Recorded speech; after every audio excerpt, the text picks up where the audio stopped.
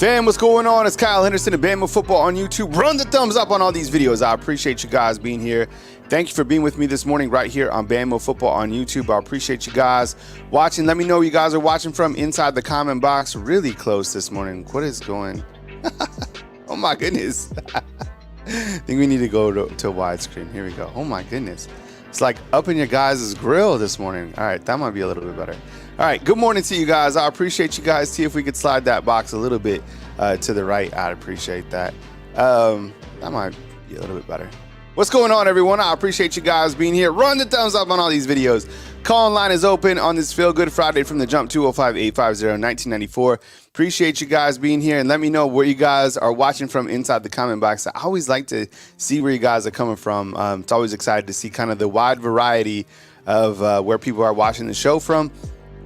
You know, it's always great to see like the Philippines or like Thailand or whether it's Phoenix City, and it doesn't matter, like, or right here in beautiful Tuscaloosa, Alabama. We appreciate you guys. T, what's up? We got T in house. Good morning, Undefeated. Appreciate you being here, T. Thank you for all the work you do for us on Bama Football on YouTube.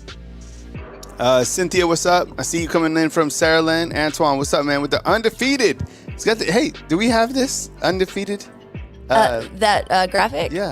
Let me add it in. You can add it as overlay. Yeah. I appreciate it. Yeah, Cynthia, I see you. What's up, Cook Barlow? Appreciate you watching from Louisiana. The Chicken Man is in here from Mobile, Alabama. Appreciate you. All right, good morning, health and wealth. What's up, man? Tapping in from Duluth, Georgia. Appreciate you being here. Dothan, Alabama, I see you. All right, coming in from New York. What's up, Henry? See you inside the comment box as well, man. Thank you for being here. To start off the show, Kimberly coming to us from Montgomery. And Dwight P. coming from us from Georgia. Appreciate you being here. Thank you so much for joining us this morning. Everybody locking in right here to Bama Football on YouTube. I appreciate you guys being here. Derek's coming to us right here from beautiful Tuscaloosa. And Justin T is like, is this live? Yeah, you know it's live on Feel Good Friday. What's up? Coming in from Birmingham. What's up? I see you. King's Family Reacts. I don't know why I like this username right here. I appreciate you, man. Good morning from LaGrange, Georgia. What's up, man? Thank you. Jermaine, what's up, man? Coming to us from Fort Wayne, Indiana. That's what's up. Team Not 5 a.m. All right. Derek, I like that avatar, man. Appreciate you guys. All right, couple more and then we'll start the show. Justin, what's up, man? Coming in from Lincoln, Alabama. Where's Lincoln, Alabama at? I never heard about that. Yesterday I learned where Castleberry is. You remember where Castleberry is? Trivia? Yeah, it was down by Mobile. It was like South Alabama. No. Not Mobile. No, but how many miles? 22, I believe. But which direction? To the north. Yeah, you're right.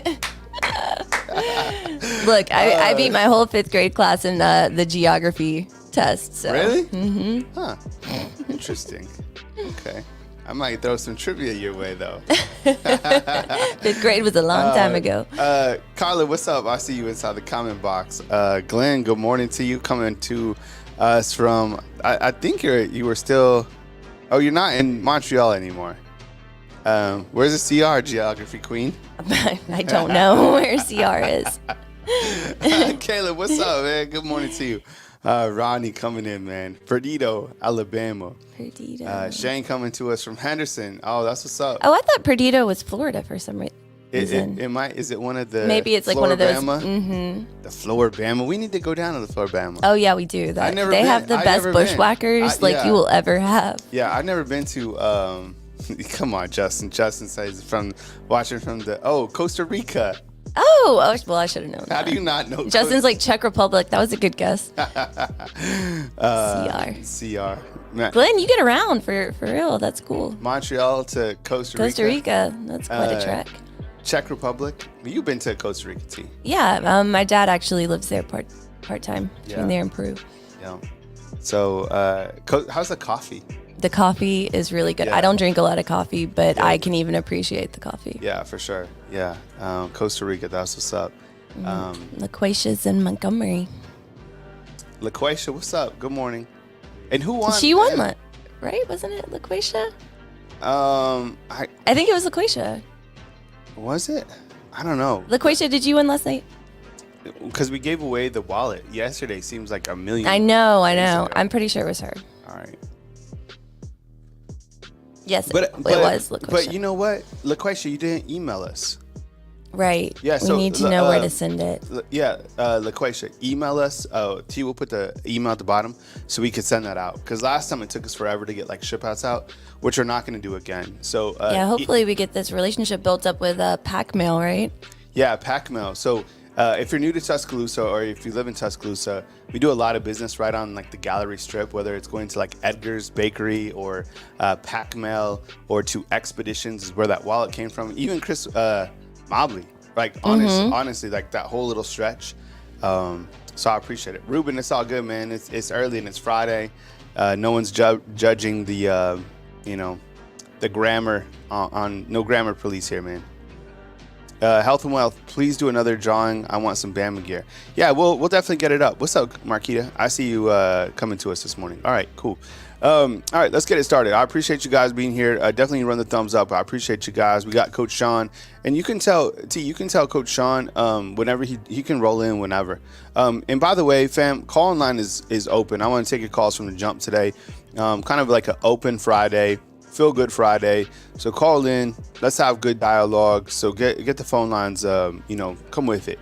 205-850-1994 is the call line number. I appreciate you guys joining us this morning, going into Saturday, getting closer to spring football and also to the NFL Combine, which will start on February 26th in Lucas Oil Stadium in Indianapolis, and we'll have coverage during the pro day right here on Bama Football on YouTube going into actual spring football.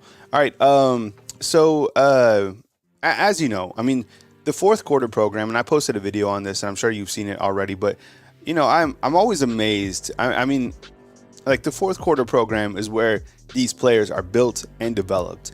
And this photo yesterday still is on my mind this morning.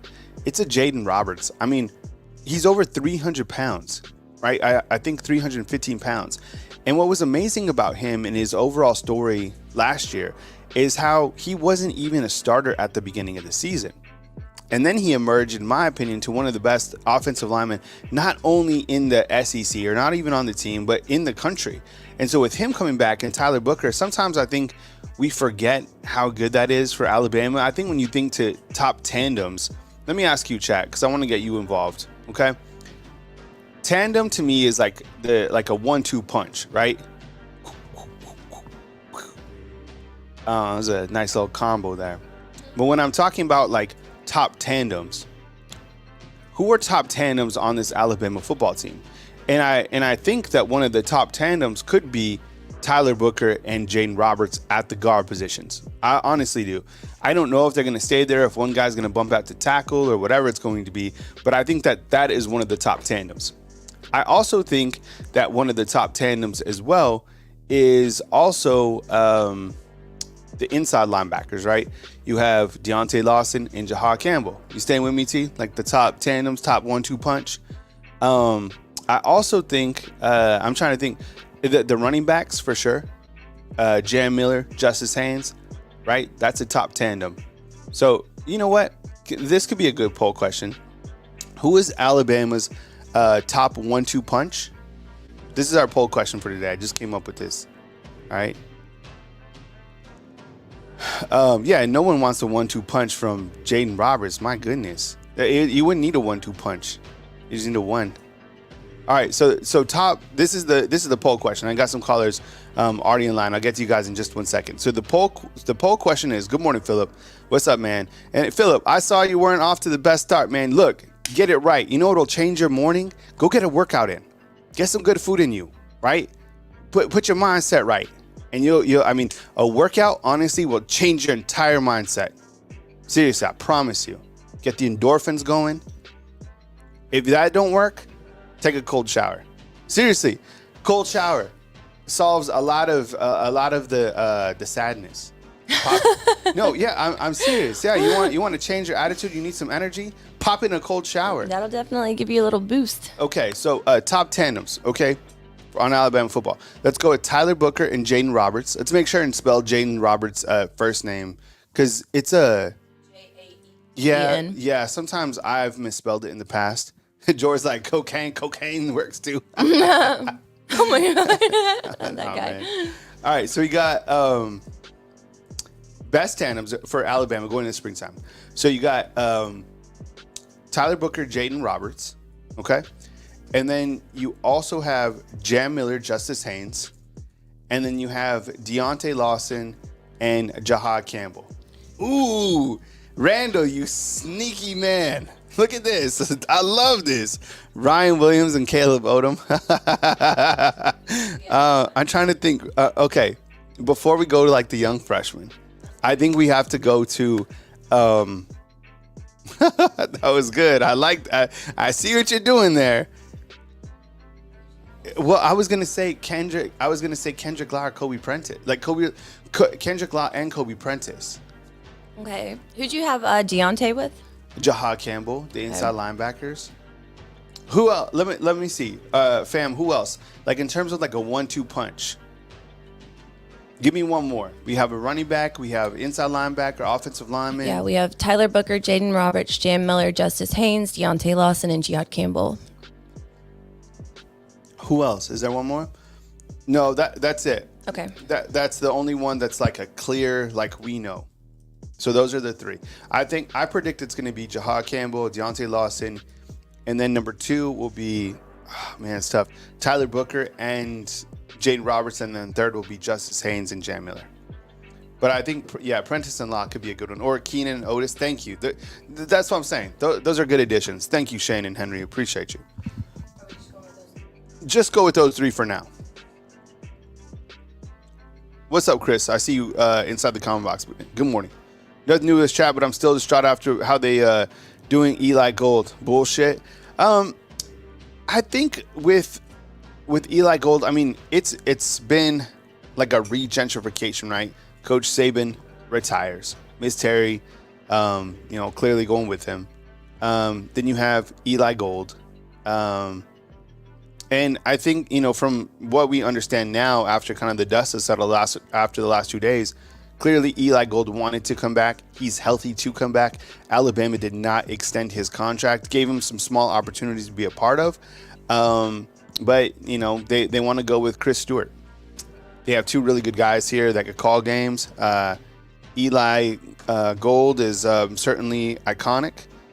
And just announced, I see a tweet right here from Tony Tsoukalis of the Alabama rival site Tide Illustrated saying, this is just in, literally. Eli Gold's next role will be a play-by-play voice of the Nashville Cats of the Arena Football League, which kicks off in April. Huh. That's really different from Alabama football, right? Going to the Nashville Cats. Huh. First of all, I don't really like that name of the Nashville Cats. I'd never heard of it. Well, I mean, there's a lot of these. And you're right, Jor. He's still employed by Learfield through whenever his contract runs out. But he's going to be the Nashville Cats Arena Football League play-by-play announcer, huh? What could a better name for Nashville Arena's football team be? How about like the Panthers? No. Like what is like Nashville's known for cats. like music, country music. Oh yeah, okay. So Nashville Blues? No, it's country. Well, that's kind of. How about the Nashville? How about the sound? I like that. Right, the sound. I like that a lot. Thank you. Yeah, I mean, that would be it. Yeah, Cats. Are you serious? It's too Cats. Yeah, that's with weird. Everything that's like happening in Nashville and the growth of that city. Oh, the Nashville Notes. That's not bad. Yeah, notes, sound. How about the boom? Right? Like, I mean, it doesn't really tie into country. Bass. That doesn't either. Yeah. Remember we learned the difference between a fiddle and violin. Banjos. That's not bad. I don't know. All right, we take our first call today. It's from a 256.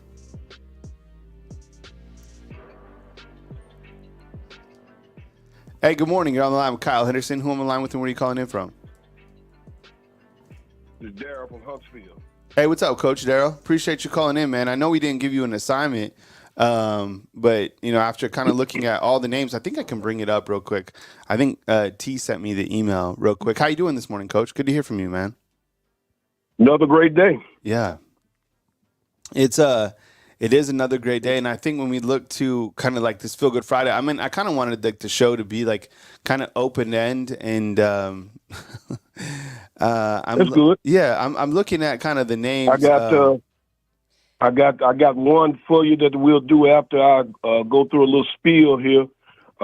She had mentioned Jaheim Olders, and I don't think we did do Jaheim Olders. Yeah. Now, I'll do that after I make my spiel. Okay. On the open flow. Mm-hmm. I like we're gonna call it open mic. I like that. I like that too. The Nashville nickname for the team. How about the Nashville Hitmakers? Oh, that's not bad. Yeah, I like that. Yeah. Or the hits, right? Oh, yeah, like, yeah. Because they hit in football. there we go. Yeah. Double entendre. Yeah, good stuff. All right, Coach, I like that. Yeah, I like T. Yeah, Nashville hits. Okay. What else we got, Coach? Yeah, stability is part of life. You want to get to a stable situation. And with Alabama football, I believe we stabilized our situation there. I think you said something the other day. I heard it. I think I heard you say this the other day. You sick and tired of people that don't want to be here and want room to leave. Let them get good riddance to bad rubbish. And I agree with you wholeheartedly because you got to have people here that's ready to be focused. One of my favorite movies of all time is Cool Hand Luke. And Cool Hand Luke, they had a line in that movie, and you used it the other day. You got to get your mind right. Yeah. And it's time to get your mind right. It's time to focus. It's time to focus on where you want to be. Do you want to be here? Do you want to excel? Do you want to be part of the Alabama tradition of greatness? Because we do a lot of talk among the guys and sports guys. And one of the things people always ask, what's your all-time Alabama team? I tell them, how you going to have an all-time Alabama team? Do you know how many great players we've had that we just can't say that when you can actually start talking about players and you leave Woodrow, there's only two Alabama players that 3 times first-team All-Americans. That's Woodrow Lowe and Cornelius Bennett. Nobody even mentions them anymore. Mm-hmm. And there's a guy from my hometown who was a 2-time first-team All-American linebacker, Thomas Boyd, number 90. Nobody mentions him anymore. So that's how blessed Alabama has been and how spoiled we are, how many great players we've had that we don't even mention great players. You just got to do something now, and then you get talked about, but you fall by the wayside so quick because we have so many great players. And I hope the young men that are coming in want to be part of this when they walk accolades. And it should say, you know what? I want to see my name up there one day. Mm-hmm. That's where I want to be. I want to be an All-American. I want to be an Alabama legend. Just like even though he went to Texas, he's an Alabama legend. Mm-hmm. Isaiah Bond. Mm-hmm. He'll be forever part of the Alabama legacy. Mm-hmm. There's no way he can get out of it. Mm-hmm. So, you got to understand where you at, who you're with, and where you're going. I like that, Coach. And I think that sometimes, hasn't it been interesting that a lot of these interviews or a lot of the headlines have been about the players being paid and how much they're earning, before they even get to Alabama. And it used to be, and this goes for all of college football, because there used to be a point in time like, I want to get to Alabama to be able to be a starter, an All-American, all SEC, and then go to the NFL. And like, that is how things have completely changed. And I think, clearly the players should be paid. But now it seems like that is kind of the driving focus about getting like a smaller NIL deal has kind of, overtaken the larger scale of making the NFL, the league. And I think with, you see like the NFL being built by Bama, a lot of that existed before this NIL space. You see those players because they were working towards that ultimate, a NFL deal is much bigger than a NIL deal, right? Like, come on, like we know, right? Like first, second, even third round money is nice. And Coach Saban would always do a really good job talking to the players about, hey, that you're a 4th round, 5th round guy if you leave right now. Come back, increase your draft stock. And that used to kind of be the driving focus. And now it's a NIL race. And I think that because of, the players understand how good they are, but I think a lot of people in the players' corners are also dictating where these players go because they know that these players are young, impressionable, and if they go here, that they could probably get a little bit of that cut of the money too, along with the players, right? The handler, the agent, the mom, the dad, whoever it's going to be with the player, right? So sometimes I think the money is going to the player, but I think a lot of times too, that the handler's getting his because he's done the stuff in the back, the parent, you know what I'm saying? So I think we've lost sight of getting to college and getting to work. And think about this too, and look, Alabama has to be able to have these nice facilities for the players to get in here to stay relevant. But the freshmen come over here, they're already entitled to have those nice locker room setups, right? A leather chair, a recliner with the lights and stuff like that. They're it wouldn't it be amazing if you had to come here as a freshman and stay in just some old school dorms and be able to, and the higher you performed, and the more on time you were, and the more that you did your job, and the more that you showed you were a teammate, then you moved into that level. Then you moved into that facility. Then you got those upgrades. That. You know what I'm saying? It'd be like, look, here's your locker. Here's your locker. Here's where we want you to be at. Here's all your stuff here. But you have to earn it here, okay? So you're staying in the dorms, but we want to see your academics stay high. We want to see your performance on the field. We want to see that you're you're coachable. We want to see that you're a teammate, and then we move you into this area. But now it doesn't exist like that, right? You're awesome. You're exactly right because, see, I've been involved in sports my whole life. For everything from fast pitch softball to baseball, I've done it all. Tennis, I played it all.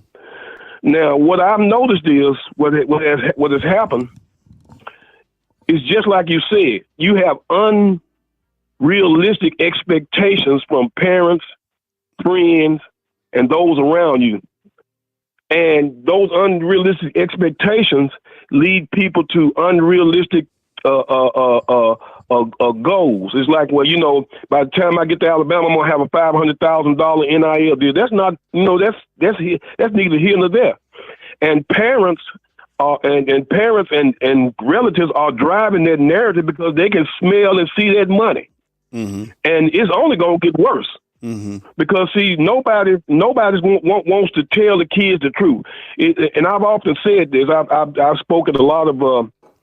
And asked to speak at a lot of banquets here in Huntsville. And I'll tell people this. Whether you believe it or not, your interest should be in your child and your interest should be in the truth.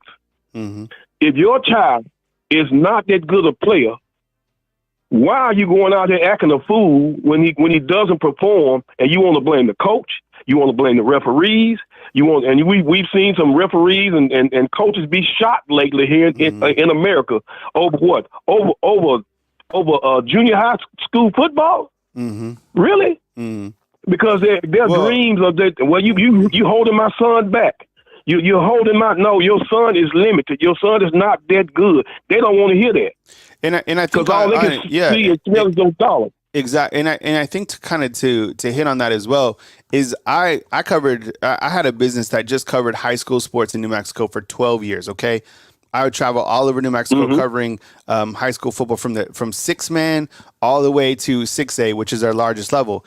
And I saw a lot of parents living vicariously through their child based on short-term, the things that they failed to do, they just lived right through their child and they forced this on. And you know what I'm saying? Like my son, I have a freshman, right? He works hard, right? I would never, and nor have ever talked to his coach about his playing time. That's on Caden. My job is to raise Caden here in this house. But that's the coach's team, and he has to earn for every single opportunity at playing time, and it's up to Caden how good he wants to be. Seriously, am I going to encourage him? Am I going to push him? Absolutely. Here, right? But like when he goes there, just like when he goes into society, that it's his, like he's responsible for himself, right? So I think those are kind of the facts. Now, I'm not saying that players don't deserve to be paid, because 1,000,000% they do. I agree with that. But you know what I'm saying? Sometimes I feel like we're walking this fine line to where if you do tell a player the truth, then you risk the chance of losing that player, in terms of like, look, we can't pay you this right now because we want to see it on the field. But we have this thing called a performance bonus that works in the real world when you're not playing football anymore. If you're really good at sales, if you're really good at your job, if you're a really good doctor, if you're a really good lawyer, you become a partner and you make more money based on your merits, based on your overall performance. You catch 50 balls your first season, guess what? This is called a performance bonus, and you get $1 million from our NIL collective. $1 million, but you got to catch 50 balls, okay? So like those are the hard truths. Like, and in life, like that's how things work. Guess what? You work harder, and a lot of times, like it takes a while, but it, like we've seen it. Like you work hard, things come, things happen. The consistency. That's why Coach Saban always talked about this: consistency and performance. It works. If you want to be good at anything, whether that's cutting lawn, shining shoes, you're a doc, whatever, it doesn't matter. Consistency, performance. You can be the best at what you're doing. So the entitlement is real. We like this college football model has increased that. Players do need to be paid, but I think also like everybody else, like coaches as well. There's contracts for coaches, performance-based contracts, right? You get a bonus for this, right. You get a bonus for that. I'm curious to see if players on these NIL deals do have performance bonuses as well. Everybody should. Even the coaches on the staff, support staff, whatever it is, those should be things that are in play. All right, Coach Joe, I got a couple more calls run through, so make a final point before I move on, man. I appreciate you. Yeah, I'll just say Jaheim Otis for another day. Kyle, you own it.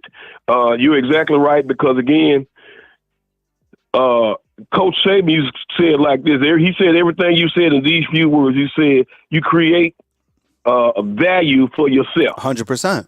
Yep. And you create value for yourself through your efforts, through your determination, and through the fact that, you know what, I may not be the best, but I can be the best at this. I can go out here and snap this ball and make $500,000, $800,000. Yep. Just as a long snapper. So, Kyle, great show. Appreciate you. All right. Take it easy, Coach. All right.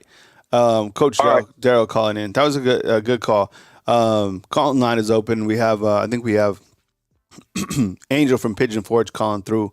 And we'll get to him in just a second. But yeah, I mean, look, I'm like, don't make this out to I don't feel that anybody should not be paid. I am trying to be paid every single day based off my own work, merits, consistency, performance. By the way, while I'm on that, special thanks to Residence Inn in Ocean City, Maryland, for believing in us to sponsor us. Guests can book at Residence Inn OC. Use the promo code LPR for special Bama football pricing, up to 20% off. And thank you to all of our fan funders right here on Bama Football on YouTube. I get it. You are a fan funder because you believe in the product, right? Like the thing about it is like, if you want to be a fan funder, we appreciate it. Special emojis, exclusive videos from our staff. You support us, honestly.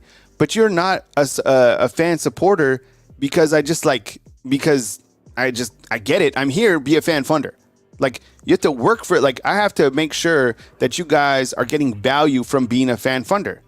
Like, you're just okay, yeah, you're entitled to be a fan funder. You're entitled to 100,000 subscribers. No, you're not entitled to anything. We always talk about that. Not health, not wealth, not happiness, nothing. What are you entitled to, T? Nothing. Thank you. That's why it feels so damn good to like work hard to earn something. You ever work really hard and like earn something? You ever bought your first car? You ever bought your first, your house, right? They give you the keys and you're like, damn, I bought this myself? Shit. So much more when you earn it. 100%. Yeah. I mean, even the small things that you've worked for and that you own and like you physically own something, you're like, damn, this feels good. What's up, Trainwreck? I see you inside the comment box. Appreciate it. All right, we go back to the phone lines, and we have Angel from Pigeon Forge. Angel, what's up, man? Thanks for being patient. Welcome to the show. I appreciate you being here, man. Let's get to it, man. Welcome on in on Feel Good Friday. Take it away, man. Thank you. How about another 2-1-2 punch? How about Damari Jackson and Malachi Moore? And actually, it's going to be 3 people. Keon Sabb, too, as well. The triple threat of the defense, you know. It's going to be crazy, man. What's your thoughts on that? And by the way, what's the poll looking like, T? Because I had a poll going up early, and if you're just joining the show, please run the thumbs up on these videos. T, what's the poll looking like? It is really close. Tyler Booker, Jaden Roberts have 31%. Yep. Deontay Lawson and Jihad Campbell have 32%. And the winner right now is Jam Miller, Justice Haynes with 38%. Damn. Yeah, so it's like neck and neck. Yeah. Yeah, so, all right, so we're on with Angel from Pigeon Forge, and I think that when I look to tandems in the secondary, I don't necessarily see one yet. That's not a bad thing. I think they have to earn it, right? Just like we were talking about. I think they have to earn it. I think that corner spot, really, the corners, I think, is open for business. Damani Jackson, sure, he can come in and be that guy.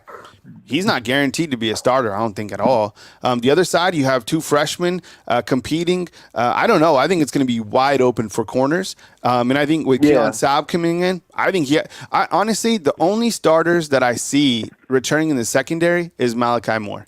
And I think everything else is open for business. Am I wrong, Undefeated? Right? Like, who is like, I don't think a starter is like actually guaranteed a spot because you had so much turnover. You lose both your corners. You lose Caleb Downs, right? You lose Jalen Key. Yeah. You lose all your secondary except Malachi Moore. So I think that it's open for business. And then from that, we will develop, one of the top tandems, because I think one of the best tandems, and Joris saying you think Saab is guaranteed. Yeah, maybe so. I mean, he definitely looks the part. But I think last year, one of the best tandems, 100%, was Terrion Arnold and Kool-Aid. Dallas Turner and Chris Broswell, right? Those are the guys. I think maybe on offense, too, I think still Tyler Booker and Jaden Roberts, that was a tandem. And I think so I think the position battle in the secondary is definitely on. What else you got, Angel? For everyone getting paid in the game, it's not enough, or it's not bad, but at the same time, it's an opportunity to be in the game. You can't pass that up. It's a lifelong opportunity to be in that game, and I can't imagine, because they're already making money already for their NIL deals anyway, and they can also promote it even more, make money for yourself on that way. And then you'll be good at business. That's how you do it. Once they give that to you, it's not enough, but you're already making money anyway, so it's not really a problem. But other than that, that's pretty good on that. And also another thing or two. That a title for a movie for Nick Saban should be, or a documentary for the team and everything, would be like Trust the Process, a Crimson Dynasty. Yeah. Yeah, we were talking about that yesterday in terms of like what would be, and I'll ask the morning Undefeated crew as well. Okay, and everybody else is asking about the correct pronunciation of Keon Sabb. I'm saying Saab, right? What are we saying here? That's what feels good to me too, Saab, but I'll see if I can Sabb? find it somewhere in Google. Can we YouTube. Can we just go to Michigan's last year roster and if there's like a pronunciation here? Okay, cool. Because I'm curious on that as well. In Undefeated, I'm asking you, what would be a name of Nick Saban's post movie, like The Last Dance for Michael Jordan and the Bulls?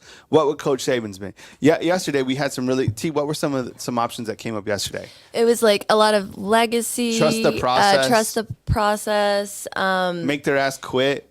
Yeah, I liked that. I like, The GOAT. What was yours? Diamonds Are Forever. Diamonds Are Forever. Someone had one I really liked. It was something kind of along those lines. I think it was it Title yours? Town. I like Titletown. Ooh, Walk of Champions. Yeah. That's not bad. Like, walk through champions, and it's kind of like a different, I don't know. Okay, Angel, make a final point, man, before we move on, man. Yeah. Jalen's gotten bigger, man. He's ready for this, man. Because last year we were so close, and then it gets taken on your hands like that. But I feel like this year every player is going to be locked in, and you never have a right to be pissed off because you had the game won, and then you lose it. But I really do believe in this team, and this team is hungry for that. Kobe Prentice will show up. Ryan Williams will get to play in a few games to see where he's at. But other than that, man, I think we're all pissed off for greatness, man. Love it. And that's the right mindset to be in when you want something so bad. But that's all I got today, Kyle. All right. Everyone has a great day, and roll tide, man. All right. Roll tide to you, man. Appreciate you being here. All right. Angel calling up for Pigeon Forge. How about these names, too? I came up with this yesterday. Lord of the Rings. I know there's already. Yeah. I know, but what about this one? Pissed Off for Greatness. Yeah, I liked that one too. I like that one. What? Okay, so someone said King. Yeah. I like this too, Rich. King of the Rings. Yeah, I think that one's really good. I like Lord of the Rings. I don't know if you could you probably couldn't use that one, but yeah. Trust the process. How about Go to the Rings? Go to the Rings. What's up, Eddie? I see you inside the comment box. Thank you so much. Ooh, we got a call from behind bars. Get him up. Let's get the free mic emojis going, please. Get the free mic emojis. We need what we need? Can we get a sound bar that's like yeah, like sounds like prison cell. Type up prison cell sound bar. Sound bar. Crimson free mic. All right. Let's do it. Collect call from Roll Tide, baby.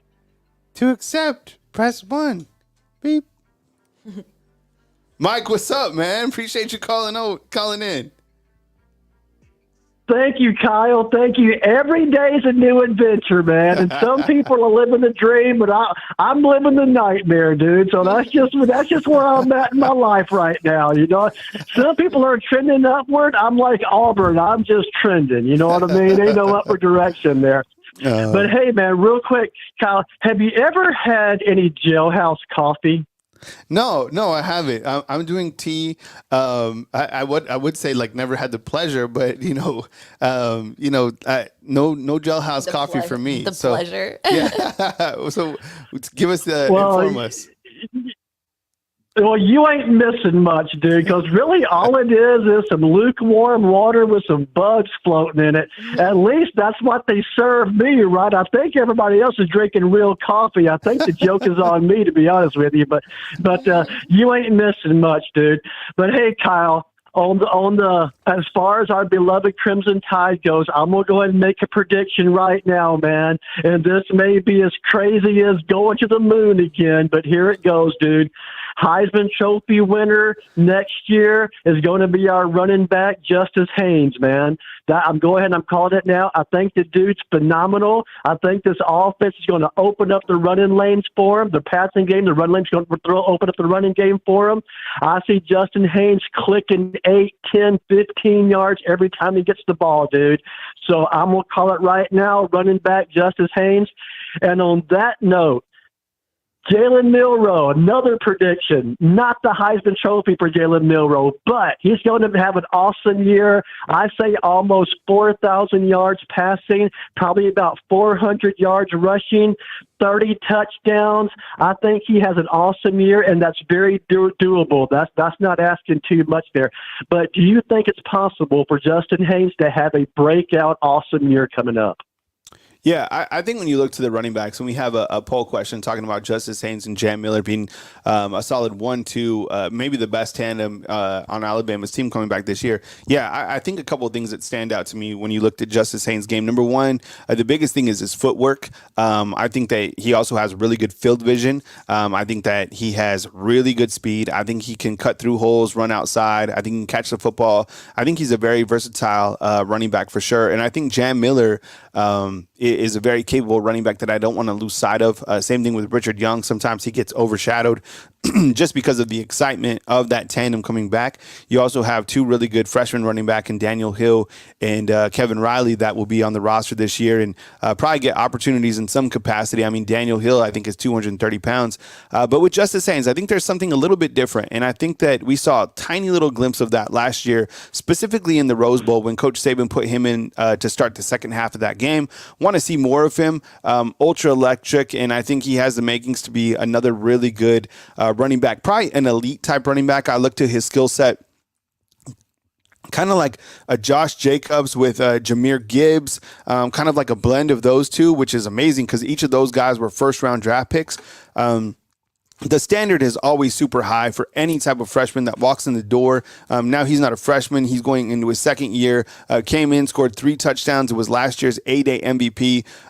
It's ultra high for him. The ceiling is so high. And I love, I shared this a couple times. I spoke with him during the Rose Bowl. And he was humble. He was like, look, when it's my opportunity, I'll be ready for it.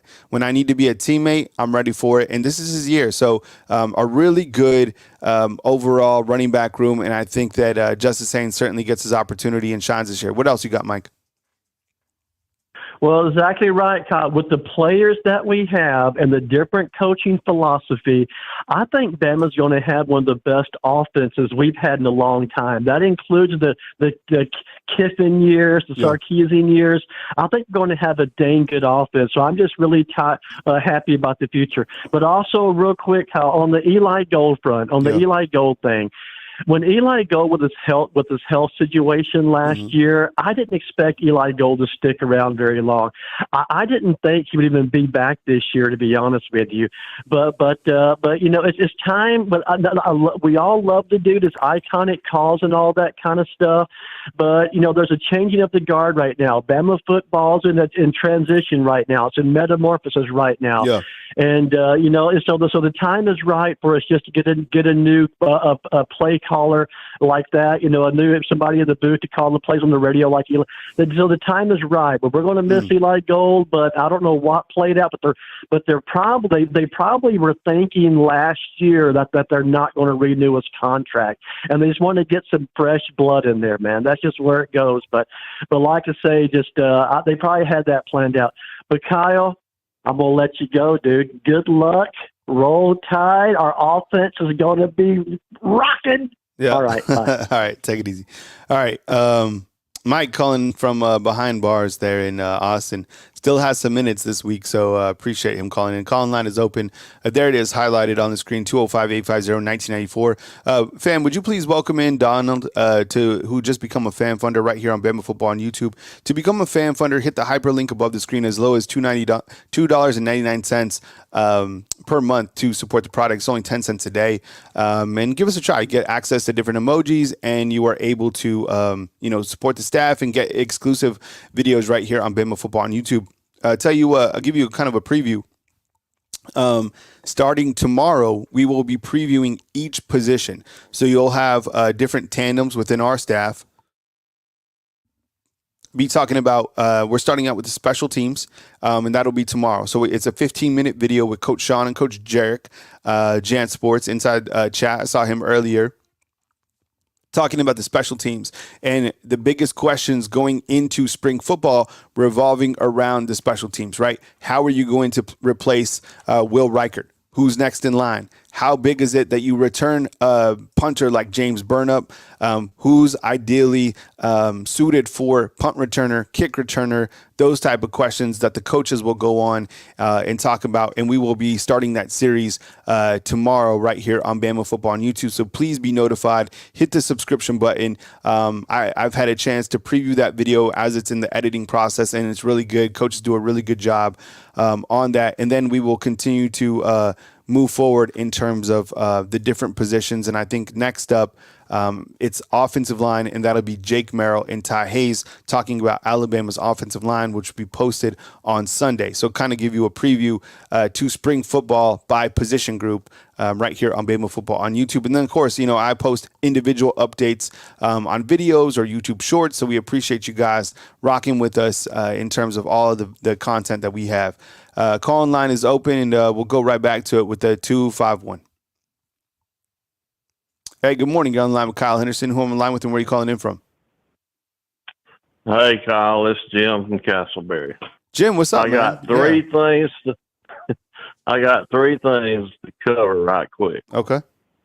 Castleberry is 93 miles north of Mobile. Okay. And it's 86 miles south of Montgomery off I-65. Okay.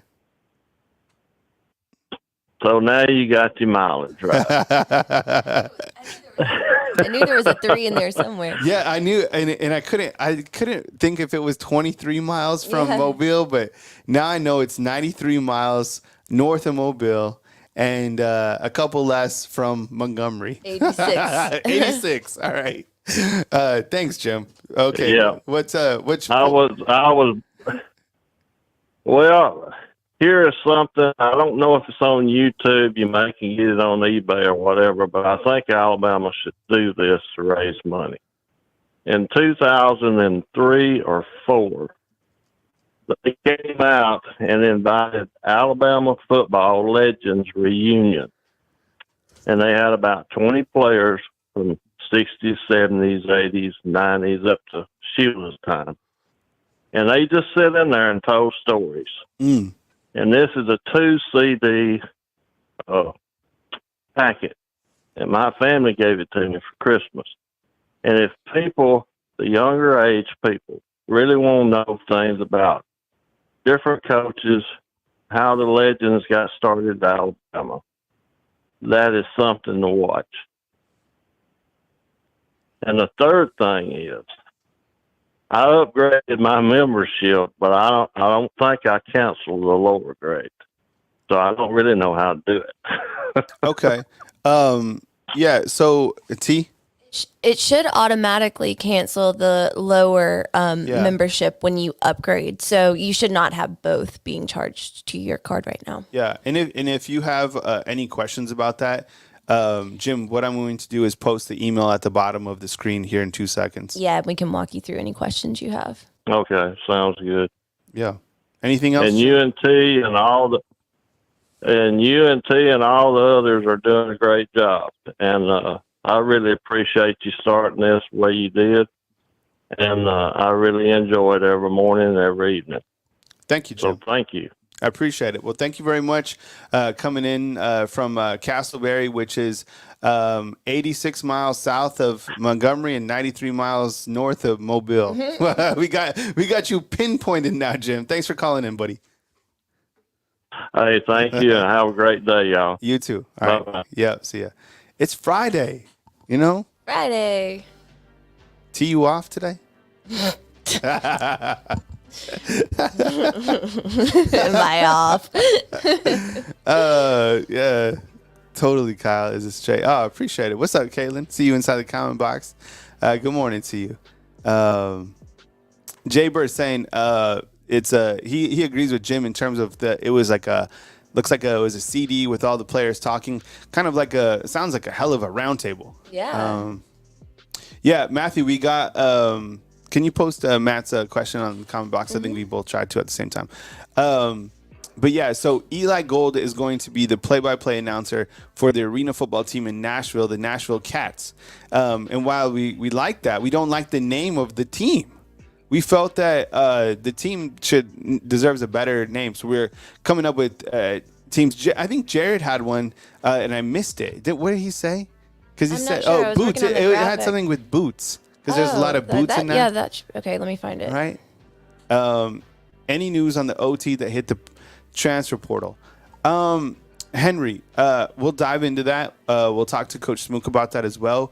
Where was that offensive tackle that hit the transfer portal? Maybe I missed something in terms of a transfer, but Henry, let me know inside chat, and then we'll look it up. That you had something, T. All right, Bama Flashlight, what's up, man? I see you inside the comment box.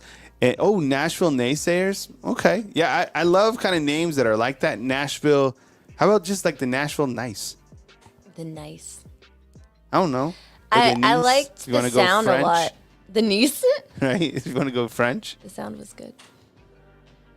T, can you speak French, T? I took French all throughout, like, actually from 2nd grade to, like, 11th grade. I know one. I know one.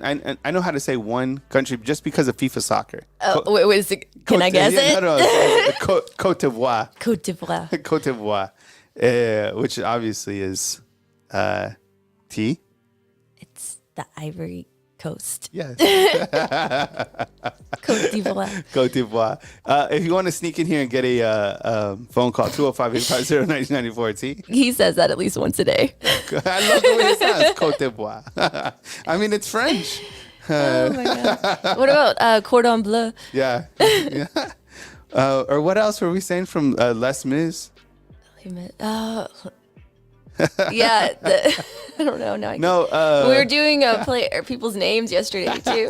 Oh, yeah, we were making names sound French. We were like, I don't know, I forgot what we were saying. Patriot Life, what's up, man? Appreciate you with the $10 super chat. By the way, if you're in Tuscaloosa as well, they just opened up. Hattie Mae, what's up, man? See you inside the comment box, man. Good to see you. Le Toast. They just opened up another Avenue pub. Which we went to. So it's located, I guess, across the river towards Lake Tuscaloosa. And right before you turn up to like River Chase and Wellington. I think what is that? Rice Valley? Yes. It's actually where the Urban Cookhouse is. Mm-hmm. I can speak a little bit of Spanish.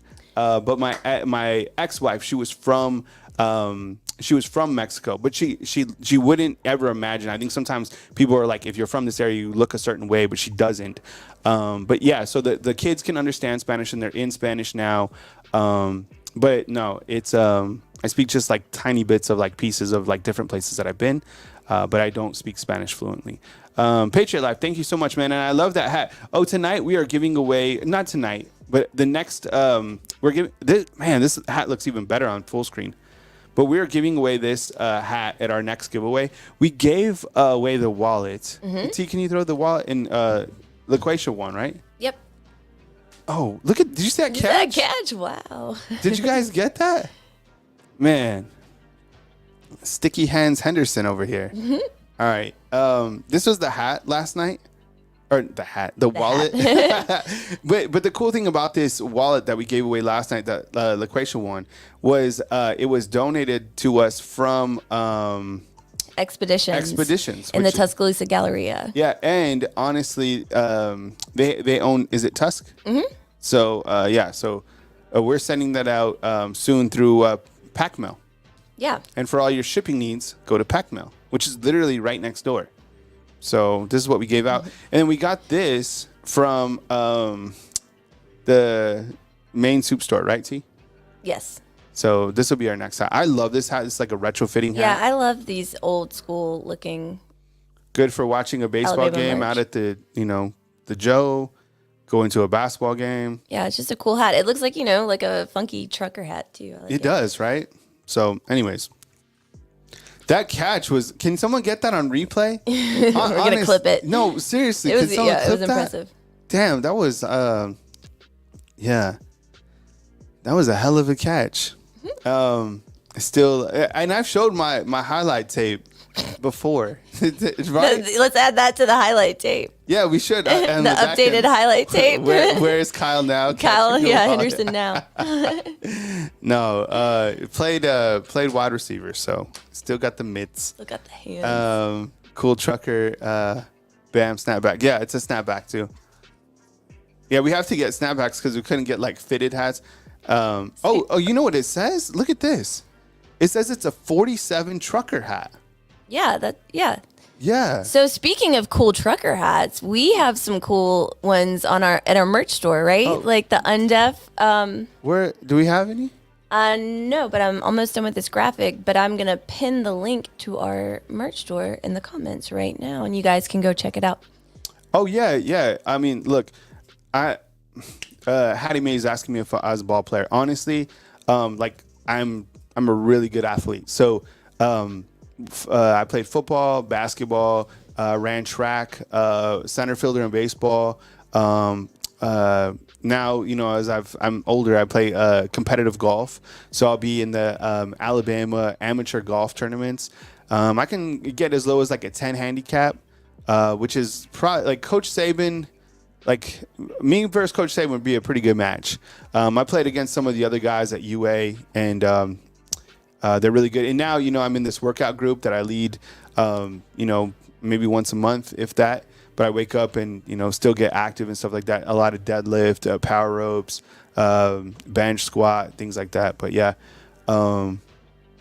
I play drinking games. Yeah, beer pong. Yeah, I can play some beer. Drinking. Yeah, I can play beer pong though as well. So no, I'm having fun with it. And I think we have Coach Sean rolling through, right? Did we send him? Yes, Did we send Coach Sean? Yeah, he has. So we sent him a link. And fam, we have we're always bringing different elements to Bama football on YouTube. So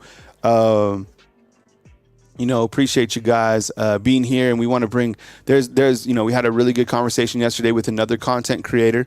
Hopefully we can bring them to you guys, because I know you guys want more content, and we want to continue to bring different creators your way right here on Bama Football on YouTube. So appreciate you guys. 10 handicap, yeah, Kyle, yeah. So like I had everything kind of recalibrated last year, and honestly, I've only played twice this year. Honestly, I played in a charity golf event before Coach Saban, and then I went out and I think I played 9 holes another time. And I honestly, I played here at Old Colony, and I didn't have my best showing, but I want to play in the next upcoming tournament, which is March 2nd. In Huntsville. That'll be a tournament. And then there's actually another tournament on March 16th and 17th in Waverly. Has anyone played Waverly in Mississippi? I want to play out there. I have some golf clips that I could show you. Playing, honestly, it's just like I played here at North River as well. And that's where I learned to play golf. North River is very challenging because it is so narrow and of the undulation of the course. So it's more about being, obviously you always have to keep things within the lines, but it's very tight because if you go out, there's no finding your ball. It like goes into, it goes like into the valley. So that's kind of where I learned. So I actually play, sometimes even with like a hybrid off the tee, just because I am so accurate and I can hit it probably like 220, but I'm usually on in 2, and I hit my 60 pretty good as well. So I can chip fairly well. That's probably one of my strong suits is chipping. And putting, it's kind of just how it goes. I mean, at North River, when they have the tournaments, they roll. So, I mean, sometimes they'll be rolling as fast as like a 13, which is like honestly like playing like, I don't know, it's just fast. My driving distance, I'm probably like, but I'm very accurate. So probably like, I don't know, 240 to 260. Kind of just depends. But yeah, short game. I think if I was to learn golf, I would have learned. I was kind of like, because I've only been playing golf for 4 years, just 4 years. This will be my 4th year playing. But if I would have learned, I would have learned putting, short game, irons, then driver.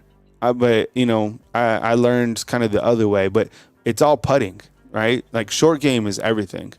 No, we can. I still need to take tee out. Yeah, Caleb, and I think like 240, 260. That's fine. I mean, I played with a couple people that can hit 300, and it's amazing to see. I am definitely not there.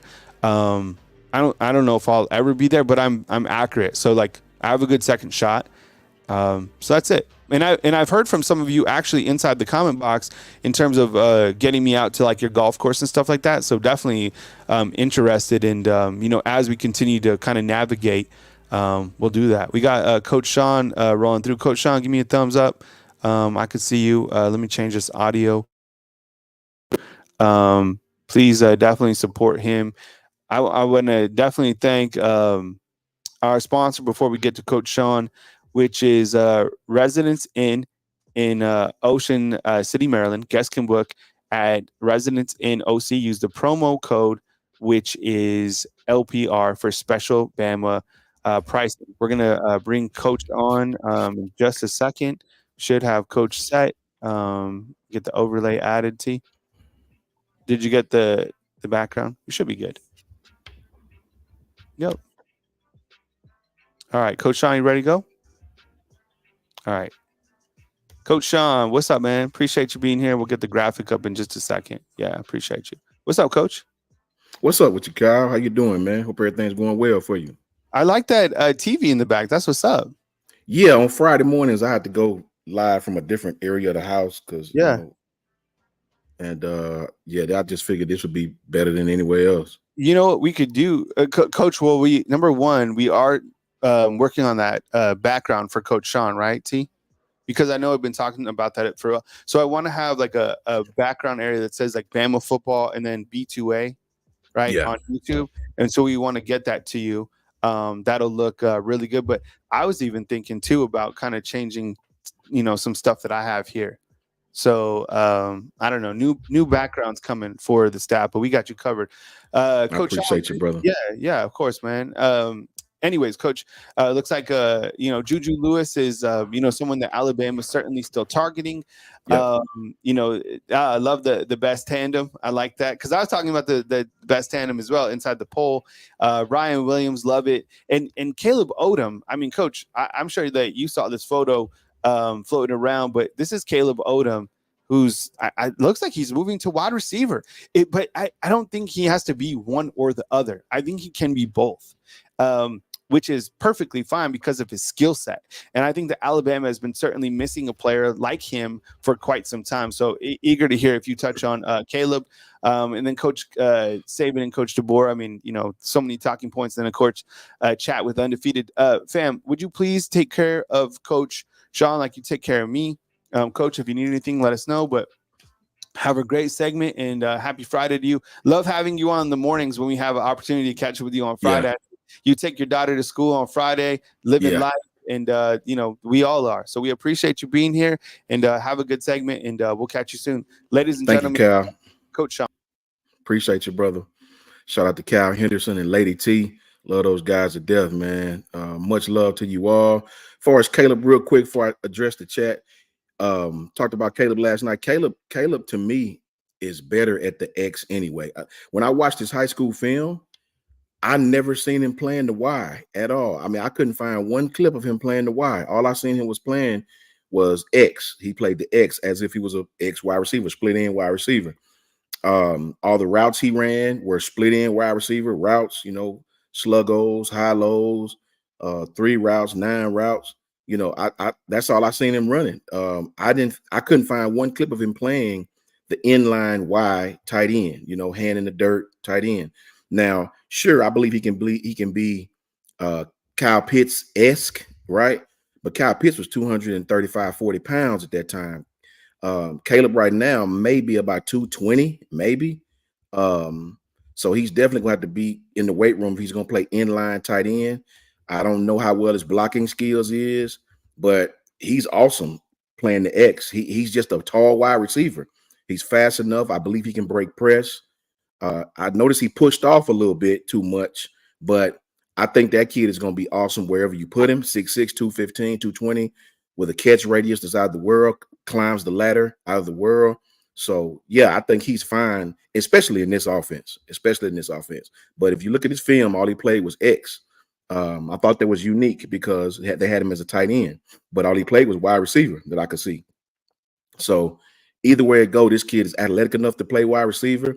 And I think with 15 to 20 pounds, he'll be in line enough to play your normal Y. Shout out to the Undefeated. Shout out to you guys. Hope you guys are doing okay this morning. Hope everything's going well. Let me see what we got in here. Got some color in here. Let's see. Shout out to Kimberly Harmon. Shout out to Randall Green. Health and Wealth is in here. What's up, Kimberly? How you doing? Caitlin Ingalls in here. What's up, Caitlin? How are you? Ruben Poole is in here. Caleb King is in here. Cynthia Middleton. How are you? Hope everything's going well for you. Sweet home, Bama 24, roll tide for you and your family, brother.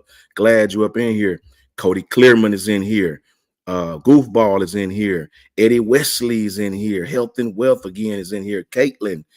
Jason C is in here. Cody Clearman is in here. That's my sugar bacon guy right there. Shout out to Cody Clearman. Him is in here. What's up with you, Him? How you doing? Shout out to Randall Green, man. Shout out to Randall Green for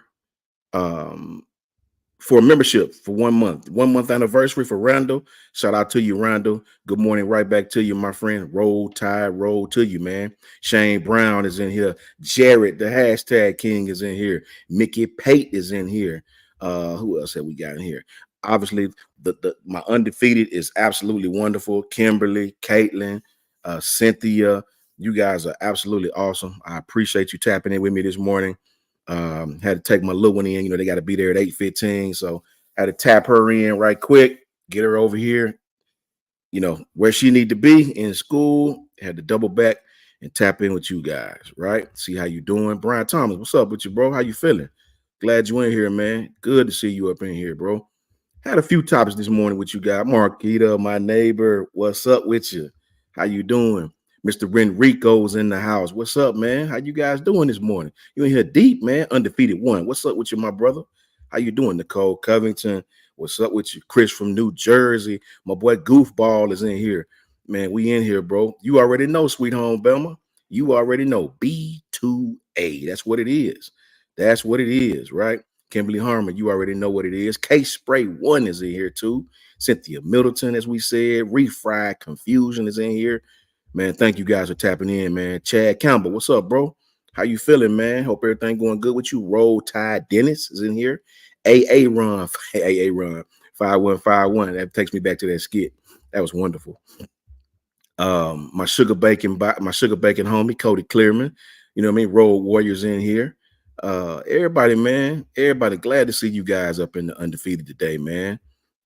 Dr. 334, the bro is in here. Good to see you, man. C11 is in here. Marquita's up in here, as we said. Nicole Covington, as we said, and Caitlin, as we said. Good to see you guys, man. Got a few topics this morning that I wanted to cover real quick. See if we could cover a few things that I was checking out here in the last couple of days.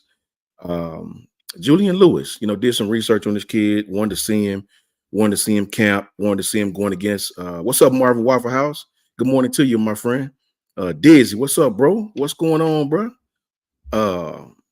Yeah, man, just wanted to see how this kid was. I wanted to make sure. I wanted to see what type of quarterback this kid was. Special relationship, obviously, with Caleb Odom. Wanted to see what's up with him and see his talent, skills, see him compete. So I went back and watched some film on him. Emmanuel 2Gs, what's up, my friend? Roll Tide, bro. And this kid's awesome. This kid got a hell of an arm on him. He runs a spread offense. Seen this kid fit some balls into some really, really, really tight places. Ooh, that sounded crazy. Pause on that. Seen this kid fit some passes in some really, really, really tight places. You know, very, very good arm. Elusive, right? Smart kid. Ran offense to where he had at least 4 progressions. Saw this kid go through his progressions, stand flat-footed. I think he's about 6'1", about 185 pounds. He's wanted by everybody. Shout out to Randall Green, Ruben Poole. You know what I mean? Jared, hold up. I feel you, right? Had to catch myself on that one. Jeff Robinson, what's up, Mitch, with you, man? How you feeling, bro? Hope everything's going well for you, my friend. So Julian is going to be, you know, Julian may possibly be, when it's said and done, the #1 quarterback in the country. He's that talented. Nah, Crimson Dad, you know you can get a shout out, bro. You already know, bro. I just didn't see you. Crimson Dad 813 is in the house. I even put your comment on screen, my friend. You know, you always get a shout out in here, bro. That's a fact. You know what I mean? We love you to be in green, but you get a shout out in here regardless, my friend. Trust me on that. Roll Tide to you, Crimson Dad. My bad if I missed you earlier, bro. This chat be going so fast. You got to stop it and try to catch everybody. Yeah, man, we got love for everybody that's in the undefeated, man. That's a whole fact. So yeah, Julian Lewis, man, you know, this kid is gonna be wanted by everybody. I've seen where he's actually taking his early visits. He's going to us. He's coming here to Bama on March 8th. He's going to Georgia on March 14th. He's going to Auburn on March 16th, Colorado on the 22nd, and USC on the 30th. You know, that USC one's going to be very important. What's up, Richard DG? What's going on with you, man? All love, Crimson Dad. You already know, family. We trying to pry him away from USC, right? We trying to pry this kid away from USC and link him up with Caleb again and see what we can do with these kids. Lewis is the number 9 overall prospect and the number 2 quarterback for 2025, right? He ranks as the number 1 player in Georgia, the number 1 player in the whole state of Georgia. The number 1 quarterback, if I remember, in the state of Georgia, number 3 overall player. So that's still outstanding to be the number 2 quarterback in the class, number 1 quarterback in his state, and number 3 overall prospect in his state. He was named the Max Preps National Sophomore of the Year and was a finalist for the Gatorade National Player of the Year, completing 66.4% of his passes. Kid threw for a little over 3,000 yards, 48 touchdowns. 48 touchdowns. And check this, only 2 interceptions. In high school ball, that's unheard of, right? In high school ball, as much as they throw the ball, 48 touchdowns, 2 picks. So the kid obviously has great vision, obviously has great intangibles for playing the quarterback position. Got my boy Gary Bama for life. What's up? What's up with you, Gary? It's payday, coach. I'm showing love today. Roll Tide Roll. What's up, coach? You doing good this nice Friday? Yeah, Bama, man. I thank you, Gary. We appreciate you, my friend. Blessed for this beautiful day on Friday. Looks like it's going to be a beautiful, beautiful day out there today. It's going to be a little toasty out there today, I believe. Thank you for your $5 super chat, man. I appreciate you more than you know. It's good to have you in here, brother. Thank you again, the whole entire staff. Thank you. I thank you. We appreciate you, man. Much love to you and Roll Tide. Yeah, man. So this Julian Lewis kid, he's gonna be the real deal. This kid is gonna be the real deal. I'm excited to see him. I'm excited to see the progression of him linking back up with Caleb. So it's, you know, I think it's early right now. And the USC got on him a little early. We were still in our coaching transition, right? So I think we'll have an opportunity, you know, to go way out to California from Georgia, right? That's a very, very, very expensive trip. I know NIL is taking those struggles away, but when you're from the state of Georgia to go out to California and try to make your life out there, it's totally different out there on the West Coast.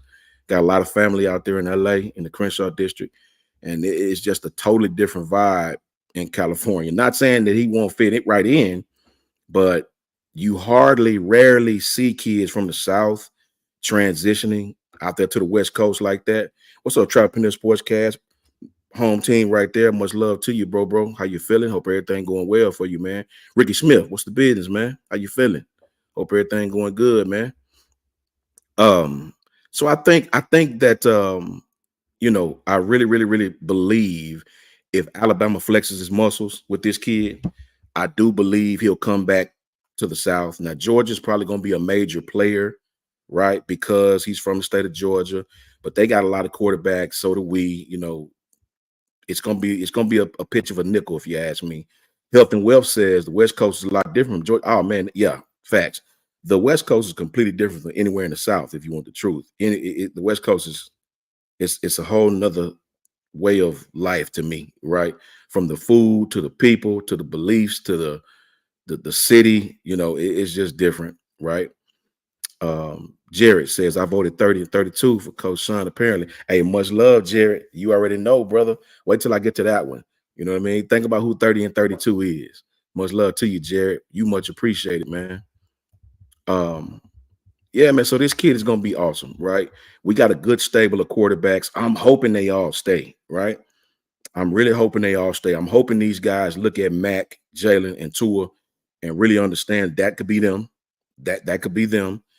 But we all know this is a different day and age, you know, just from a few years ago. This is a different day and age. So will all these quarterbacks stay? I don't know.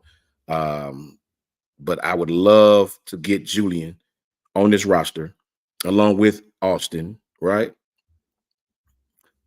Shane Brown, so he's from the OC. That's what's up, man.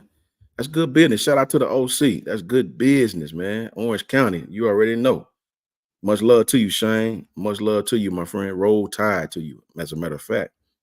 So I'm very high on this kid. Very, very high on this kid, and I hope he comes to Alabama. Shout out to Julian Lewis. Shout out to Julian Lewis and his family, man. Great kid, great talent. Alabama's waiting. Roll Tide to you. 30 by 32. 30 times 32. 30 and 32. However you want to put it. 30 and 32. Are they the best tandem in college football? If you didn't know, that is Jihad Campbell and Deontay Lawson, right? Our two middle linebackers. These guys have a special relationship. Whenever Lawson was hurt and coming back and down for these injuries, Jihad and him were tweeting each other and showing love on social media to one another. And I think the message was persevere through a lot of adversity, only up from here, fam. Letting each other's know, I got your back on social media. I got your back in our locker room. I got your back in our meeting room, right? Letting the world know that we brothers. I think that relationship between Campbell and Lawson is going to propel this defense to heights that we hadn't seen here together in the last few years. While our defense played well last year and probably was one of the best defenses that we've had at Alabama in recent memory, right? I still think there's another level for us to hit, especially in that front seven. Now, we all know we're going to be young on the back end, but I think anytime you have Jay Campbell and D. Lawson, I think having those two pioneers and anchors at those two spots, listen, the sky's the limit for those guys. Now, last year, Campbell had 66 tackles, 1 interception, 6 quarterback hurries in 13 games, right? Kid played practically every game, started some. Kid from Georgia, he started some. They switched in and out. So really, really, really, really excited for Jihad. Lawson, as we know, had a few injuries this past year. But he came back and played in 11 games straight, started 11 games, main linebacker, right? And in 11 games, he had 67 tackles, 3 sacks, 4 quarterback hurries, right? 11 games. So these kids are going to be experienced, man. Probably the 2 most experienced linebackers outside of maybe a team or 2 coming back at that middle position spot. We'll see how they work in the 4-2-5. I think they'll do well because these guys are versatile. They have a lot of versatility, instincts, right? Great instincts, great athletes. Anytime you can have middle linebackers that are athletes like that, they can adjust to any defense, right? They can acquire the skills needed to be key cogs in what we're going to have going forward. The 4-2-5, they'll get an opportunity to attack. They'll get an opportunity to play in space. And I think both of those guys, especially Jihad, can do that. It's been a lot being said about everybody leaving. It's been a lot being said about who's staying, who's coming, all these different things, right? But the one thing that I'll say that shouldn't be overlooked is our middle linebacker room, I think, is the best in the country, just to me. I think our middle linebacker room can compete with anybody's middle linebacker room. When you look at the 2 starters we have, the guys behind them that could possibly play as well, right? And the amount of knowledge that these kids have together. Between these kids, 24 starts, right? That's a lot of starts, for 2 middle linebackers that most of the time middle linebackers usually go to the NFL after their redshirt sophomore season or junior year. So I'm ecstatic about having both of those kids back. I can't tell you how ecstatic I am about having these 2 young men back. They feed off one another, right? You won't be able just to run the ball on us like that because of them and the front 4, right? Forget the fact that you got Tim Keenan back. Forget the fact that you got Tim Smith back, right? As well as a host of people who backed those guys up last year, right? Host of defensive linemen who are experienced and had a lot of playing time, right? With a great coach like Freddie Roach coming back. That's going to make the middle linebacker's job a lot easier, right? Especially in this 4-2-5, where what you see is what you get. So I'm ecstatic about those guys, 30 and 32. right? Remember those numbers. Remember those numbers, guys, because those guys will have an absolute outstanding year. I think they'll be up for multiple awards, both of them, right? I think by the end of the season, both of these kids will be up for Nagurski's and Butkus's and all these different type of awards for defensive players and middle linebackers. And I'm excited about them. Jason C says normally jihad is not a good thing. But in this case, I'm all behind it. Jihad Campbell and Lawson are a great tandem. I don't understand about the good thing, but I can just tell you his name, his play is off the chain, right? I agree with you on the player. The player is outstanding, right? He will have a great season. He will have a great season. You know, I'm gonna tell you something. Jihad has the potential to be the best linebacker in the country, outside, inside, or anywhere else. Jay Campbell has the potential, and in this defense, what he'll be asked to do, this kid possibly can be one of the best top 5 players on defense in the country, right? I believe that he has the athleticism. He's starting very, very early in his career, right? Last year was impeccable, right? As far as his experience getting on the field, last year will help him playing strong teams like Michigan and Texas and Georgia and LSU and different versions of offense, right? There's nothing this kid won't be able to see or relate to.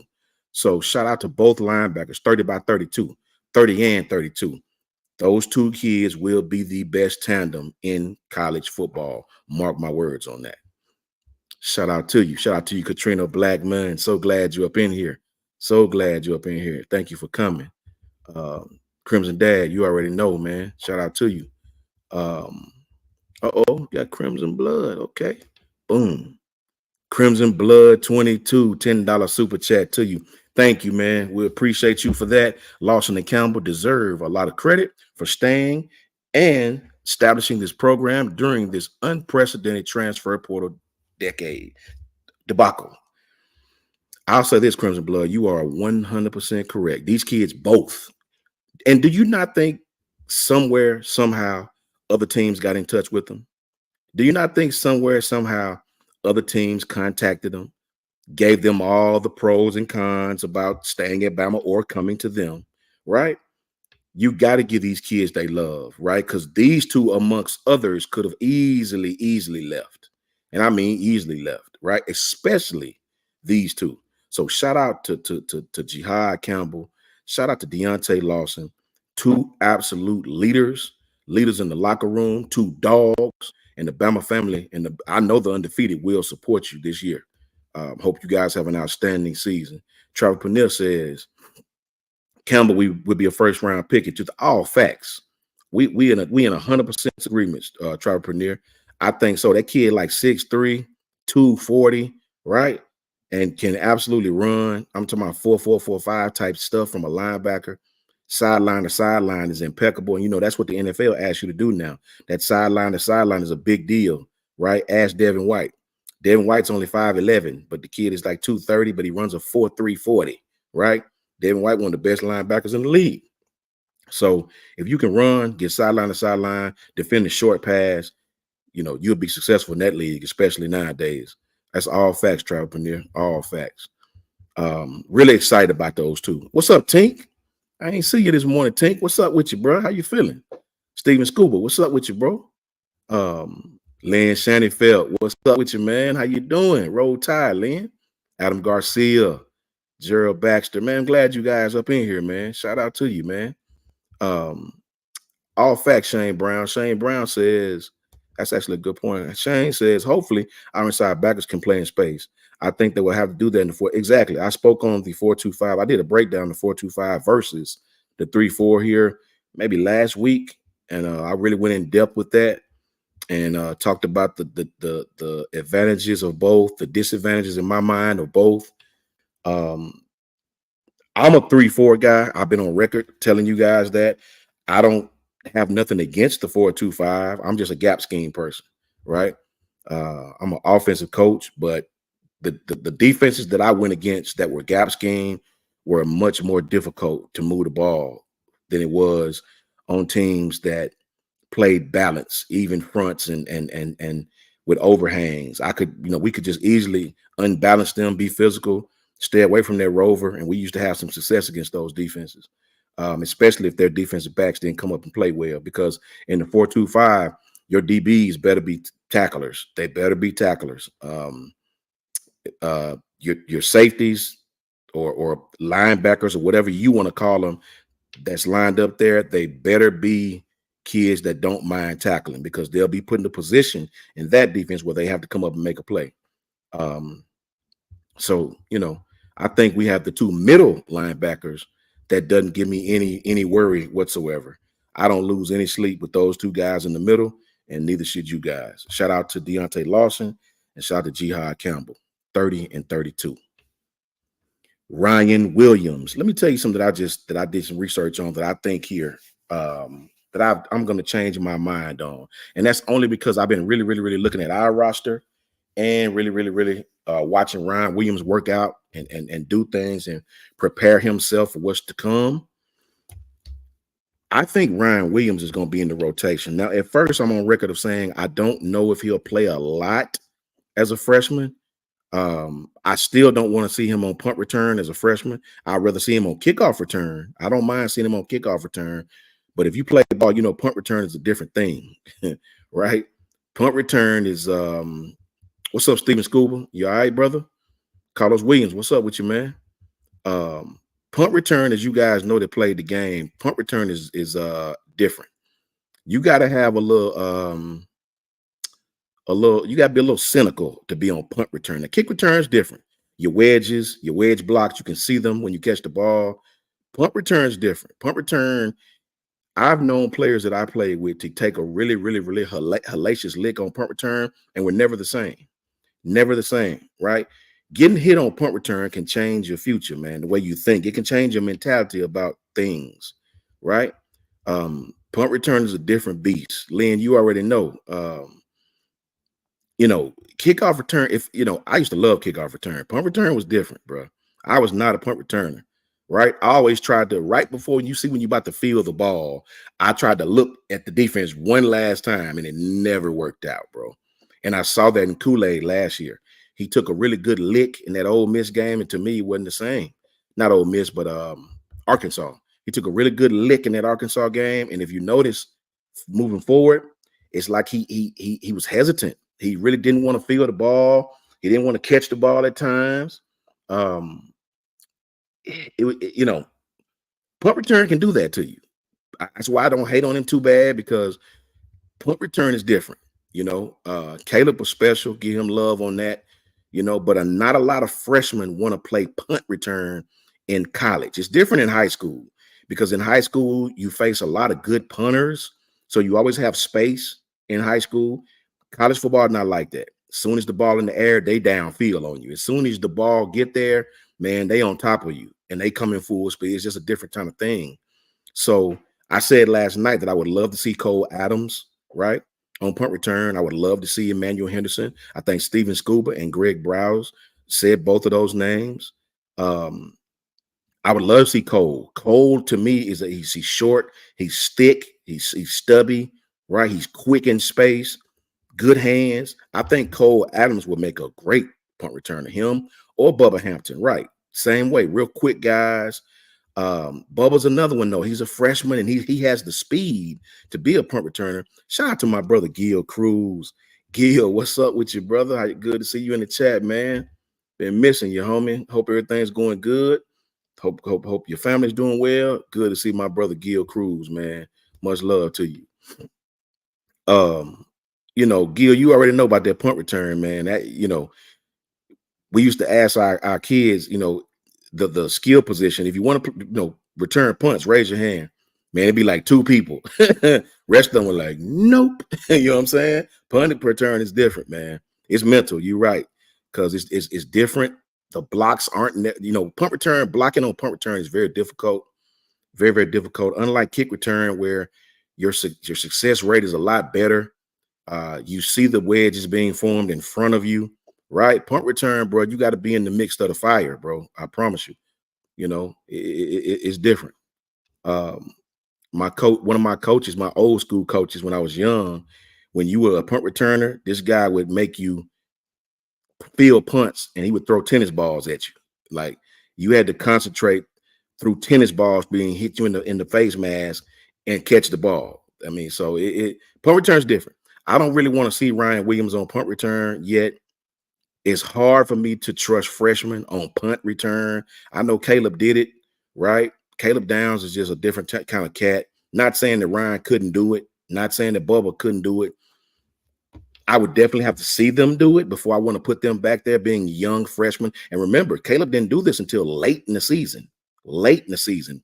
By then, Caleb wasn't even really a freshman anymore. He had played 8 games. I mean, to put a freshman out there right off the rip is that's asking for a lot. But Ryan, what I found out about him is this kid is working. He can gain about 6 or 7 pounds. He won't join Alabama during the fall, but the redshirt freshman receiver is still already catching plenty of praise from Coach DeBoer.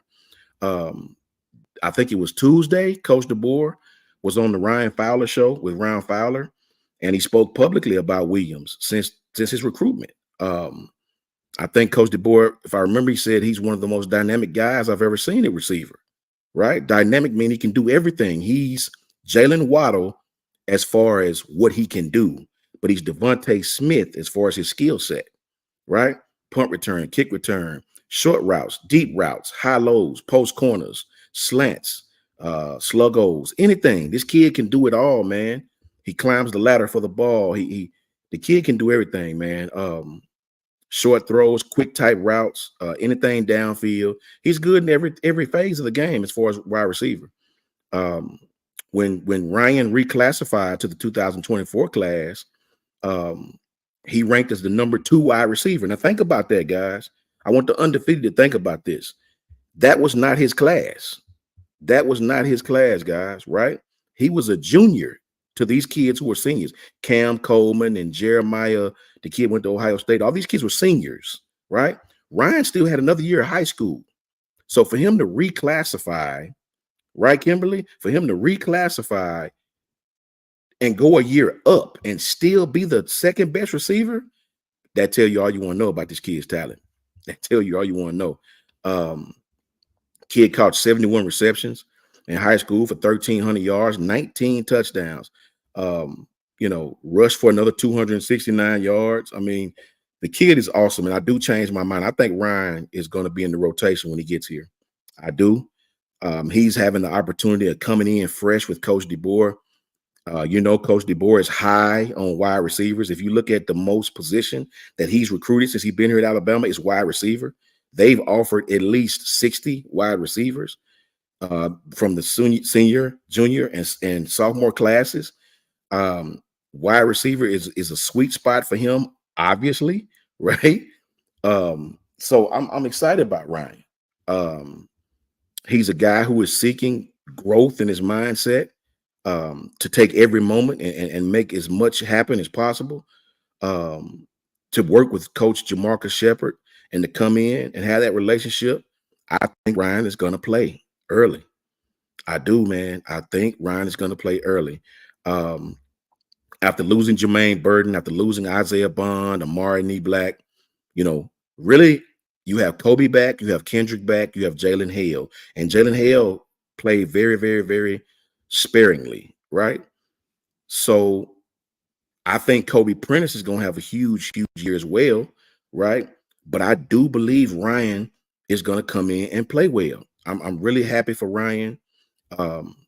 This kid is going to have some opportunities to make some things happen.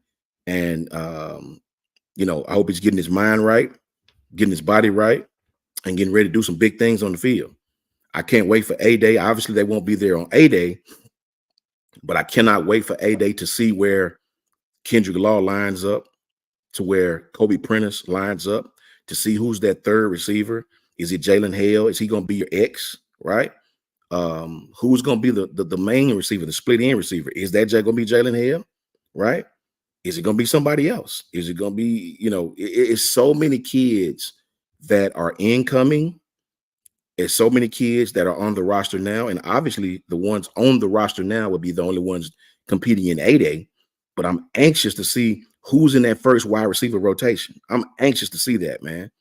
I want to know what type of skills these kids have in this offense. Shout out to Patriot Life. Let me grab Patriot Life with the $10 super chat. Shout out to you, Patriot Life. How you doing, bro? How you feeling, man? Hope everything's going good for you. Patriot Life said, had to take a break from work to come in and shout out my favorite coach, Coach Sean. Roll Tide Roll, my brother. Happy Friday to you, Patriot Life. Hey, from one brother to another one, man. Roll Tide to you, fam. You already know you much appreciated, man. The whole staff appreciate you. Everything you guys do. Much love to you. Thank you for tapping in with me, man. Patriot Life. That means a lot to me, man. Much, much, much love to you, bro. Much love to you, man. Roll Tide, man. Can't wait to see you guys at A-Day, man. And it's gonna be a blessed day. Shane Brown says, Shane says, Coach, do you think Ryan will play in the slot or on the outside? Ryan has the skill, but see, that's hard to answer, Shane. I'm gonna tell you why. Because all I really have to go on is his high school tape. I don't know. I want to see him come in and compete against these college DBs, right? I want to see Ryan get there in July or August or whenever he comes in, and I want to see him line up against Damani Jackson and see what he do, right? If I had to guess, I would say Ryan would probably be an X receiver. He could play the slot. I think we're wasting him at the slot, though. I would love to put him with Jalen Hale at the X and feature him. Let's feature Ryan. Let's go ahead and get him the ball, right? That's my I say X. I say X. $10 super chat. Cynthia, how are you? Roll Tide to you and your family. Says, Coach, I got to see Ryan live. We are in for a treat. He's fast. You blink, he's going down the sideline, and he's going to remind me, and he reminds me of Smitty. Yes, Cynthia. Thank you. First of all, thank you, Cynthia, for that $10 super chat. Appreciate you on that, man. The entire staff does. Thank you so very much for that. And Roll Tide to you and your family. Hey, me too, Cynthia. I watched that kid's highlights, and they are eerily similar to Devontae Smith's high school tape. Long strider. Kid likes to high point the ball, even when he don't really have to. Kid that can do anything. Kid that points his blocks out. Kid that comes out of his break balanced and low, right? Devontae was just like that, man. Lynn. Devontae was just like that, right? Real kid knew how to play because he was a smaller kid, understood space, understood the slight push off, right? This kid understood how to get open. He understood how to get open. What did Jameson Williams say? Jameson Williams had one of the best quotes I've heard anybody say. Jameson Williams said, yes, I went to Ohio State. They taught me how to play receiver. He said, but I went to Alabama and they taught me how to get open. There's a difference. There's a difference. You can go to any school in the country and learn how to play wide receiver. Any HBCU, any Division I school, Division II school, you can go to any college program, and learn how to play a college wide receiver. They're going to teach you every college route. They're going to teach you how to run it. They're going to teach you breaks, balance, stepping on, pushing to the DB's toes, little quick hitters like stepping on the DB's toes and turning him and chicken winging him. All these different things that they teach the wide receivers. Coach Smoot can tell you that better than me. He played wide receiver. I played running back, right? But when you look at these two kids' high school film, bro, it's eerily similar. Eerily, I promise you, if you don't look at the uniform, you'll think one was the other. It's crazy. Now, I'm not saying he's going to have a Devontae Smith Bama career. Not saying that he won't, right? But I'm saying if they're at that stage in their career, high school seniors, or in Ryan's case, a high school junior, right? They look eerily similar. That's a whole fact. They look eerily similar. So I'm happy for him. I think Ryan is going to play. I think Coach DeBoer is going to put this kid in. And I think with the young receivers that we have, even some of the young receivers that we have that you don't hear about, right? Cole Adams. I think Cole Adams is going to be a factor this year, especially in special teams. I think Emmanuel Henderson is his time. Emmanuel's tall. He's like, what, 6'1", 6'2", right? good height, good speed. That kid was a beast here at the state of Alabama, right? So I cannot wait to see him have his opportunity. And I do think Ryan is going to fit right in with these guys. And the sky's the limit for that young man. Shout out to Ryan and his family. Coach Saban and Coach DeBoer. You know, I read where Coach Saban helped Coach DeBoer more than people know in his first early days and early weeks of Coach DeBoer's tenure. We all know when Coach Saban retired, Coach KD took over. And, you know, it's hard to take over a program from a man that has won 6 national championships, man. That is, you know, you got to be very, very, very confident in yourself to come in behind a player like that, right? Ruben Poole says, it's a good comment. Ruben says, I want to see wide receivers play rock, paper, scissors to see who's going to run a touchdown. Exactly. And if you don't know what Ruben means by that, let me explain it. That's actually a good comment, Ruben. When we had Devontae Smith, Jerry Jeudy, Henry Ruggs, and Jalen Waddle, these kids supported one another so much. You know how these kids today are selfish? Well, you got to catch the pass, you know, so I'm mad that I don't get to catch the pass. I didn't get the ball enough, so I'm going to Texas, you know, that kind of stuff. These kids said, we don't care who get the ball. Let's just play rock, scissors, paper to see who gonna get the multitude of the passes this year, the touchdowns, right? You know what I mean? That's how they decided, and they supported one another. I don't know if we'll ever see that again, man. That was special, bro. That was a special group of wide receivers.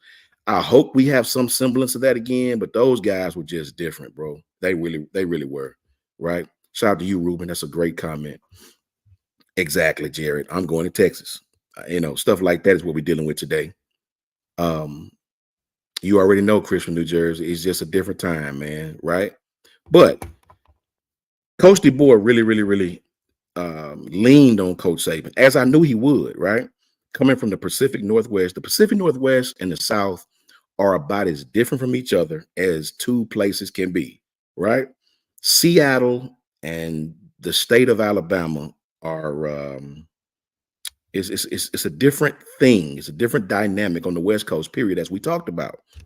So for Coach KD to come here and be greeted by the fans like that, he was just like, whoa, you know, it blew his mind to see that many people out there freezing. It was freezing that night too, I might add.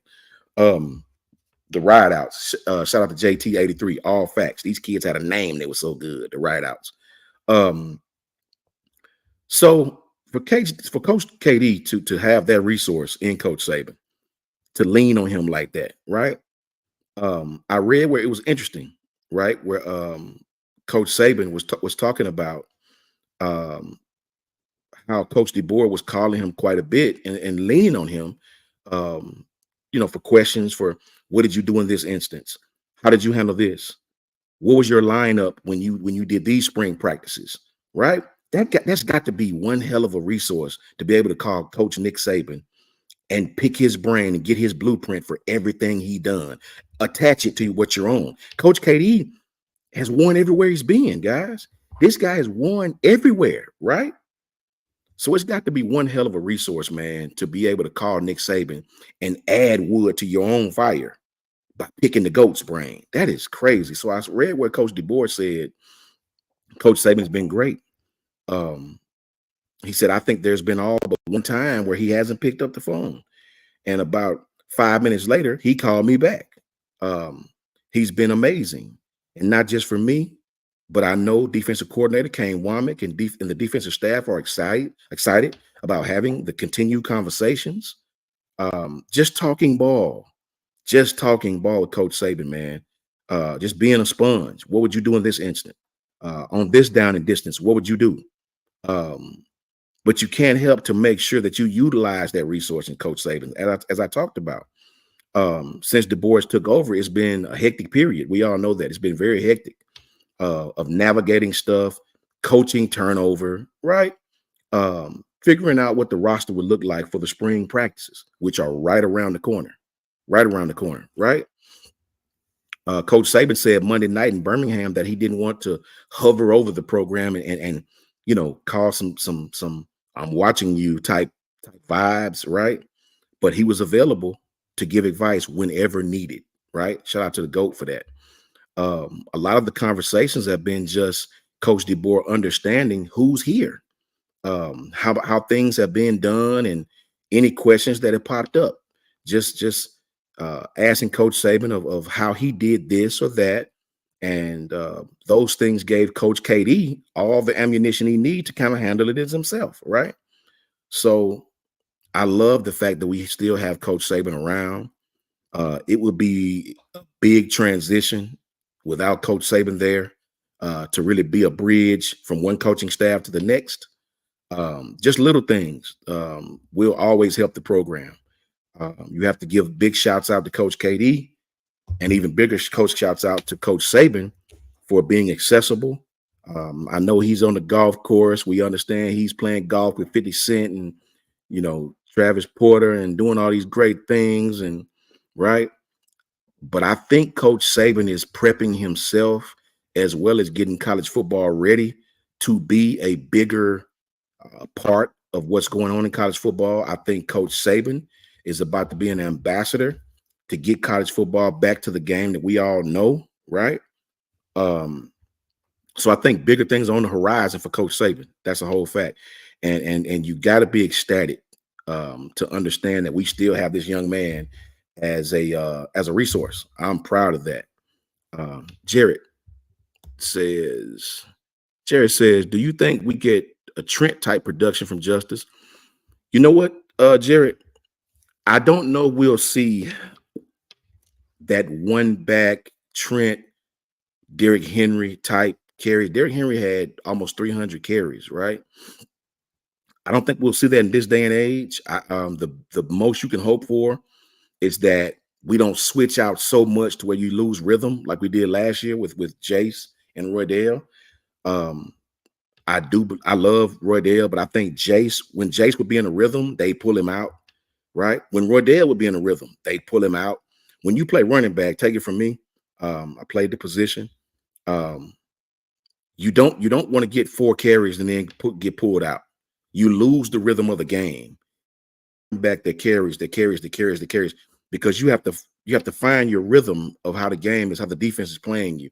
You don't want to ever have 5 or 6 carries and then go out, and then you're out for 2 or 3 series. Then you want to come back in, and you'll never ever hit your stride like that as a running back. I never liked that. You got to let one running back get hot. If you guys noticed when we played Michigan, Justice Haynes came in and was averaging almost 6 yards a carry. Right? Every time Justice grabbed the ball, every time he got an opportunity, this kid made some things happen. Right? Why we pulled him, I have no clue. The defense was not ready for Justice's foot speed. They weren't ready for Justice's cutting ability, his jump cut. It was something they obviously didn't practice for, and we pulled him out. We were driving the ball right down the field, and they pulled him out. So I don't like all that switching a lot. You got to get the reason why Trent and Derrick Henry had such great years is because those guys got all the opportunity, right? It was nothing for Trent or Derrick to have 22, 23 carries a game, right? You don't see that a lot nowadays. You don't see backs getting 20 carries, right? I think that's what a running back needs to get in the flow of the game. I used to have to, come on, man, don't pull me out. Let me get in the ebb and flow of the game, and you'll start seeing those big runs later in the game. Ronald Thompson says, Coach Sean, can Bama run multiple defensive fronts, the 4-2-5, 54? I think Coach Saban ran different fronts. Yeah, Coach Saban ran different fronts, but the 3-4 was always the base, right? It was always centered around down and distance in the 3-4 defense, gap scheme. I do think that we can run multiple fronts. I hope we run multiple fronts, depending on down and distance and who we play, because I don't believe you can just line up in the 4-2-5 and run that against everybody. I don't believe you can line up in the 3-4 and run it against everybody, right?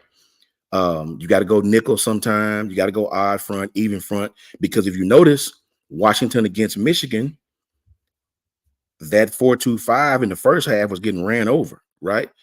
There was unbalanced line. You know what I mean? Sometimes they go 12 personnel, and they were catching them on the opposite side of their rover, and they were making them pay for it, right? They were making Washington pay for it. Their safeties was missing a lot of tackles. and Michigan was exploiting that, right? Pin and pull was having its way, right? So that's my fear of that defense. But as you notice, the second half, they came out, they adjusted. Coach Katie and his staff adjusted, and they started stopping Michigan, right? One could say if Washington played in the second half, excuse me, if they played in the first half the way they did in the second half, that might have been a different outcome. But, you know, every defense has its strengths. Every defense has its weaknesses, right? Every single last one of them. So I do, to answer your question, yes, I do believe they will have to play more. Matter of fact, I know they will have to play multiple fronts because Tennessee don't play like Georgia. Georgia don't play like Oklahoma. And Oklahoma don't play like Missouri, right? So you got to line up in different fronts or the offensive coordinator on the other team will eat you alive. That's a whole fact. Undefeated? What you guys talking about, man? That's a good question, Ronald. Good question, bro. Saab and Moore, best duo. Let's see. Darius Jackson says Saab and Moore, best duo in safety at college football. I don't know, man.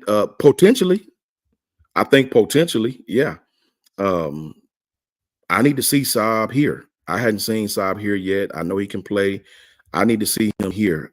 I saw several of his games, obviously, but I need to see him here in the crimson and white. I need to see him on this field with this coverage, with this leverage, with this defense, with this coaching staff. You know, it's just really too early to tell right now. Let me take one farther. I need to see Malachi in this defense, right? I need to see Malachi in this role, right? Malachi is going to be asked to do a lot more tackling than usual in this defense with the 4-2-5, right? He's going to be asked to do a lot more tackling in this defense. So I just got to see it first, guys. I mean, potentially, yeah. They have potential to be outstanding.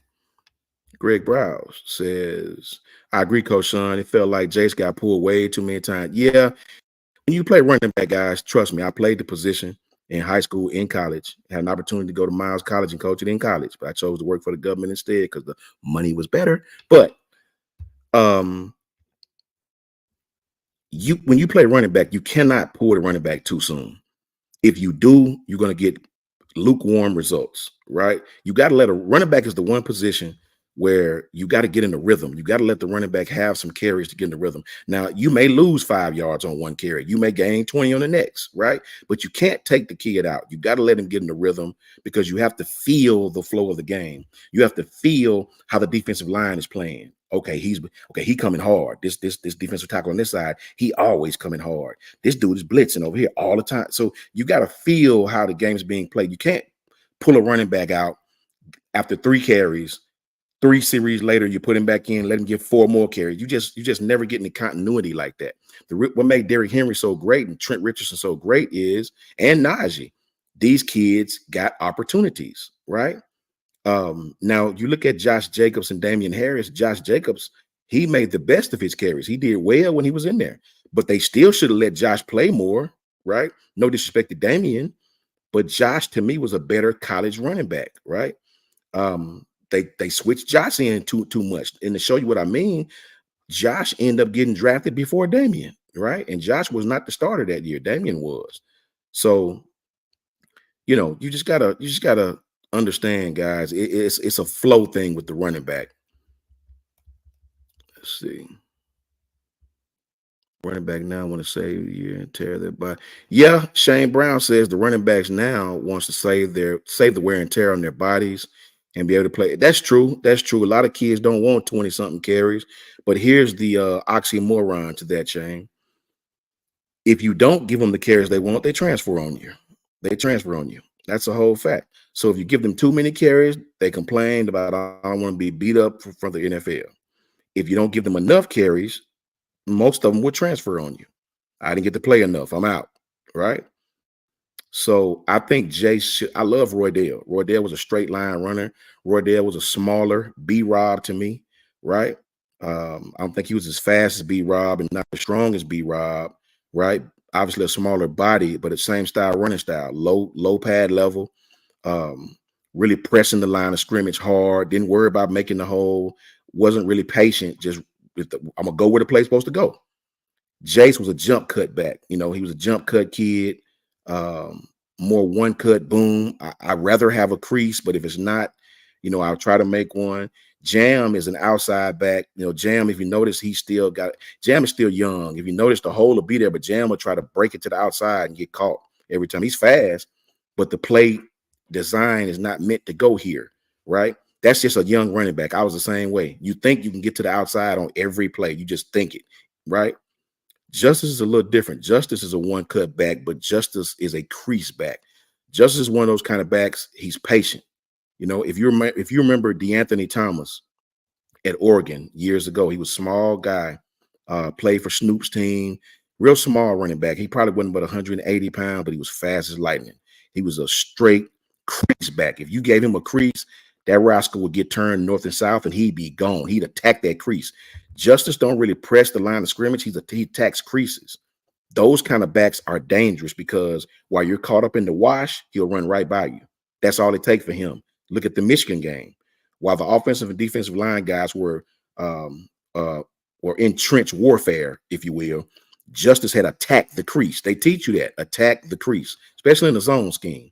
The crease may be this big. If it's there, attack it. Get your shoulder square up and down the field, not east and west, but north and south, and attack the crease. And that's Justice. That's Justice all day long, man. Those backs are very, very, very popular in the NFL. Crease backs, they really make a lot of big plays. I heard one guy call in and was doing a breakdown on Kyle's show, and he said Justice was not a home run threat. I can respectfully say, with the utmost respect, but with the loudest voice, that is the most ridiculous I've ever heard. Right? Justice is the home run threat. When he said Justice wasn't a home run threat by any stretch, I'd like you to tell me who the hell he is then. If Justice Haynes, with that speed and that crease attacking and that second level gear, is not a home run threat, please tell me who is. Please show me one back in college football who is, right?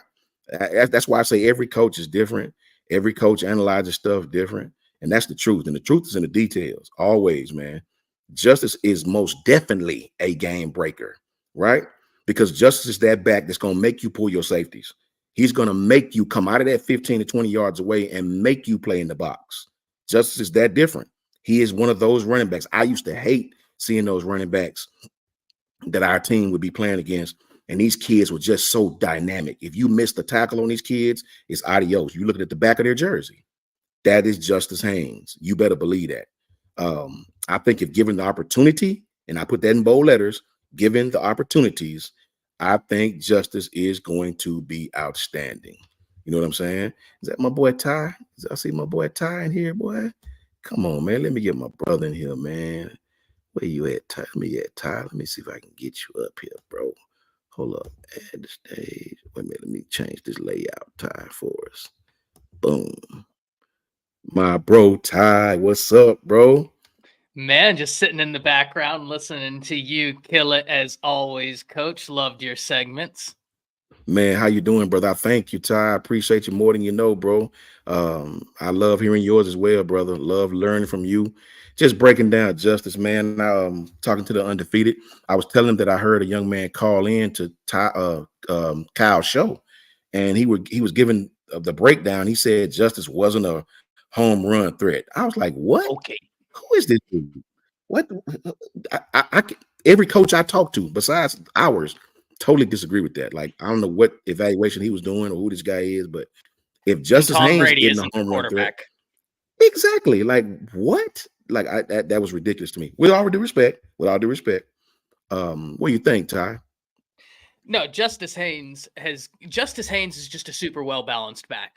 Right. Like, yeah. And typically when you have these super well balanced backs, it's almost like you're great at everything, king of nothing. But Justice Haynes is a little bit different because he's got the skill set to kind of transcend that stigma with the super well-rounded guys, right? Where it's just like, okay, well, you have a cap. Well, Justice Haynes is incredibly well-rounded, but I don't see a cap there. Like, he has got otherworldly ability.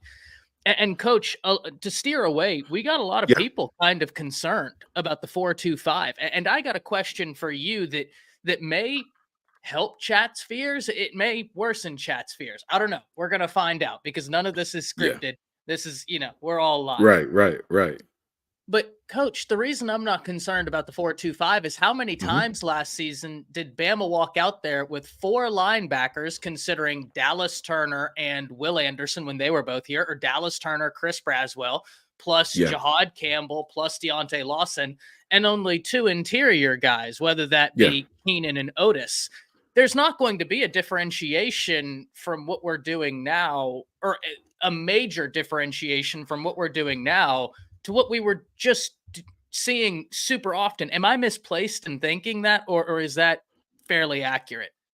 No, you're fairly accurate. I think you're 100% accurate, actually. My only, when I think about the 4-2-5 versus the 3-4, I've been on record saying my only concern is if that's going to be your base, right? Not just for down and distance, it's 3rd and long, so let's go this. Or it's 3rd and short, let's go for this. Mr. Enrico, $4.99, $5 super chat. In your opinion, who has been the most intriguing hire? All right, let me answer this real quick, Mr. Enrico, and I'll get that right before I get up out of here. Thank you, Mr. Enrico. We appreciate you, brother. Roll Tide to you. I'll definitely answer your question. Give me 10 seconds. The only difference to me is if you're going to make that your base, then at that point, Dallas Turner or whoever is out there now, we'll just say Quindarius Robinson, right? We'll just say him.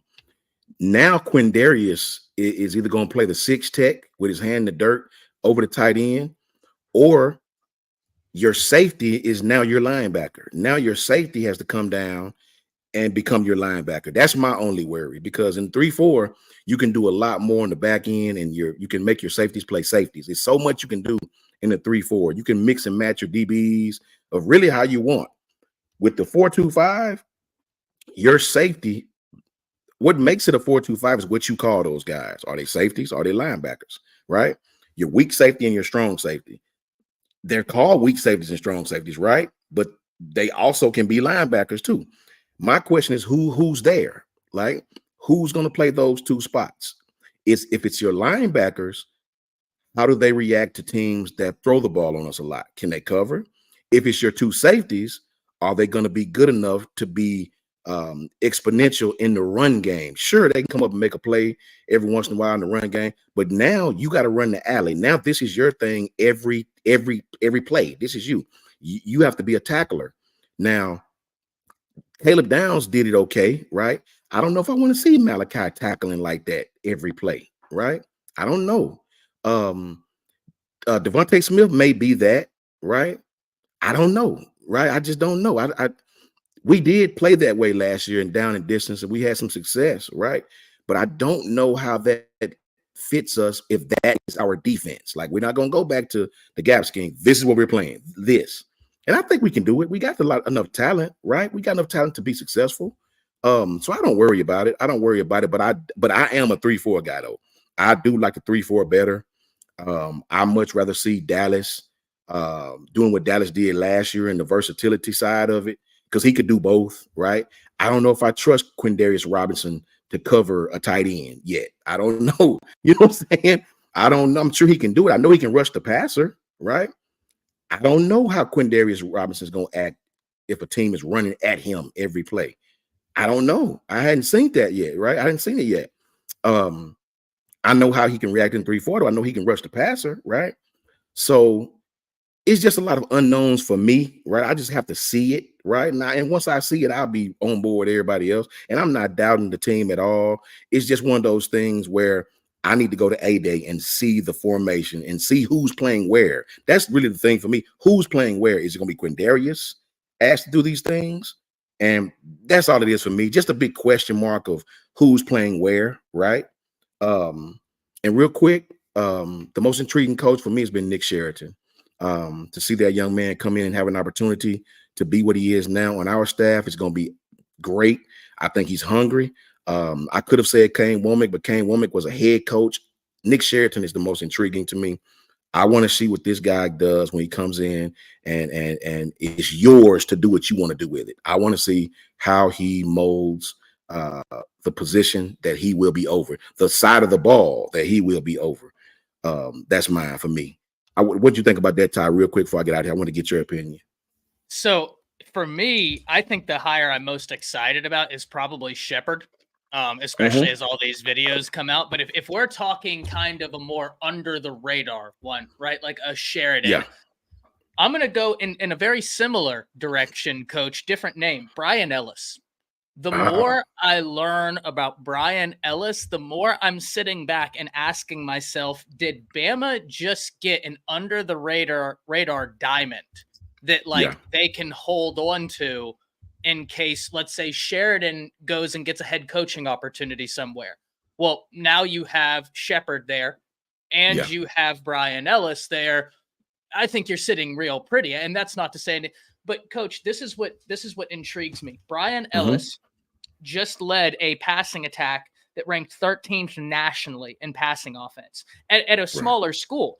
When he was at Western Kentucky in 2021, he became the co-offensive coordinator and passing game coordinator at Western Kentucky. Coach, that's when Bailey Zapp broke the record, threw for almost 6,000 yards and 62 touchdowns. This dude right here has had his hand in some of the more prolific passing attacks over the past 5 to 6 years. This guy has had his hand in it. He's under 40 and he's from Georgia, born in Georgia. And when I look at the total package, I'm like, this is an intriguing name. If I don't know how he recruits, right? Just because I don't know that he's had coming from a smaller school, it's kind of hard to tell, right? Are you an ace recruiter or So we'll figure that out, but it's intriguing. It really does excite me. I really like the Brian Ellis hire. All facts, Ty, man. Thank you, Ty, for answering my question, brother. I love listening to you. I'll be tapped in, man, moving around, tapping in. Got to get these old taxes done today. You know how that go. I know, right? Shout out to the undefeated. Much love to you guys. I'll probably be on later at some point, undefeated. Shout out to Kyle. Shout out to Lady T. Shout out to Coach Smook and Coach J. And my brother Ty right here. Support Ty as we always do. He's going to knock it out the park, man. Until later on, roll Tide to you all, man. Ty, I love seeing from you, brother, and I'll talk to you a little later. Talk to you soon, Coach. Ladies and gentlemen, Coach Sean, great segment as always. Absolutely kills it with what he does. So we're going to get into the topics we have today, right? We got a lot to talk about. We are going to go a little bit of an audible just because there may be news on a coaching search front that involves some SEC teams. We're going to dive into that. But as you can see on the docket, we have the weekend review. You already know the drill. Every Friday we come in here, we take a look at what's happened over the week. We talk about the highs. We talk about the lows. We talk about what's intriguing.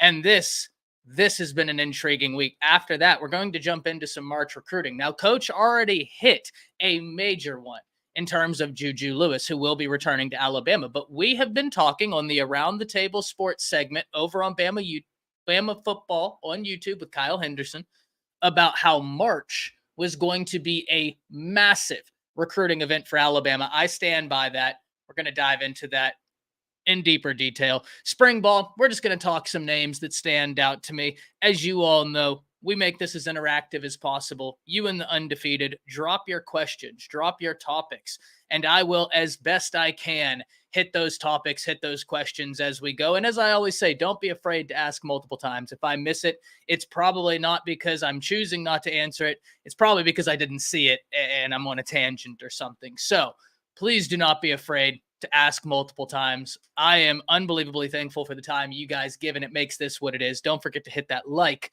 subscribe. If you can help it, become a fan funder. And Davis Lewis Love kicking off the segment with the $5 saying, Sheridan has always been DeBoer's plan to replace Grubb. He's grooming Sheridan to replace Grubb at Washington last year when Grubb. So I agree, Davis. I agree. I think that DeBoer has a plan in place in terms of if it wasn't Sheridan, it was going to be Shepard, right? But I think he wanted to keep them both together That way he could continue working with them. But I think you're 100% right, Davis. And that's why I love Coach's answer about Nick Sheridan. I think he's a really bright offensive mind. I'm excited to see what he did. But at the end of the day, I love that you were able to retain he and Shepard, because I think that that's the line of succession for the offensive coordinator, naturally with them both being co-offensive coordinator. But that's also why I like Ellis so much, Davis. I don't know. We'll see. If he is an ace recruiter, we are going to look back at this hire in a year and a half, 2 years, and be over the moon about the Brian Ellis hire. So apparently we missed a super chat. Don't want to do that. Let's go back and let's hit this. Lynn Shaneyfelt with the $15. Thank you so much, Lynn, and I apologize. I think we were in the middle of answering a question when this popped up, but certainly want to make sure we talk about this as well. Lynn says, I tried to reach out to Jeremy Castile to find out, did Coach DeBoer keep him as team chaplain? I hope so. Huge part of Bama and a teammate of mine. Thank you so much for the 15, Lynn.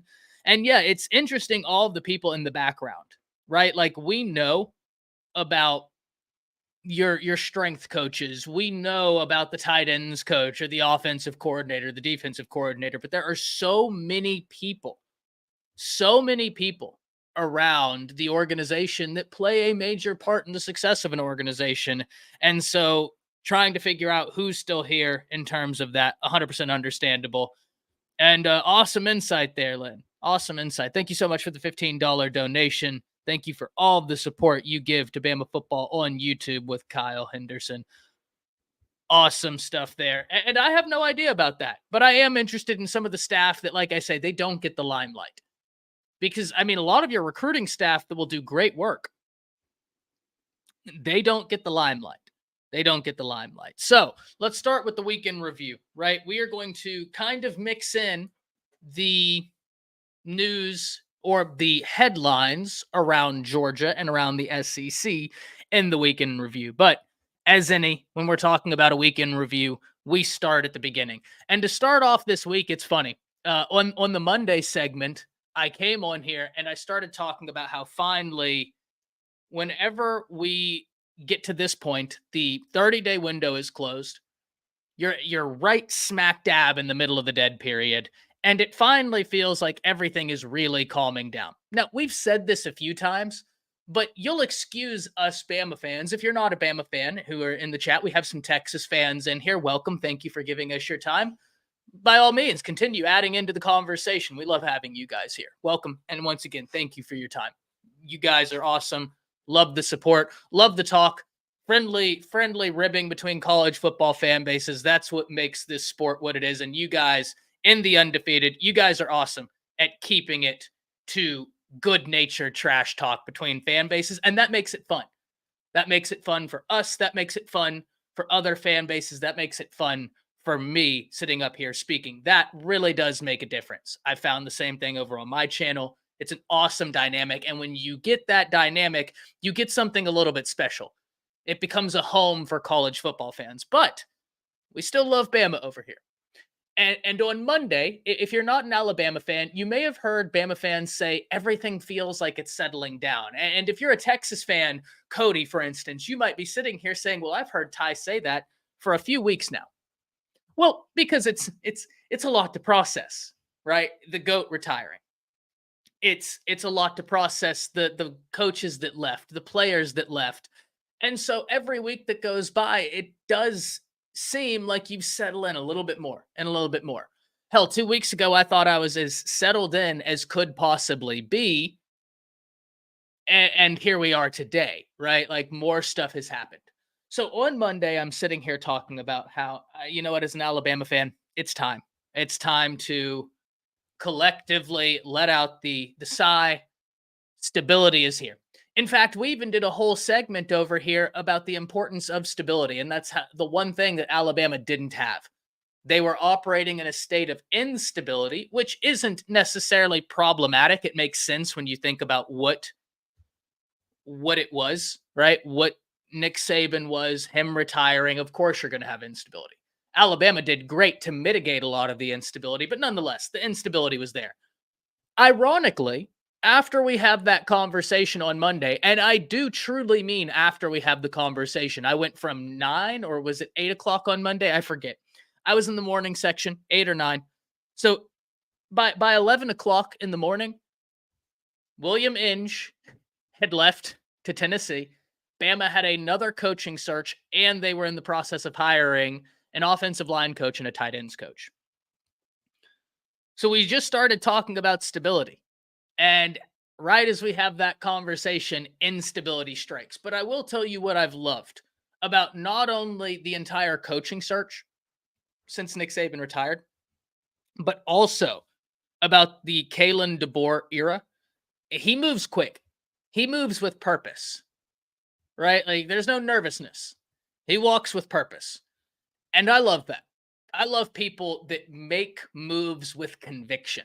One of the things I constantly complain about is if someone sits on their hands. I hate that. I cannot stand that. There's a reason why you'll hear me talk about coaches favorably if maybe they'll take some risks. They walk with some conviction. They win me over. DeBoer has done that thus far. He has been purposeful in all of his moves. He has been forthright, and he has been quick. And I think that's really important. So starting off the week on Monday, you finally felt like you got to a place of stability once you had Chris Kapilovic come on, once you had Brian Ellis come on, then Inge leaves, then you get Christian Robinson coming in. Now, I think that there's a principled conversation to be had. Is there any drop-off between Inge and William Robinson? I'm going to say no. In fact, I think that Robinson might be an upgrade because of his recruiting ties to the SEC. That's something Inge didn't have. Now, that being said, when you talk to people about Inge, they love him. They say the players love him. People who work with him absolutely love him. So he might hit the ground and become an excellent recruiter in the SEC. Just because you haven't done something doesn't mean you can't do it. It just means you haven't yet.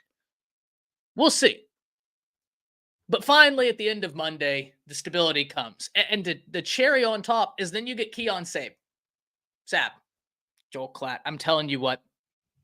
I will forever hold a grudge against Joel Klatt. For those of you who aren't aware of the little inside joke we have running, Joel Klatt pronounced his last name about 151 different times.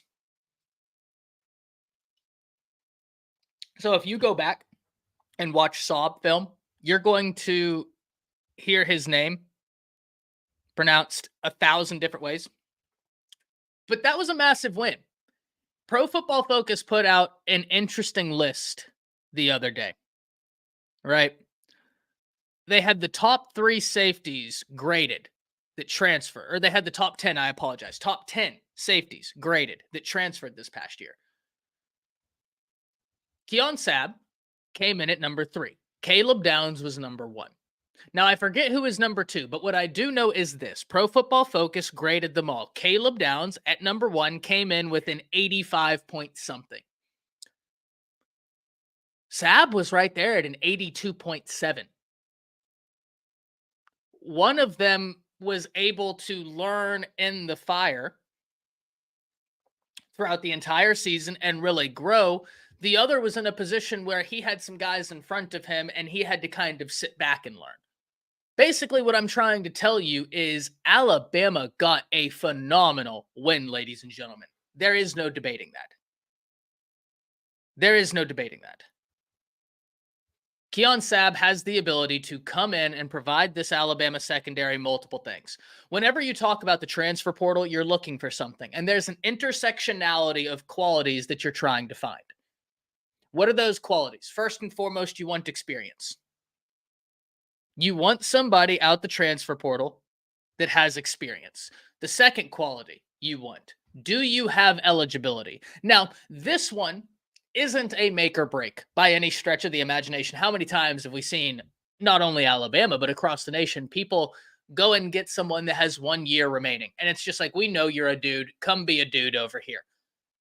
Eligibility is not something that's going to hinder your ability in the transfer portal. But what I will say is if you have the ability to get a young player that has the experience and the eligibility, well, that's real intriguing.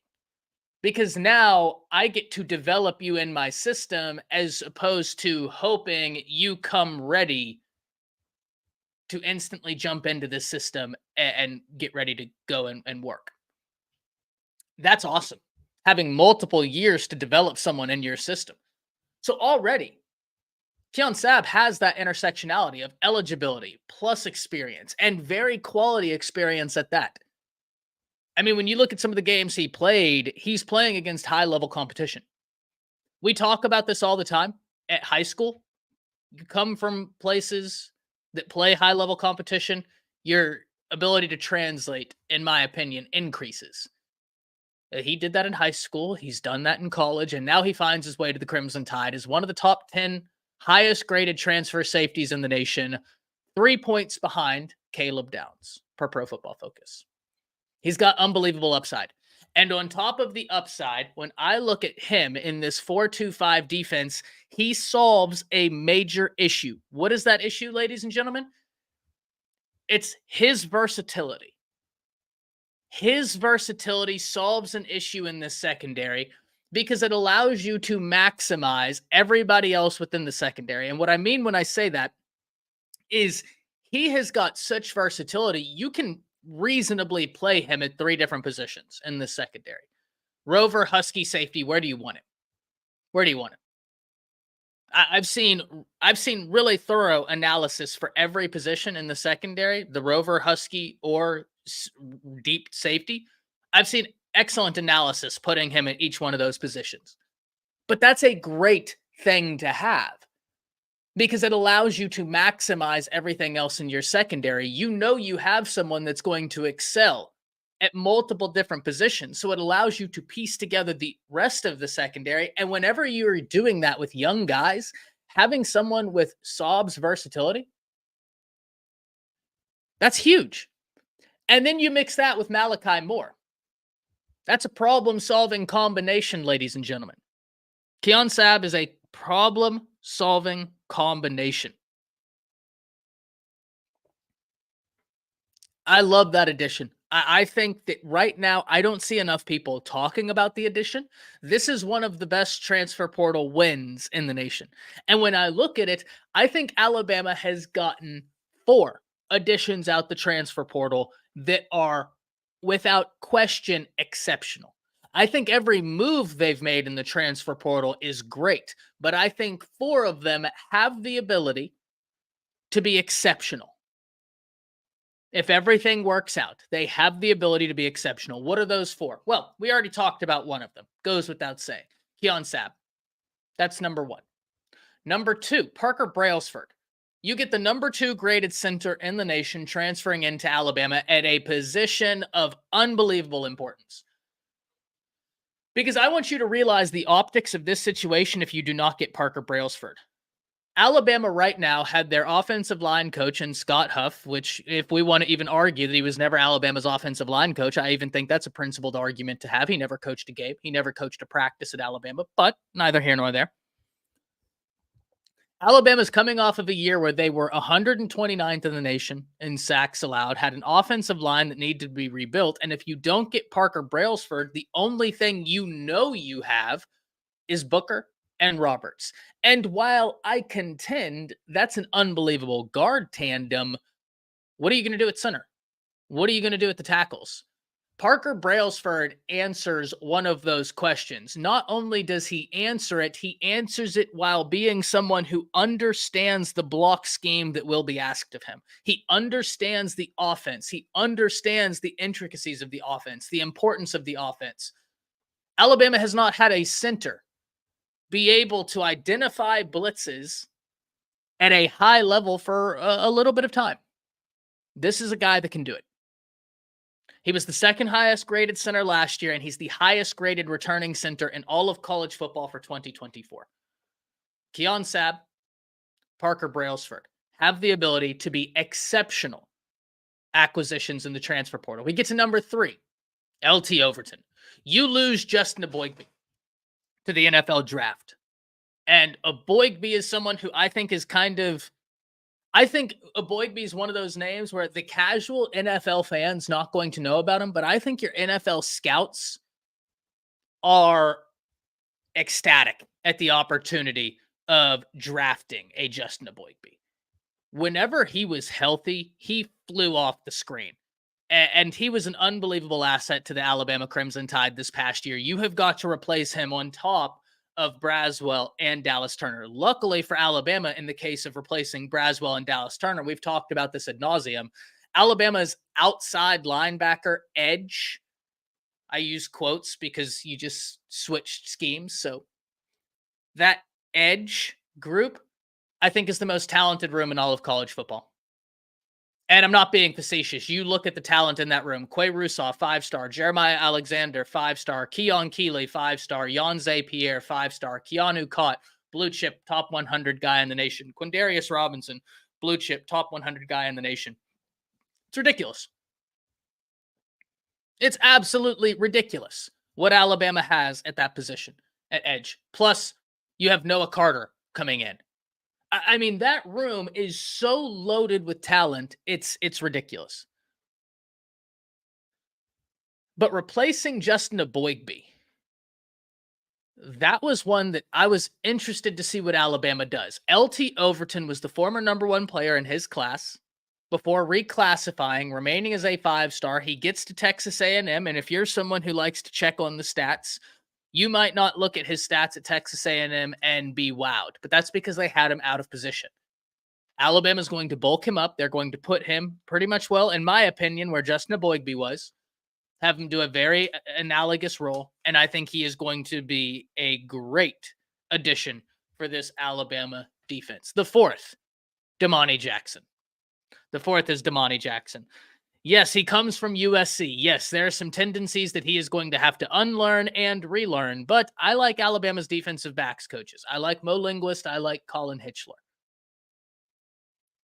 I think that in between both of those guys, they're going to be able to get him right. But this is also a guy that has a 10.29 under his belt in terms of a 100-meter dash. He's got physicality. There are clips of him at USC burying people. He is not one of those corners that's just fast and doesn't have the ability to come up and hit. Right? He has the ability to come up and hit. He has the ability to come up and initiate contact. If he gets caught up, if he gets it all together, he's going to be a great addition. So Alabama, I've always said this, they don't take a lot in the transfer portal, but they're very selective with who they take at the transfer portal. Very selective with who they take in the transfer portal. After that, and when we're talking about the weekend review, kind of got a little bit quiet. But then today, we have some news about Dell McGee. Georgia State is hiring Dell McGee as their next head coach per Matt Zenitz. Dell McGee has been Georgia's running back coach since 2016. Now, this is interesting, ladies and gentlemen, because we also need to understand how important Dell McGee was for Georgia as a recruiter. And there's also a name we need to talk about that Dell McGee was after, that Alabama has also been after, and now it creates an interesting conversation. But we're going to go through a list of guys Dell McGee has recruited, right? And I'm going to stop when I get to anybody outside the top 300. In this case, anytime I get to somewhere where 24/7 Sports has it listed at not available. I just want to give you guys an idea of what an effective recruiter Dell McGee was for Georgia, going to Georgia State. All right, let's go through this list. So, you have Justin Fields. All right, let me see if I can't share the screen, actually.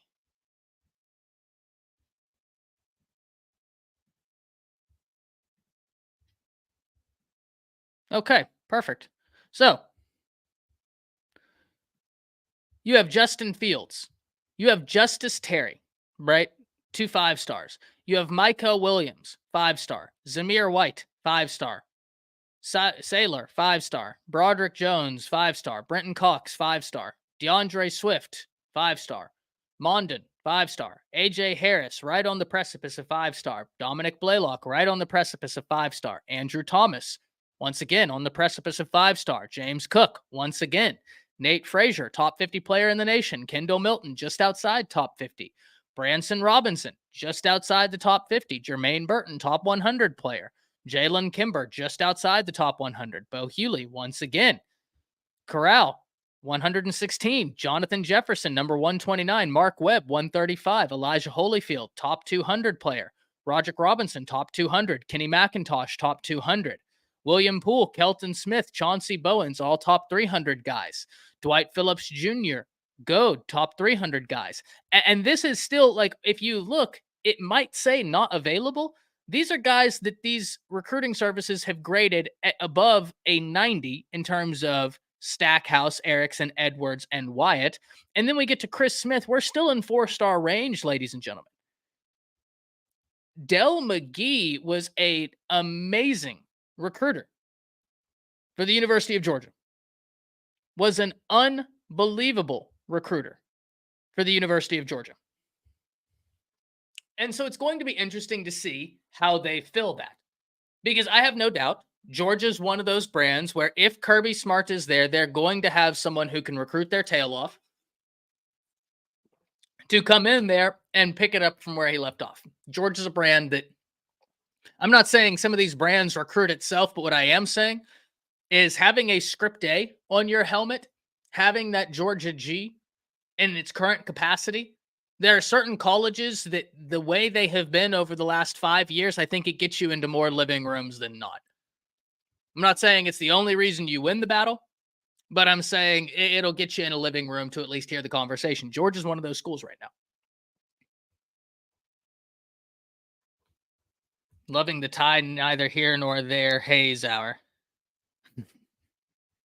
Yeah, we talking all things college football, my man. So Del McGee, interesting to see what Georgia does. Kirby lost receiver coach, running backs, and Scott Cochran. Very interesting. Yep. Staff replacement. It happens once you start finding success, right? Once you start finding success, you're going to be losing assistant coaches. You're going to be losing some figures like that. Going to be interesting to see how they replace it. The truth is in the details, 100%, Caitlin. 100%. And they're still talking about Saban on ESPN. And you know what, Caitlin, though? I can't blame them because that's the biggest story. That's the biggest story in 2024. And we are right in the smack dab middle of like no man's land in college football. So I get it.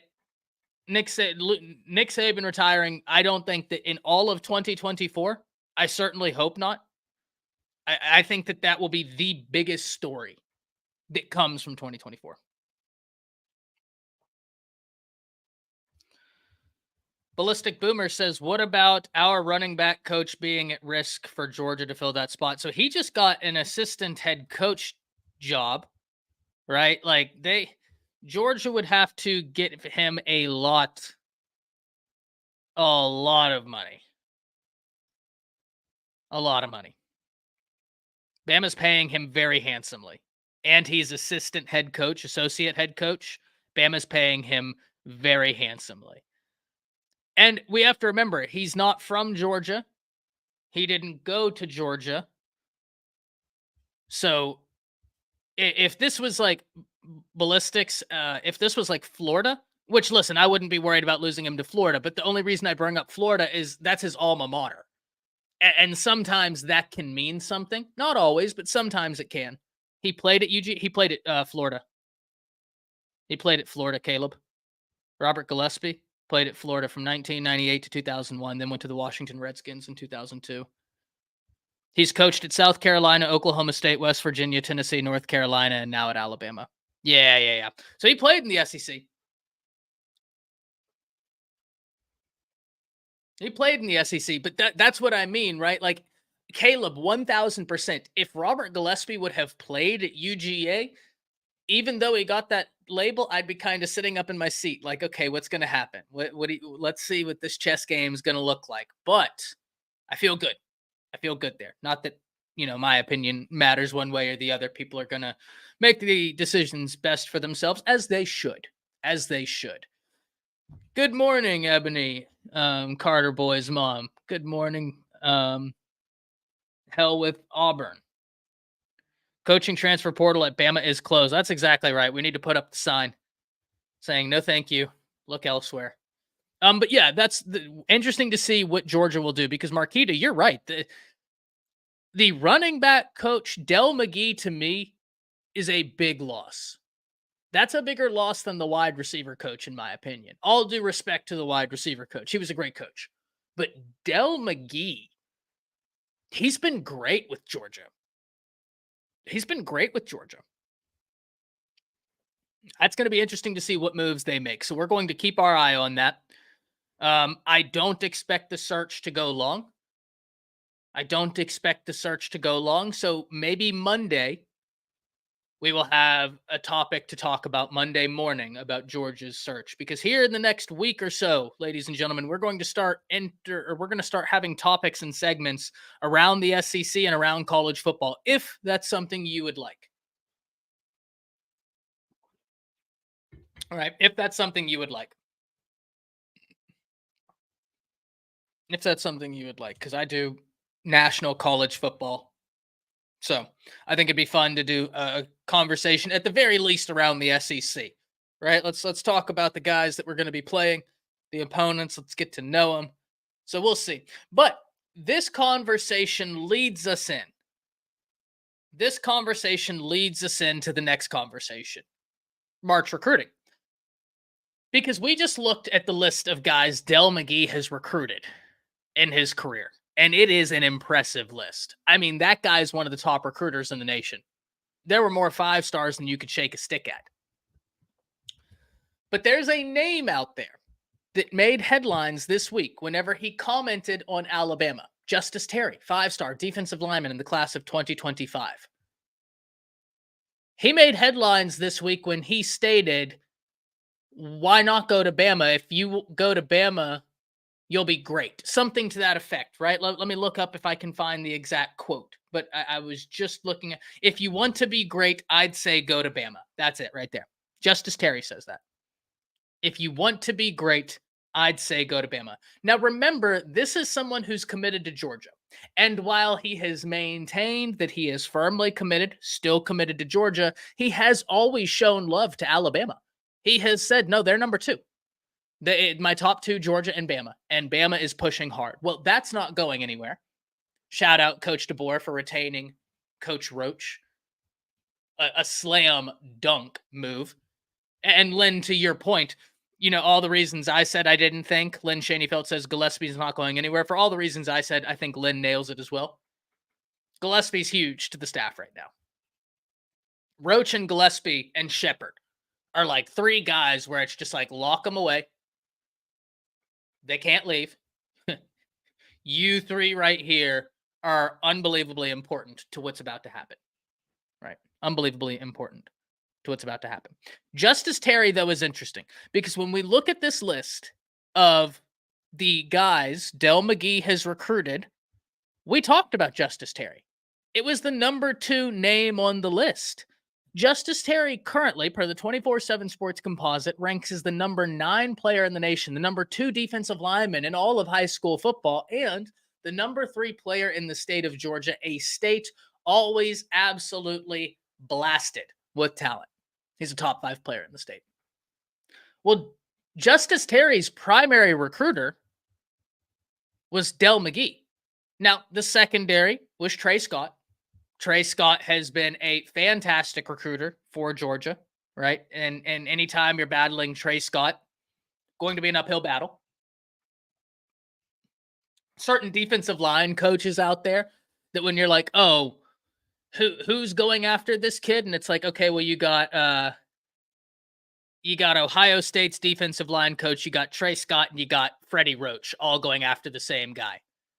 You kind of just sit back and you're like, okay, we're in for it.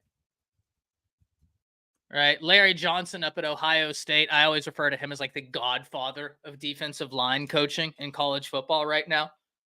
That's the day when he retires is the day that I really start worrying about Ohio State. Larry Johnson is that guy. He's that dude. He is that dude. But Trey Scott, hell of a recruiter for Georgia. He has done great work with the Georgia defensive front. And so it's going to be interesting to see, but we do need to talk about it. I'm not saying Justice Terry is going to flip. That's not my contention. But I am saying whenever I was looking and seeing Dell McGee making the move from Georgia to Georgia State, well, now there's a guy that he was the primary recruiter for, a 5-star who this 5-star defensive lineman has been talking up Alabama. Luckily, Alabama retains Roach. We're about to have a phenomenal recruiting battle, ladies and gentlemen. Freddie Roach, Trey Scott going after a top defensive lineman, top 3 defensive linemen in the nation. Sign me up. That's what recruiting's all about. Sign me up. Oregon, Ohio State, that Irish stuff y'all hear. We had some Oregon fans over on my channel, Caitlin, that would always tune in, and they would just bombard the stream with quacks, and it was pretty awesome. It was pretty cool. We'd have one. His name was Eric. I'll never forget. Every Monday night, Eric would come in the chat, quack quack, for like a year and a half. I haven't seen him in a while, but yeah. I'd love him coming in there and going quack quack. Big Duck fan. Joshua Ray says this class is about to be insane. I think it has all the makings to be, Joshua. It has all the makings to be. And the thing is, one of the reasons why, even whenever Alabama had that February recruiting event that was massive, I was of the mindset that, like, hey, this is fantastic. This is amazing. Can't wait to see the reviews. But March, keep your eye out on March. That's where things get interesting. Well, the reason why was easy. It's just more time that this staff has to be set in stone. And the more time they have to be set in stone, the better opportunity they have to get guys in.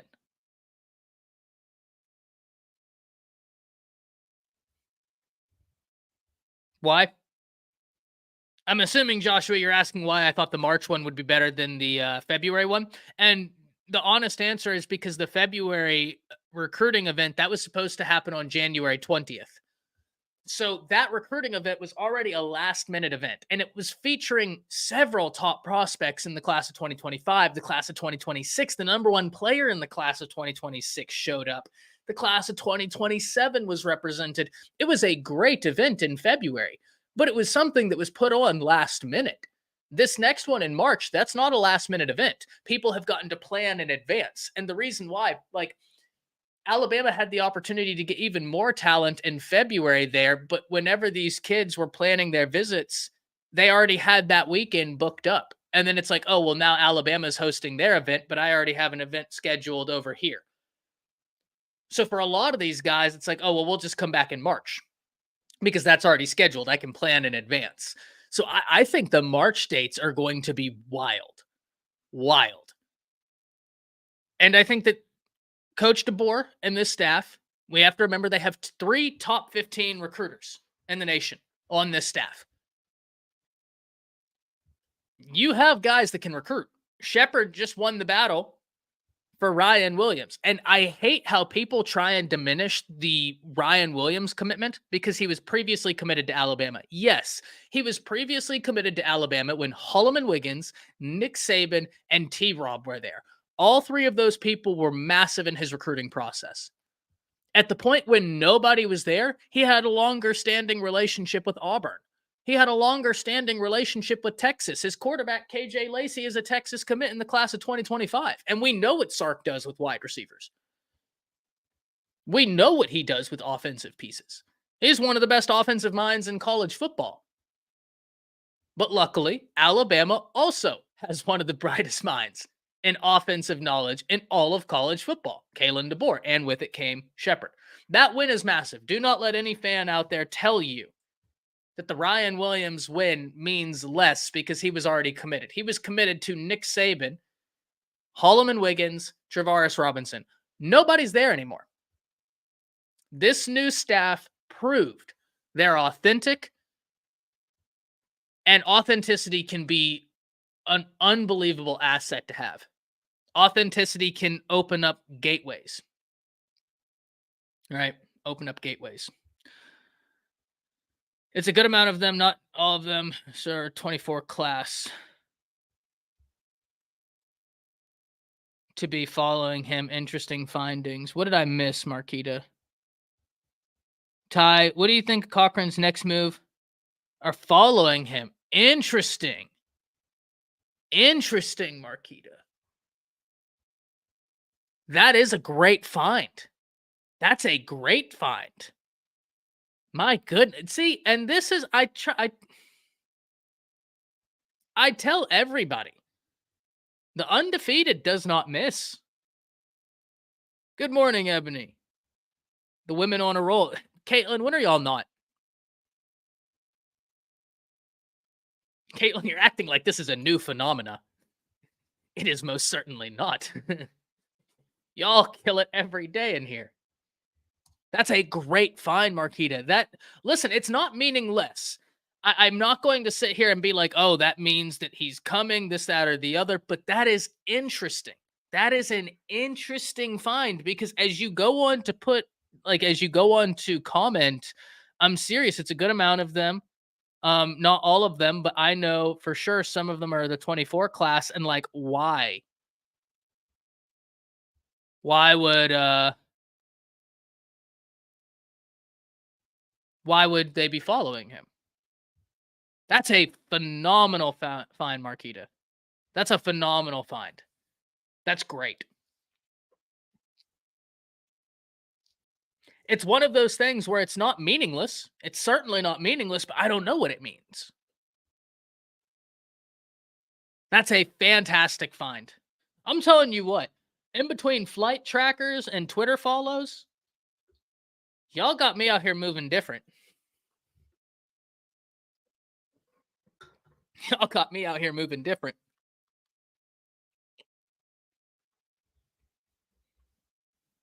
That's an awesome find. No, we're going to certainly have to watch that. There's no doubt about that. I'm actually going to make a note right now. I'm going to drop it in the Slack. That way everybody is aware. I need a new notebook. That's the first thing I need.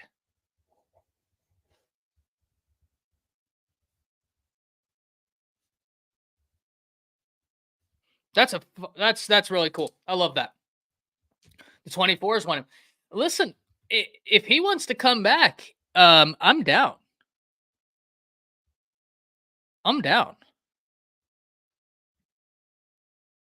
I think that he would be a fantastic addition. Yeah, Patriot Life. We talked about that. That's a hit. That's a hit for George, because Dell McGee has been that dude. We went through the list of guys he's recruited in his career. Dude is an ace recruiter.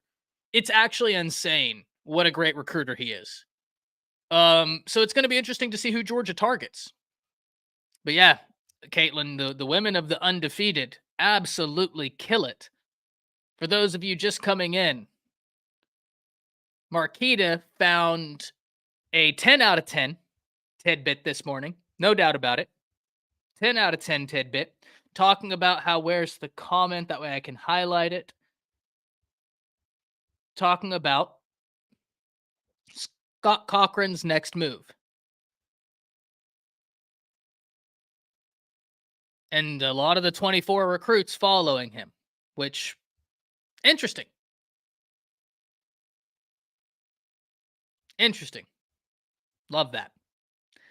I've been getting whipped since he left. Zachary, you're not necessarily wrong. You're not wrong on that. I'm not. You're not wrong on that. But that is a. They all know us, love us. There, yeah. That is a great one. Right, that's a great one. It may mean nothing. You're 100% right, Marquita. It may mean nothing. But why? You know what I mean? Like, I feel like the Ryan Reynolds gif. But why? Like, why are y'all all following him out all of a sudden? I mean, it's a free country. You're free to follow whoever you want. But why? Love that. I love that so much. All right, ladies and gentlemen, in the last 11 minutes or so of our segment, we're going to look ahead to spring ball. Right? We've been doing this several times, but we're going to do it again. We're going to do it again. And I'm sure they love to see him come back to Bama. He has a personal issue, but Coach Saban could help him. Yeah, and that's the other thing, Lynn. I don't know 100% where he's at in terms of his personal life. I certainly hope all that gets situated. And if it does, I'd love for him to be back on staff. If everything in his personal life gets situated, I'd love for him to be back on staff. And I do love this point about Coach Saban being a very positive guide. Love that point. I think that's an unbelievable point. They could have, Caleb. They could have. But I don't know. They could have. He is, but listen, college football is wild. And even if he is, I just found it interesting. Interesting little tidbit. We're not sitting here saying anything's going to happen. Right? We're not saying anything's going to happen. It could be meaningless. It could be. Like Marquita says, it may be nothing, but it's also one of those things that it's interesting. And especially if those follows are new. If they're new, it really piques my interest. So, great find, Marquita. Great find. So, the spring ball, right? Whenever we talk about spring ball, where do we start this conversation? Because we've talked enough about the two question areas for Alabama in terms of spring. We've talked enough about the defensive backs and the offensive line. I've talked till I'm blue in the face about both of those areas. At this point, we're just going to have to wait and see. All right, I've talked so much about those. We're just going to have to wait and see. Let's talk about some rooms that I don't think there's a question in the room, right? I'm just excited for it. Let's talk about linebacker. Coach Sean was talking about this, and he's 100% right when he was talking about 30 and 32. Alabama's in a position where if you look at this defense, the only area where you're asking any sort of question is in the secondary. And it's a question of experience, not a question of talent. If you're looking at the linebacker room, the inside linebacker duo for Alabama is going to be a top 10 in the nation. Book it right now. Book it. Every sports book out there, when they're doing their preseason lists,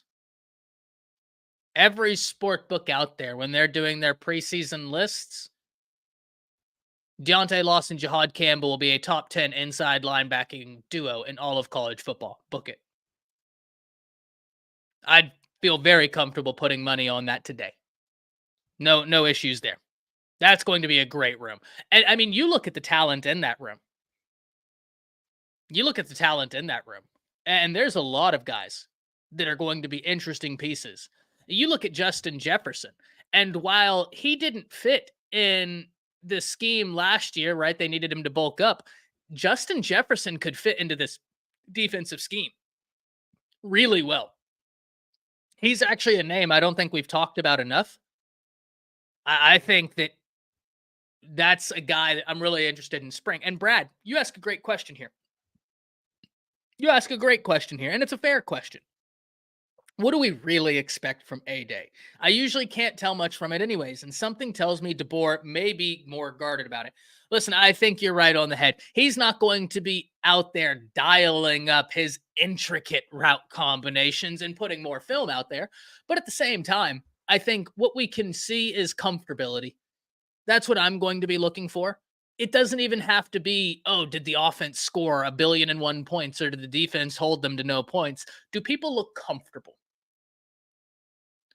Does it look like they're picking up the scheme? And if the answer to that is yes, I'm over the moon. But, I mean, talking about some rooms that should excite you, that inside linebacking room, it's going to be great. And then Justin Jefferson back there. I really am interested to see how his evolution has gone. Because he has got a lot of athleticism, and in this 4-2-5 defense, Coach was already saying earlier how you need almost a linebacker that has that DB skill set. Well, he was flying around the field last year. Very interested to see what he's able to do this year. And I don't know. I'm not saying put him at defensive back. That's certainly not. I think I said that at the wrong time. What I mean is if you have packages, you could throw him out there. You could throw him out there at the inside linebacker position, and he fits what you want to do in this 4-2-5 beautifully.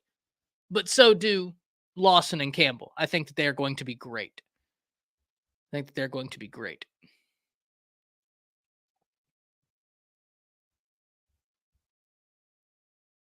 Saban's coaching rehabilitation center. Exactly. All too true.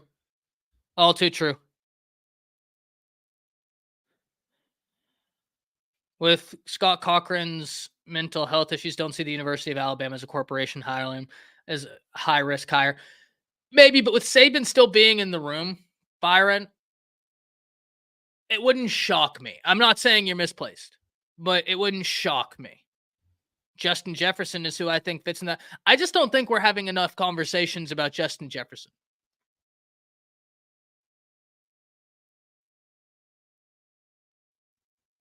Right? I just think that Justin Jefferson is really interesting to watch. And I think it's an interesting conversation because you have two starters. So I don't expect him to push above Lawson or Campbell, but man, that's going to be fun. Kid has a huge upside. Absolutely, he does. And then you talk about the interior of that defense. Tim Keenan and Otis, with Otis back fully healthy. And then you have an LT Overton on one side and maybe a Keon Keeley on the other, with a Deontay Lawson and a Jihad Campbell, a Malachi Moore, a Tony Mitchell, a Keon Sabb, Damani Jackson, and say Mbakwe or Zay Mincy. All right? That's feasible. Or instead of Tony Mitchell. The thing with Zay Mincy, ladies and gentlemen, is he can play. I mean, that. I don't know if I'm just misplaced, and I don't think that there's a better time for me to ask somebody. As Jake is in the background, ready to go. Jake, whenever you're ready to be added in. Yeah. You already know I gotta. You already know. You and the undefeated, you know how we do this. I gotta have him in here. Jake, how you doing, my man? I'm good, man. I'm good. What a great morning. It is. You know, like it's always fun on Friday to get in here and say what's up to undefeated and come back and bring you guys some more info. And man, just listen to your stuff, Ty. I love it, man. I love it hearing your breakdowns and stuff. I also listened last night. You know, it's for you guys. Ty like jumps on all over. He is multi-dimensional when it comes to being on different people's networks and podcasts and YouTube channels, right? Like Ty has some really great stuff to say just about the sport in general and all sports, really. He's just so knowledgeable, as you guys know. So I love listening to your stuff, Ty. So I really appreciate that. Mm-hmm. Yeah, well, no problem, man. I got a question for you, man. Yeah. So 2 things before I let you roll on, and I'll make them quick, right?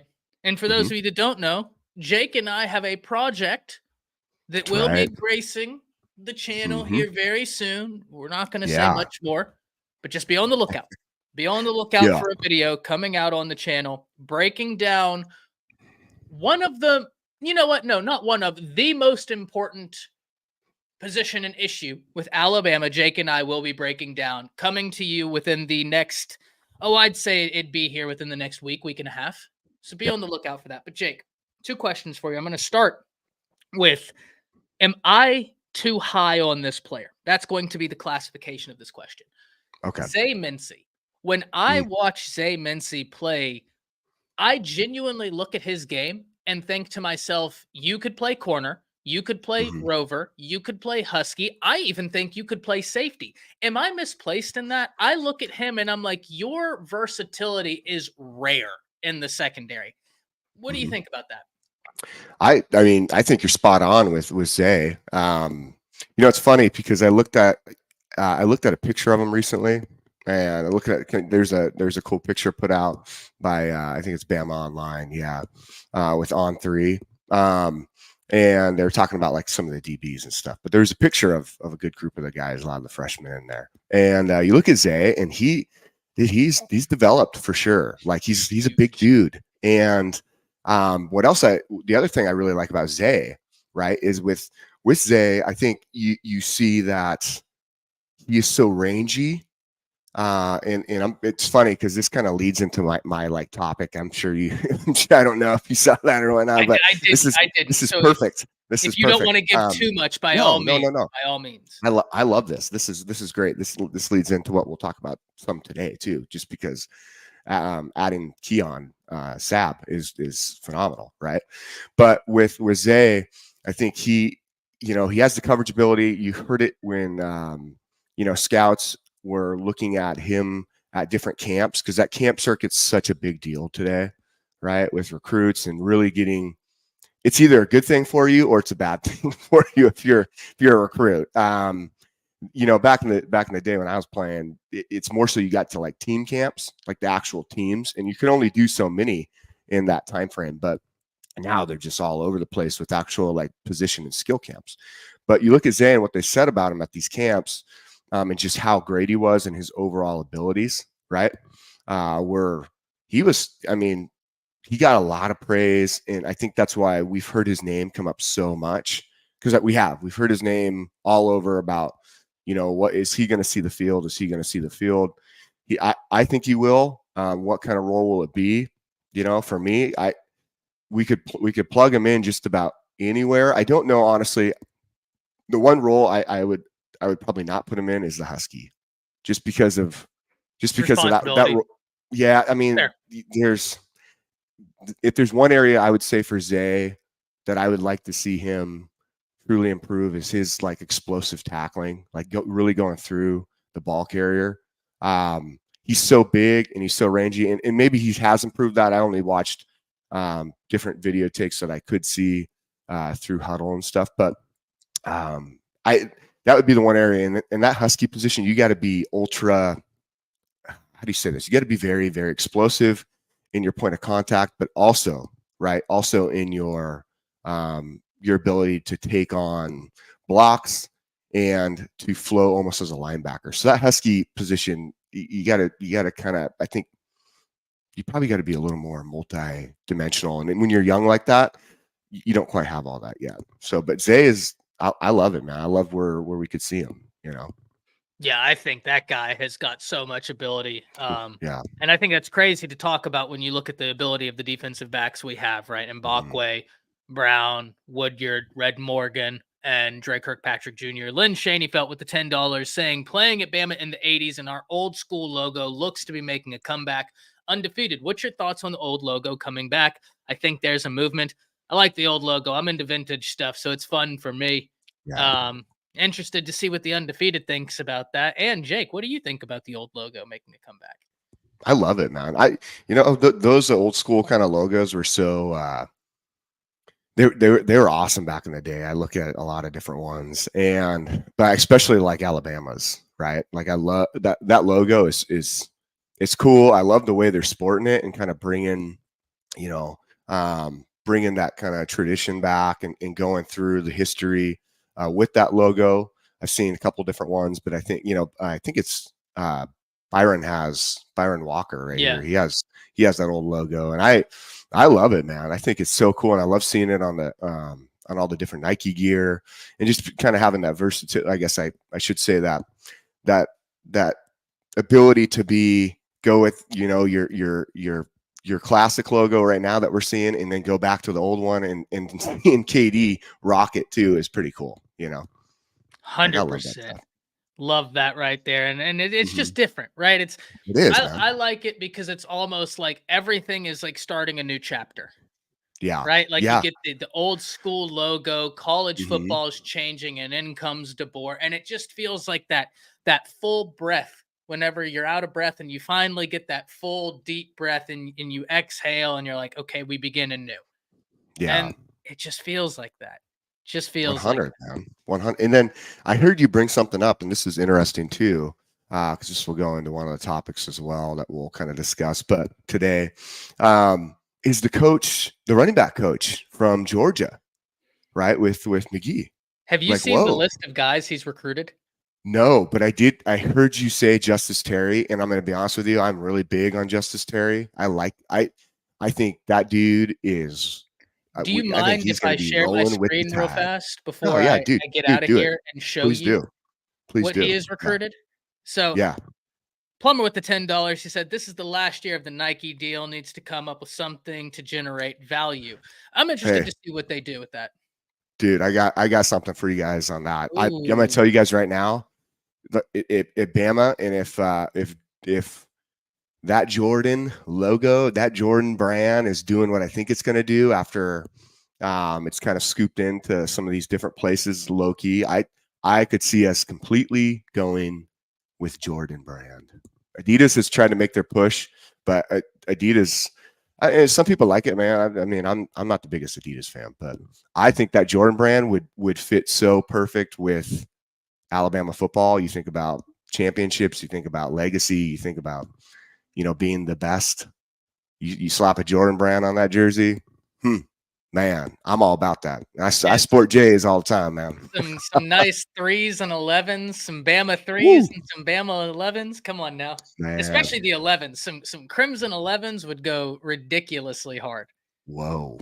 Right. It's a perfect brand for Bama in the end. Like, not only from a standpoint of what they do, right? Like from winning championships and again the legacy here, but also from the standpoint of just recruits, right? Like man, did you watch that? Did you watch that series that movie on Prime about Air Jordan? No, right? I When didn't. they came out with the Jordans and how they convinced them to sign with Nike. No, I didn't see that. I got to. Holy smokes. That was awesome. That was awesome. Plumber with the $5 saying Kobe, R.I.P. Kobe. I got the book right there. The Mamba mentality. Dude, love it. Up right there. You already know. But I want to before I get out of here, I want to quickly run through this list right here. Because these are the guys Del McGee has had his hand in recruiting. This is insane. Okay. So you have Justin Fields, Justice Terry, Michael Williams, Zamir White, Saylor, Broderick Jones, Brenton Cox, DeAndre Swift, Mondin. And A.J. Harris was a 5-star for the vast majority of that process. And number 41 in the nation. Number 36 in the nation, Dominic Blaylock. Might as well be a 5-star, right? Andrew Thomas, number 45 in the nation. James Cook, number 41 in the nation. Nate Frazier, 49. Kendall Milton, 54. Number 62 at Branson Robinson. Jermaine Burton, number 82. Jalen Kimber, 105. Bo Hewley, 110. Levante Carroll, 116. Jonathan Jefferson, 129. Like, we're going through this, and we keep scrolling, and it finally gets to here, where I don't even know that Nazir Stackhouse isn't a top 300 player. It just says not available. But what I do know is he's a 94-star, and it keeps going all the way. This guy was an ace recruiter. Ace, huge recruiter, man. Like, huge recruiter. Geez, I think that's going to it'll be interesting to see how they try to fix this, right? And that, what the beauty is too, why I really respect Gillespie so much, just going to this point, is that with Gillespie, I think what we really see is he loves Alabama. Like, he loves being here. And then I'm sure we're going to hear, I'm sure we're going to hear this story, right? When we are going to, I guess, see who they go to try to go after. And it'd be funny to hear the rumors like, oh, Georgia's going to go after Gillespie, but Gillespie's a Bama guy, man. And he just brought like Coach Cap over, I need that horn soundboard. Baby with the $100. Love the old logo. Love the undefeated too. I'm on carpool duty for my kindergarten granddaughter, so I'm about to be out here for hours. Listen, my wife is a first grade teacher, right? So anytime they need people to volunteer up at the school, guess where I'm at? Up at the school. I can't tell you how many pork butts I've smoked. For all the teacher, anytime they have like a teacher event up at the school, I tell my wife, I'm like, hey, I'll go grab 2 pork butts. I'll throw them on the smoker and I'll just bring smoked pork up there for all the teachers to eat. And it's a good time, right? It's a good time. But Jake, I don't want to take up any more of your time, my man. You've got a lot of great stuff to talk about. And then I'll be seeing you very soon, right? We'll be coordinating very soon. Oh, yeah, man. Ladies, Yeah, that's 100. Ladies and gentlemen of the Undefeated, Jake Merrill with the Merrill Report here to take over for the next hour. As always, he is going to do a phenomenal job, and I'm really excited. Like I keep saying, be on the lookout next week, next 2 weeks. Jake and I are going to be addressing the biggest need for Alabama and why we think they can either have success or where they need to improve. Can't wait to break that down. Jake, I'm going to go ahead and get out of your hair, my man. Kill it as always. And can't wait to see you soon. But until then, Ty Hayes, everybody. Roll Tide. Hayes. Roll Tide, my brother. Man, I love Ty's stuff, guys. Like, Ty is just phenomenal. Absolutely great. Let me get some stuff so we get situated here. 1 second. Let's see. Yeah, we're ready to roll. And BB, again, thank you so much. And thank you, everybody, today with dropping these super chats. We love it. Thank you. And then let's say what's up. Who is in the chat today? Let's see here. Hold on 1 second, guys. I got to make sure that we're getting this all set up correctly. 1 minute. There we go. Okay, let's see who's all in here today. I know I saw some everybody saying what's up as we went through, and me and Ty were kind of going back and forth and doing this handoff for the day. I have seen some names already drop some. Brad, what's up? Caitlin, what's going on? Lynn, how you doing, man? How you doing, Lynn? Marquita, how are you? Brian Russell, what's up, man? What's up? Who else? We got Betsy in here. Ronald Thompson, how you doing? Let's see. We got Conte Plumber, what's up, man? How you doing? Hope I said that right. I apologize if I didn't. Mike G, what's going on? Bruce Watson, yo. Sweet Home Bama, I saw you in here, man. Who else? We got Tim Richardson, how you doing? Sean, how you doing, my friend? How you doing? Jared, what's up, dude? Jared, I don't know if you guys saw last night. It's pretty funny. It was really good, but Coach Smook put out Jared's definition of I can't even say it. I could try. It's like Negative Nancy or something, but in a different way. He did a really good job. It was super funny, man. I love that. And BB, I saw you in here. Let's see who else we got in here. Samuel Edwards, how you doing? Kimberly, what's going on? William Chun, what's up? Man, we got a whole bunch. Goofball, what's going on? I know we got a whole bunch of people in here. I really appreciate it. I know I saw Caleb in here. I know again, I know he's counting down to wedding day for him. Love that. Brent LeCaire, what's up, man? Ronald, yo. Gary Peak, yo. Oh, good. Thanks, Count. I appreciate that, man. I want to make sure I pronounce that right. Janisa, what's going on? Roll Tide, Janisa. Joe Crooms, yo. And Richard DG, yo. So we got a lot of great people in here. I love it. We got some topics today. And the cool part is I'm going to kind of jump. My topics right now, you guys see them. We're going to talk about these, but there's some other ones I wanted to bring up too. And I'm going to close out the afternoon for you. Y'all know, typically we see Coach Smook closing out the afternoon, but Coach Smook, and even this evening, right? And we'll see kind of how that works this evening. But when we come back later at 6 p.m. Central Time, right, is this evening too. I'll also close out with you guys for the night, and we're going to go over a recap of the day, current news, and a whole bunch of fun stuff this evening as well. So make sure you tune in this evening because we're going to have a lot of fun. I can tell you for a schedule-wise, just from what I know, and that could always change from this evening, it looks like we will have Jarek, Coach Jay, and Coach Sean at 6 p.m. Central Time. We also potentially have maybe Coach Smook at 7 p.m. Central Time. I don't know how we're going to work with that. We're figuring out the schedule today just because we got some changes. And then I'm going to close you out at 8 p.m. Central Time. So, again, that could change, but just want to make sure to let y'all know. And Smook is traveling, right? He's on his way to Bama. Dwight, I see you in here. What's going on? So, super excited for that. Super Nancy Negative. Thanks, Jared. That's what it was. That was that word. But super excited for Smook and his family. And making this move and getting everything kind of settled up. I know he's very excited and wish him the best and the safest travels there is.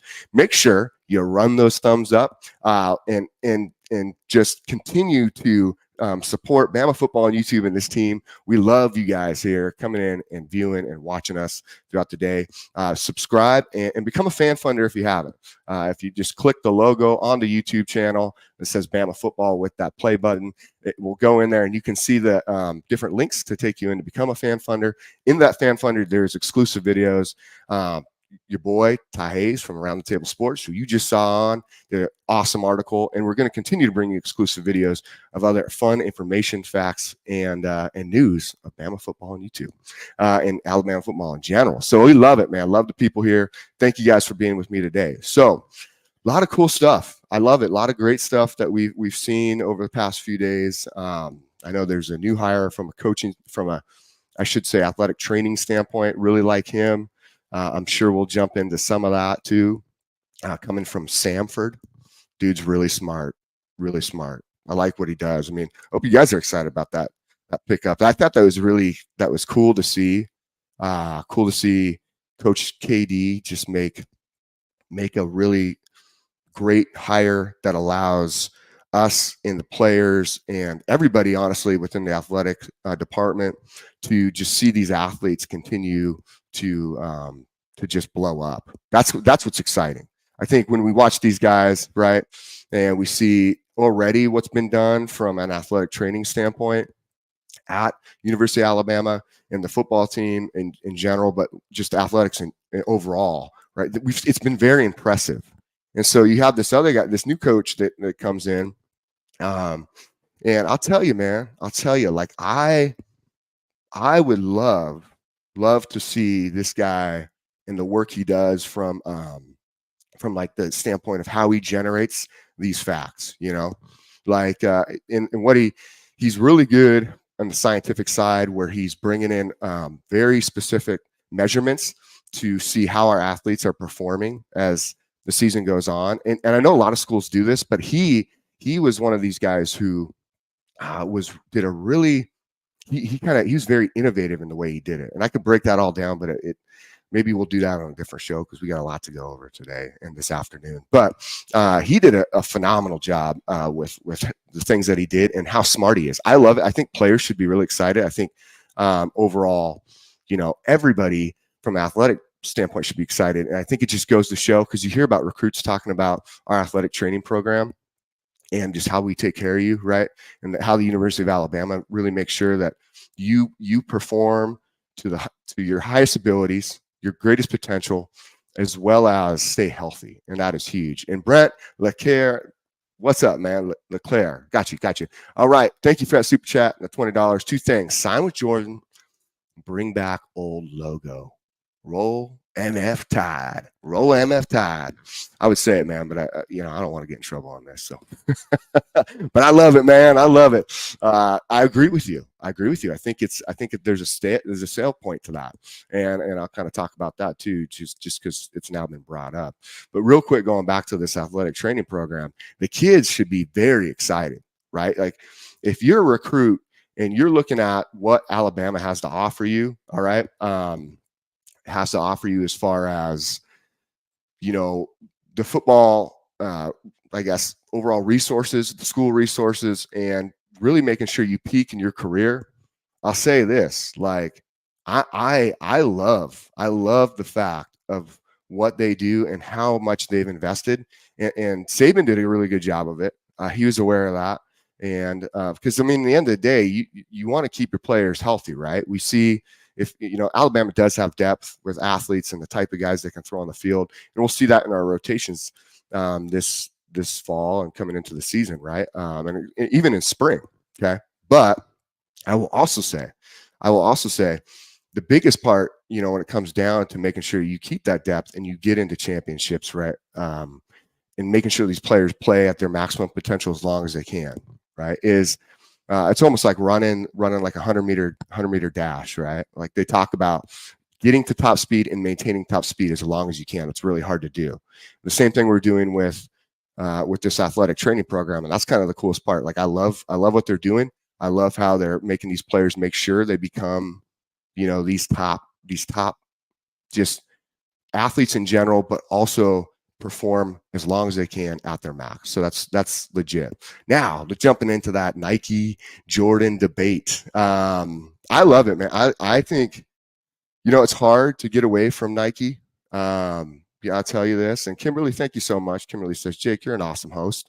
100, Kimberly. I appreciate you very much. I hope you guys enjoy this. I really do. I love coming in and talking with you guys all day. So, and the people coming and going, like, I hope you guys enjoy it. That's the whole idea, and hope you enjoy all the coaches are here at Bama Football on YouTube, because every single one of these guys bring it for you and do the very best. And then Bino, what's up, man? Yo, what up, dog? How you doing?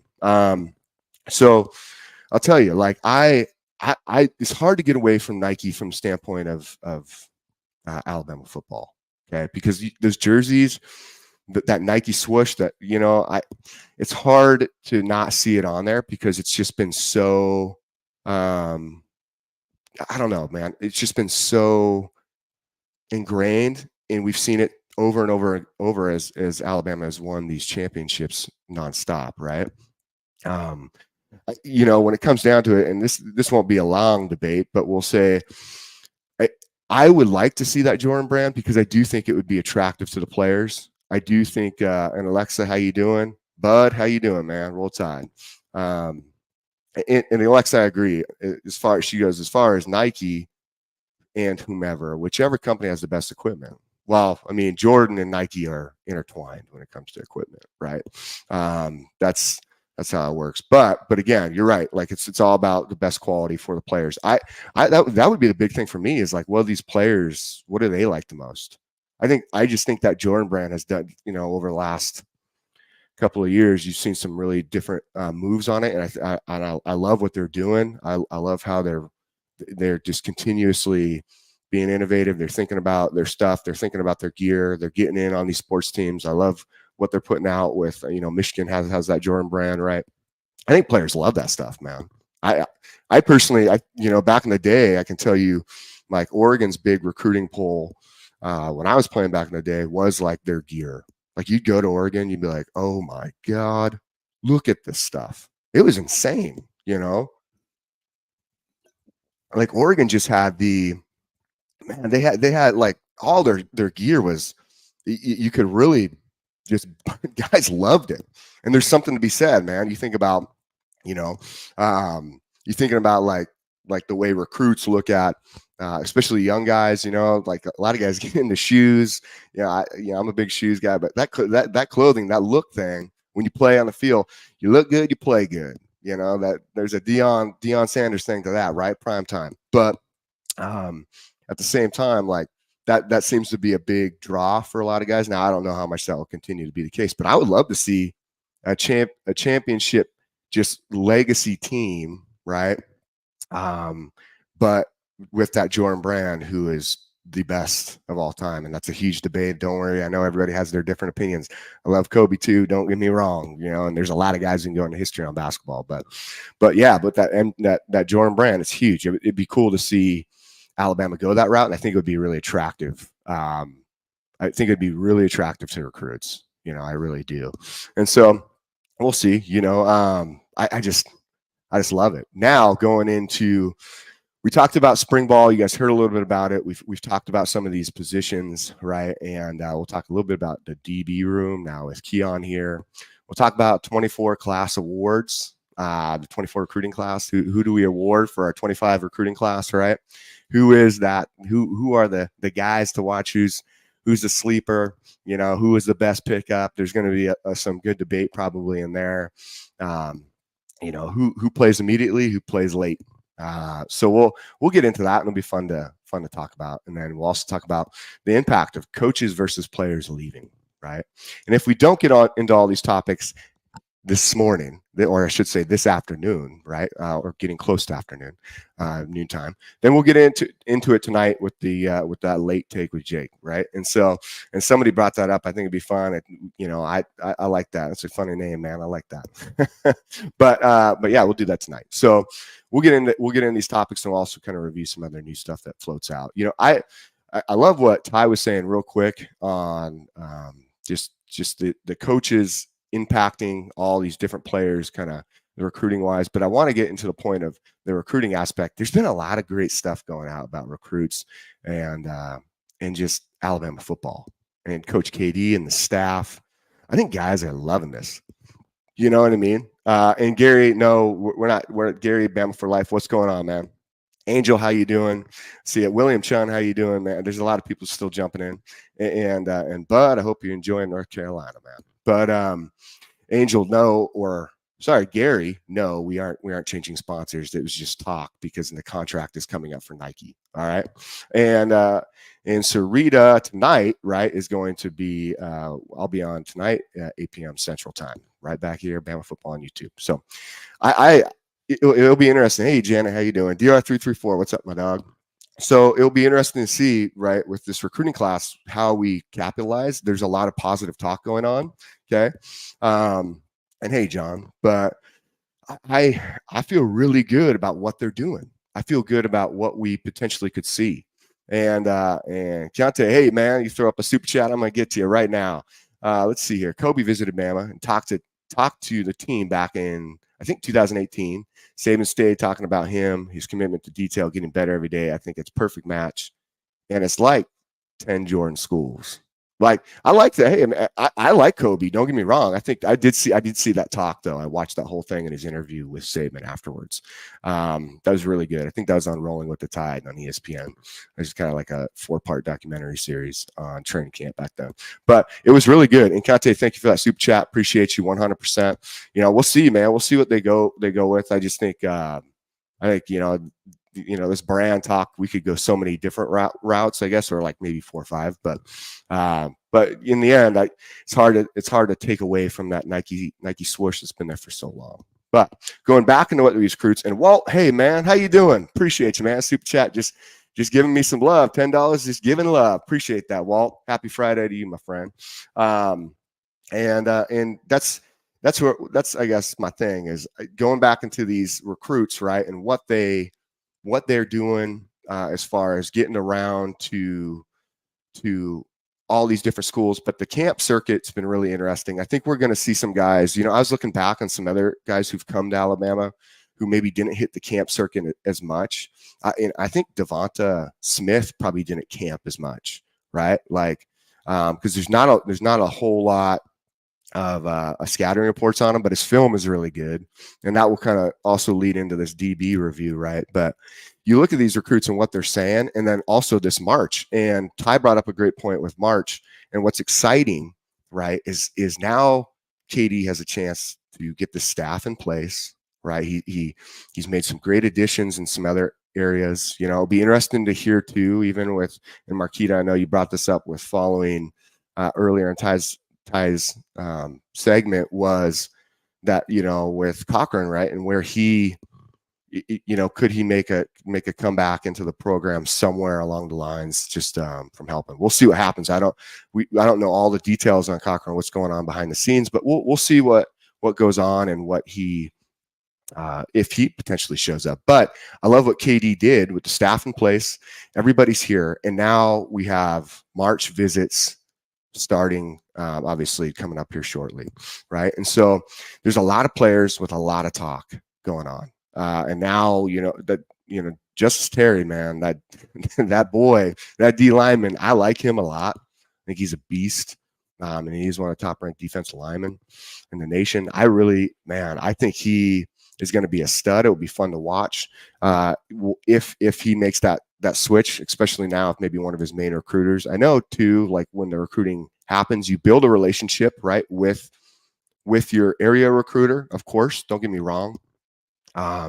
But then also building that relationship with your position coach. So I know Justice has a really good relationship with Freddie Roach, and that I think is going to be maybe a key to pay attention to as he goes through his recruiting process. For all these guys going through it too, there is a lot to dissect when you're being hit up all the time, and that's why it's nice to get, I guess, really stay in touch, think about what schools have to offer you, right? And that's why I think I love University of Alabama and what it does have to offer, Okay. And Janet, what's up? 1999 super chat. Appreciate you. TGIF. Jake, always good to see you on here. Roll Tide. Thanks, Janet. It's always good to see you too, you know. And Janet just had if I'm correct, she's had a birthday and an anniversary. I think so. I think because me and Smook, I kind of tuned in a little bit, singing just a little. I'm not as good as Smook, Coach Smook, but thank you, Janet. I appreciate you so much. Happy Friday to you.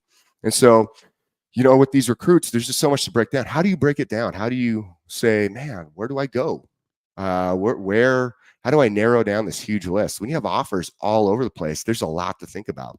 Hopefully you have a really good support system, I would say, in your family, and in the sense of like guiding you in the thought process of like, hey, what does the school do for you? 100%, right? What does the school do for you? And how do you feel about going there with the team? Like, how are you comfortable going in with your teammates? Do you like your coaches? But now today, you got to think about coaches could leave, right? So until they kind of fix that, how do you bond with your team? That would be a big one for me, right? And that's how I would think about that. I think with these recruits, what's exciting is, and we should all be excited, is the team at University of Alabama right now. These guys, yo, Patriot Life, what's up? Jarvis, how you doing, my friend? How you doing? Love it. And C-Dubs, what's up, man? So I really like the fact that from a standpoint of the team here at University of Alabama with the football team, just how they're really coming together. We're seeing it in the hype videos being released, the work that they're doing, right? And these guys are going hard, which I love to see. That's not, I can tell you guys right now, at every program, that's not always the case. That's not always the case. But here at University of Alabama, that standard is being held in place. The standard. University of Alabama football, the standard. It's being held in place, and these guys are going hard. It's exciting to see that, right? It's exciting to see that, and I think the recruits feel that too. And when they are going hard, the beauty of it is that they're doing it for each other. They're doing it for the way they see and project themselves going into the season, and that they're keeping that group close. And I think it's really helping with the message that KD and this coaching staff is remaining in place with some really key pieces with Roach, with Gillespie, with Shepard, right? Even with Sheridan, some of these other guys coming. I mean, Womack's going to be, I think, a huge one. And I think with that being said, and then I look at our defensive staff too. I mean, I'll tell you, I like what they brought in defensively. I think Mo Linguist is going to be just phenomenal. I think Mo is just going to be a stud. It's funny because Mo and Hitchler, Mo is obviously, if you guys don't know, Linguist, obviously our cornerback coach, with Hitchler, Colin Hitchler being our safeties coach. And Jarvis, what's going on, man? And Nicole Covington, how you doing? And then Jarvis also, I hope you guys liked this yesterday. Real quick, jump off topic for a second. Is Jarvis brings us up. Good evening. I don't know where you're at, Jarvis. For me, it's like still, morning time somewhat, getting closer to noon. But he says, man, I'm just hyped about the Chalk Talk yesterday. I hope you liked it, man. It was interesting. Some people love that stuff. Some people kind of tune out because they'd rather listen to the information in the news, and I get it. We're just trying different stuff and see what you guys like, and bring you guys some more information. It'd be fun to kind of pull up, because the beauty about this channel is we can do some different things. And Jarvis, I appreciate that a ton. It was a lot of fun. It was a long session. I think we went like 3 hours yesterday. Coach Smoot. But there are some different things with this channel we can do where we can put on maybe some old film, right? Where we can pull clips of University of Washington and see KD's offense really thriving. How would it match with our personnel? Okay. We could pull clips from Southern Alabama with Womack's defense and how it would match with our personnel. I think you guys would like to see it. I think that would be fun, right? You guys would probably enjoy that. And we could talk about who plays in those roles and how it looks, right? With our personnel. I think that was cool, man. I think it was a good time. And Ahmad, how you doing, man? Appreciate you. So we'll see with something different. But going back to the point I was saying was, with these guys and the way they're working and putting that time in, that family bond, right? And with these coaches, with Mo and Hitchler, they're we don't hear about them as much from the recruits, but don't worry about that. These guys are really being precise in who they want. Okay. Defensive back room, I bring this up, and that's why we're going to do the DB review. That's why you're hearing so much about it too, is not just from a standpoint of the new guys, but it's also a position where you want the right guys in place. And it's easy to grab a kid who's super athletic, but then as time goes on, maybe he doesn't develop the way you think he's going to develop. And also maybe his skill set, he's maxed out, right, and his potential. And so then it's an easy spot for us to overlook. So they're taking a lot of time, man. They're taking a lot of time. So, and Juvie, what's going on, man? How you doing? Hope you're doing good, man. Good to see you in here.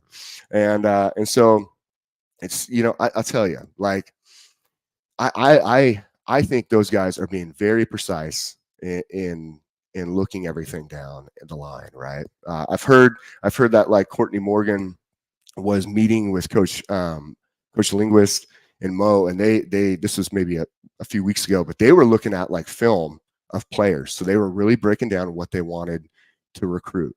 You guys also have to remember that too, you know what I'm saying? Is that these guys are not just recruiting every single dude out there that you hear about. They're looking for very specific types of players. There's things that they see in that player that they like that will fit, right? And that's awesome. And then Jarvis, I saw you say this. Hey, has Coach Mo signed his contract yet? Haven't seen any updates on any of the positional coaches signing. I don't know. I wish I had some more info on that. I'm assuming, I think there are rules around recruiting, and I've heard a few things that Coach Linguist has been in contact and out recruiting, and some players have talked about him through the recruiting portal. So I'm assuming it's signed. I think there's maybe just a different route of how they're announcing that. That was what it comes down to with those. So I wouldn't be.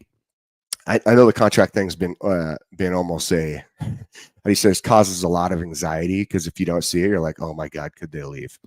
Oh no, like, don't leave. You know what I mean? So that can be hard, right? Like all of us get to a point where we sit there and we're like, gosh, just get these contracts done so we can feel confident and everything's in place. But I will say that, from a standpoint of these guys being out there recruiting and getting themselves the right type of guys to fit into the scheme that they want, playing the positions that they want to see them excel in. And I love that. I love the way these guys look at and break it down. Coach Katie does a really good job. And I think really too, is we just don't give enough credit. And Bud, how you doing? I know there's a few other. Ruben, how you doing? I know you guys got questions. I'll try to get to them as we roll through here. Right. But and Jay Jackson, what up, dog? How you doing, man? So I'll say, like, Courtney Morgan does not get enough credit for as good as he is. And then also, I think in general, the staff behind those scenes. You've heard me talk a little bit about it before, right? Which Jatavius Sanders, around Hodges, right? And Hodges has been really active on Twitter. I love that. I love that, right? Like, I love what they're doing. So there's a lot of good stuff that I like to see this staff behind the scenes and what they're doing and how they're targeting and finding the guys who fit in this system. Remember, it's all about fitting in the system, right? And how making sure also they fit with the team in the mentality. You can't go grab a guy who's just an all me guy and then bring him in when you have this, like, family mentality, right? So, and I feel good that, and Alexi kind of said this, we don't need to know the specifics, just are they locked in, and I think we feel good now that our staff is locked in. I don't know if you're saying you don't want me to give the specifics or talking in general, but I will say, like, I feel like our coaches are locked in. Yeah, you're right. Like, at the end of the day, I don't need to know the details of the contract. Doesn't matter to me. Doesn't affect me. What affects me is, like, how you come and do your very best to bring in the right guys, develop them, and make them into champions in the end of the day, right? So, we talk about these guys behind the scene, the recruiting, what's going on. There's so much positive stuff to go, and over the course of maybe this next week or so, I can start breaking down some of these DB recruits that we're targeting, right? And that's going to be a big one. I really want to pay attention to who we're bringing in and kind of get a feel for the type of athlete they're looking for and the type of the type of mindset they're looking for, because we'll kind of see that and hear about that through some of these guys' interviews. And then John M. Yes, hey Jake, for our depth right now, where do you think we can add to complete this team? Interesting. Good question. Very good question. It's hard because we've heard a few different things, John, and Undefeated. It's very hard. We've heard a few different things on how many scholarships we have right now, right? So I know I said this last time. I think we end up after the summer guys get in. I think we were at 84 or right around that. So we only have a few. 85 is the total you can have on a team, right? So, and that's give and take. I don't know if the 84 is the exact number. It could be give or take maybe 2 or 3 spots there. And that's why I also think in the same time, like we look at, how spring's going to work out, and are there some guys in places that maybe we choose to move on from. I know that's a hard one to hear. That does happen though. That does happen. So just be aware. I don't know if there's very many, right? Or do we bring in maybe 2 or 3 guys to fill in spots? What positions those would be though, right? Would be probably, I would for sure say your offensive line. And if anything, they'd probably want to fill it from a standpoint of being going after someone who has experience and can kind of fill right away, maybe either at guard or tackle, just so you could push some of these other guys into other positions that are excellent. Our offensive line, we're going to have some really good stuff for you coming up here. Like I said, me and Ty are doing something together, collaboration for our fan funders. So if you're not a fan funder, join up. Like I said, you can find those details, Bama Football on YouTube, or Bama Football symbol and logo on your YouTube channel. Just click that play button and you can go into the details from there, right, and find them. But I will say, like, the other position that I would probably want to see more depth at, I've tried to think about this one a lot. We have a lot of depth at edge. I feel really good about edge. We could move some of the guys from edge back to linebacker if we needed to, right? It's be really hard to get into, into all of these things with who it would be, just because there's so much. And Jake, how you doing? Good afternoon to you. But it would be hard to see who would be the guy to do it, just because there's so many guys with versatile talent, right? And they can move into different spots. I mean, our linebacker room does look good. Maybe could you add one? Maybe, but would it be just a rotation from some of these guys playing the edge spot, that maybe that wolf position, right? Where essentially they are a linebacker, but they're also kind of a stud DN that just gets after it. And Caleb, how you doing, man? So we'll see on that one. But really, I think that big focus is going to be, for me at least, I would say it would be offensive line. And then could we pick up one more in the secondary? In the secondary is that defensive back room, your safeties and corners. That would be one to also think about. I wouldn't go for running back, and I would not go for quarterback. There's just too much unless something changes. But our running back room is pretty set. You got probably a 3-man rotation, right? And I would imagine Justice Haynes. Man, if you haven't seen his videos he's been putting out of him working out, that dude is primed. He is ready to go. Like, Haynes is ready to party, man. Like that. Whoa. I'm excited for him. Dang, and still we have yet to see the potential, I think, in really coming out as Richard Young.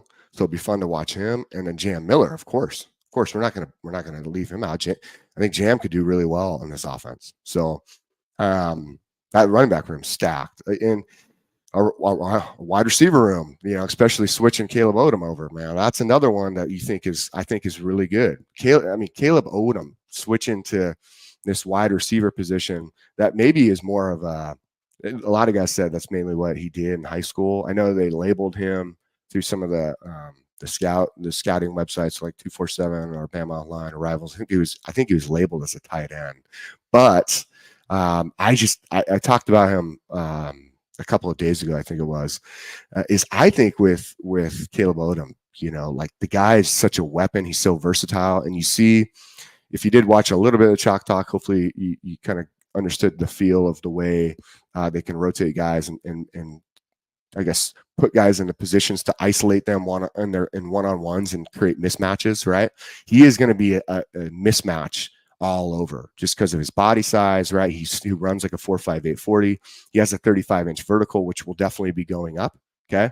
All those things. And that 40 is going to drop down. I wouldn't be surprised after, if he gets down to a 4.55, 4.5, right? I think, in Caleb King, Coach Sean said he saw Odom needs to quit pushing off so much. That's funny. I'm sure he'll learn.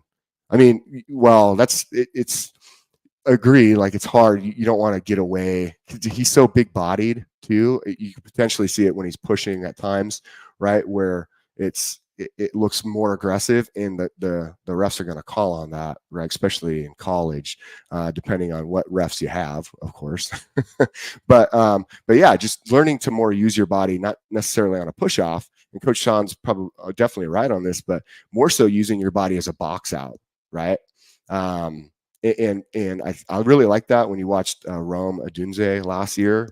He wasn't nearly as big as Odom, but he was able to really use his body in the right way to create that space without having to shove off. Whether it's just, again, that's where these guys, these athletes who coming in, they play in other sports prior to coming to football. Nowadays, we're getting so focused and isolated on young guys, like in high school, even in middle school, where guys start to focus on one sport. I'm gonna tell you, you want to come out here and you want to be a stud on the field, learn other skill sets. And the way you do that is by playing different sports. I like that. I mean, at the end of the day, yeah, if you find something where you start to, say, hey, I can find success in this route and get to college as a high school athlete, cool, like 100, right? But start to focus on that. I get it. I mean, but play other sports, because you're going to learn in high school, especially when you're young, right? You're going to learn these different skill sets that allow you to utilize them on the field, whether it's football or the other sports you play.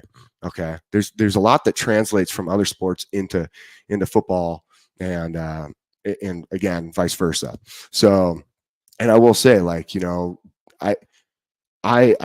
I love it when you see guys, especially like basketball players, or, baseball players do a really good job too. There's some hand-eye coordination stuff with that, like from that standpoint. And then also just really understanding the field, being able to track the ball correctly, and understand like your I guess your point of contact, like how to get there. Okay. And Odunze I think it was actually a 4-star. Odunze was a 4-star, but he wasn't like a high-ranked 4-star. So for anybody asking in there. And then I love track and field. I love what it does, just training your body to run and get after it. You know what I mean? Like, that's phenomenal. But going back in the spring, we'll see, man. Like, again, I think the offensive line's our focus, and then our DB room. And let's jump into our DB room, right? You look at what we have from a defensive back room, and you have to be excited. You have to be. There's a lot of naysayer, right, out there that are going, oh man, you guys, Bama's so young, they're not going to be as good. Well, this, again, the beauty of this 4-2-5 defense, the beauty of the 4-2-5 defense. Hey, Aaron, how you doing, man? What's up? 551, what up? Addie Mae, how you doing? So I tell you, like, the beauty of the 4-2-5 defense is how it flows and allows these DBs to use their athleticism. Okay. And it's amazing seeing this DB room and what we can even do, adding one dude. We add one guy, and he's not just anybody, everybody, like Keon Sabb is not just anybody. He's not just another body back there. Keon is legit. He is you look at him grading out, right? He really came into himself coming off the bench this last season, and we saw him just be a stud, right? Like stepping out for Michigan. I give him a round of applause. And you saw him grow all season, and that was exciting. Like from our standpoint, now he's coming to Alabama, right? But at Michigan, you truly saw him do some amazing stuff, right? And he went from coming off the bench to really being a huge impact player, right? About with Keon. So how do we implement him now into a defensive back room that's going to have a lot of competition and be really fun to watch through spring into fall, right? And into I guess the season. Because I think we'll see that rotation, right? We're going to see these guys rotate. We're going to see what these guys have to do as far as these different positions. But I do think there are some key ones that we should pay attention to, right? And I think the biggest thing is we look at our returners now and we look at who do we have, who's the guys that we really like, right? And first and foremost, we have Malachi Moore. Okay, Malachi is going to be your dude that we get to see maybe truly be a leader in that defensive backfield, right? And how he implements his will upon like some of these teams being in a position where he's comfortable, where he is just set for a huge season, especially in this defense. Now, how do we see him? What role do we see him in? Again, we could rotate between a rover. We could rotate him back to a free safety. We could rotate him to Husky. I think a lot of people feel comfortable putting him in a Husky position. All right. Like, we'll see though. Could we potentially put Malachi at a free safety? Does he have enough range to cover a free safety? Because that's what you need range. You got a free safety if you're going to be that single high guy, right? If we look at the way this defense kind of looks out, right, with the 4-2-5, okay. Because that rover sits down. Yeah, he can rotate back for two high safety. Your Husky definitely sits down in the box and just outside the box, and he can cover up a slot. But he also is going to play a key also in the run game as almost like another linebacker. So it's impressive to see, and I think Malachi has the physical abilities to do that. But so does Tony Mitchell, right? And I don't. You guys know me. I'm high on Tony Mitchell. Like, I like that. But now we have this unique special problem with the guys we have in the sense of our safeties. Okay. And I don't want to forget some of these other dudes too. I mean, you look at Devonta Smith. Okay? I love Devonta Smith. I love his coverage abilities. If you watch his film coming out of high school, the guy rotates on the field. He plays at different positions. They'll bring him up to play some man, and he does a really good job. What I really love about him is teams against him were when they were doing like this little bubble screen and they dropped the ball off in the backfield, and wide receivers, right, trying to block on him, he would break that block, man, and he'd be lighting people up out of high school. Then you see him as a single high safety in high school as well, and he covers the field, and he has really good knowledge and angles in the sense of whether he's coming downhill from tackling standpoint, but also getting to the sideline to sideline, that horizontal range, right? And understanding his, I guess, his direction and to get to the ball when it goes deep, and getting there at the right times to pick him off. So I liked him. Okay. I liked him a lot. Just watching his film, and he's one of those guys where I would feel really good at the free safety position. And after being hurt, could this finally be his year?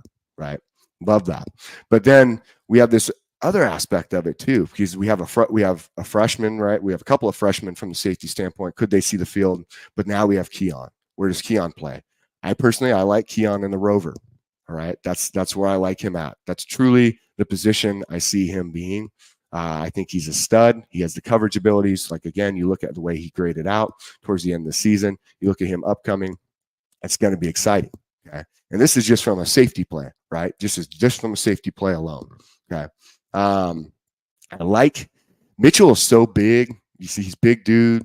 I love the way, I think with Mitchell, again, like he's just one of those guys who I think is on a verge to really break out. He played corner in high school, and I think he could be a great position, whether depending on his physical, I guess, will to impose his will as how hard he brings it in the box, right? Like, could he play that Husky spot? Potential, we'll see, right? you know. I like that a lot. So, and then from the next part, though, could we also see him at free safety because of those corner abilities and because of his range, because how big he is?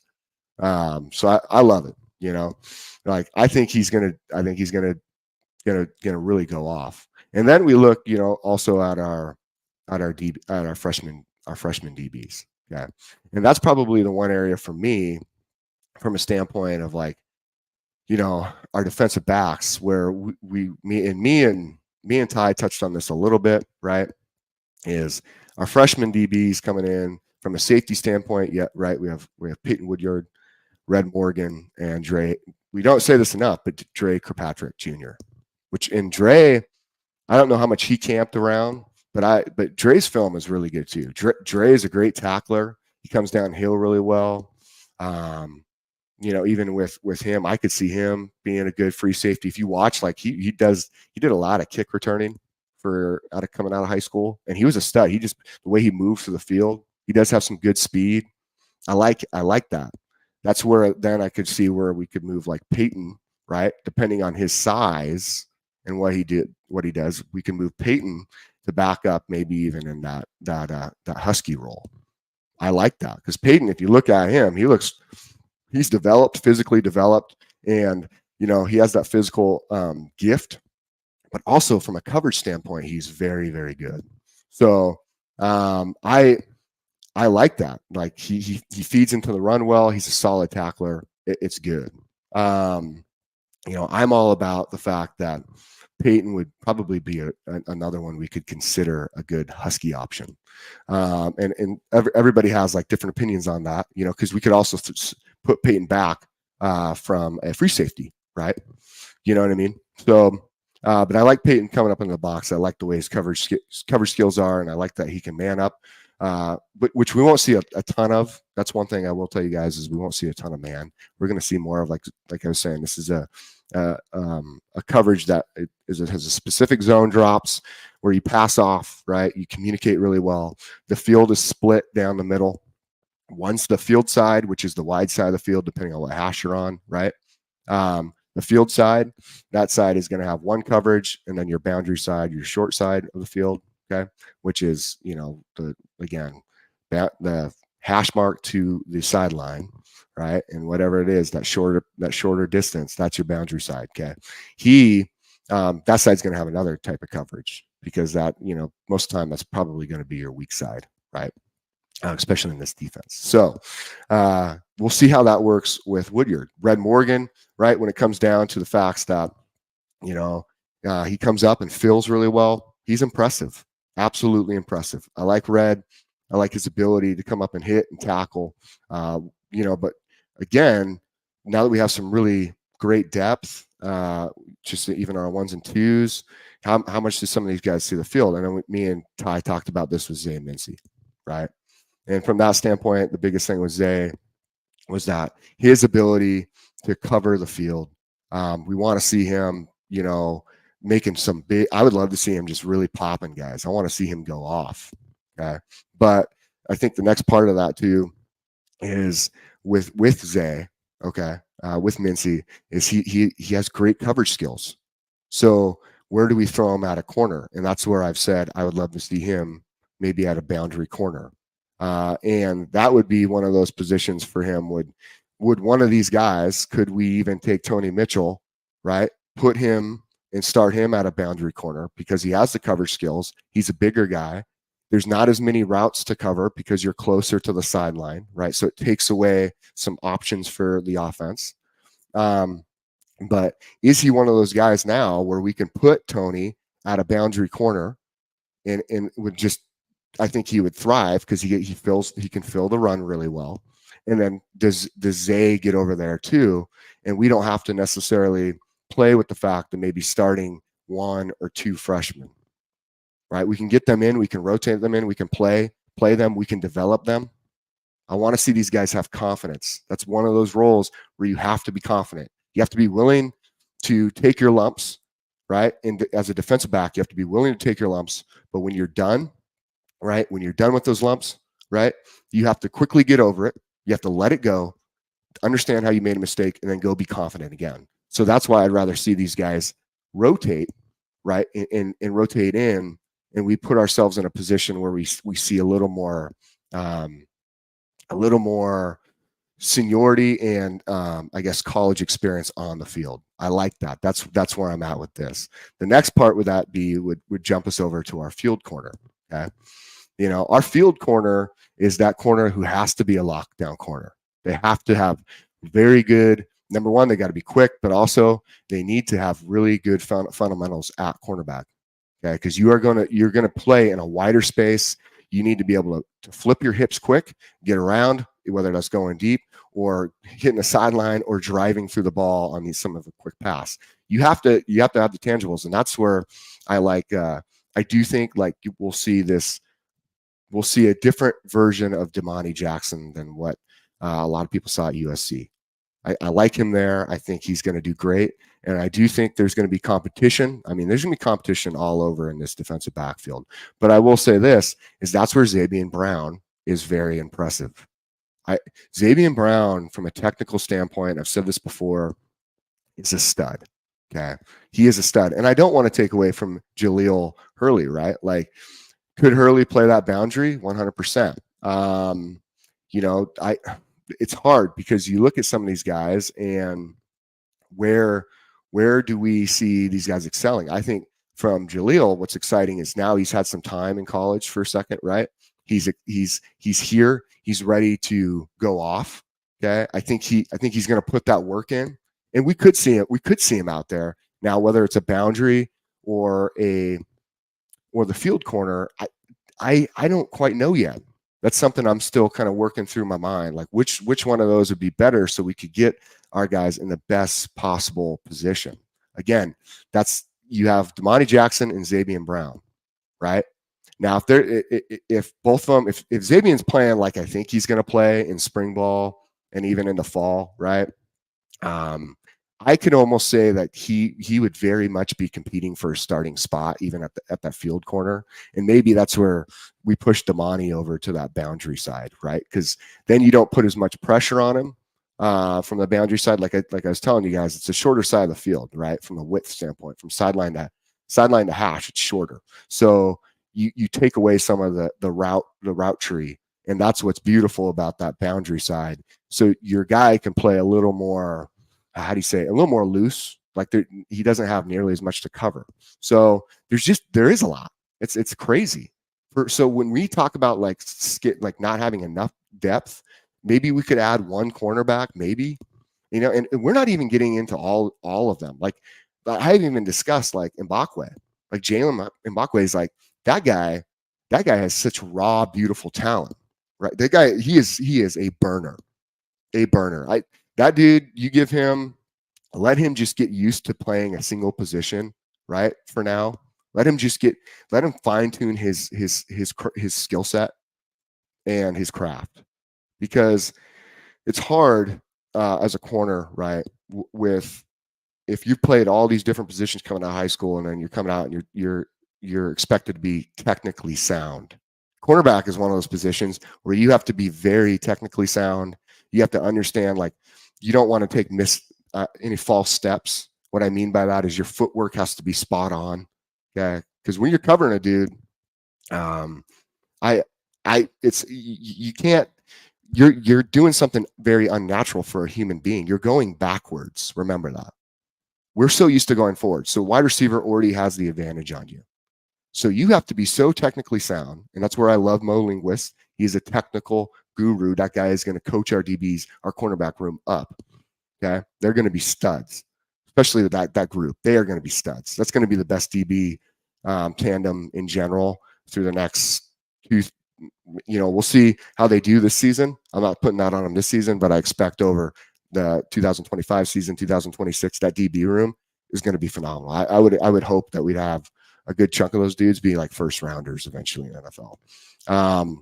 They are just there is some serious talent there that's unmatched anywhere else. So, but Mbakwe, you give him that moment, right, to focus on just playing cornerback. Okay, just play some cornerback for a minute and get your skill set down. He's not going to take long to get there. right? Jalen's not going to take long to get there. But and it's not like this dude's a natural, beautiful athlete. This dude can play anywhere on the field. We saw it in high school, you know.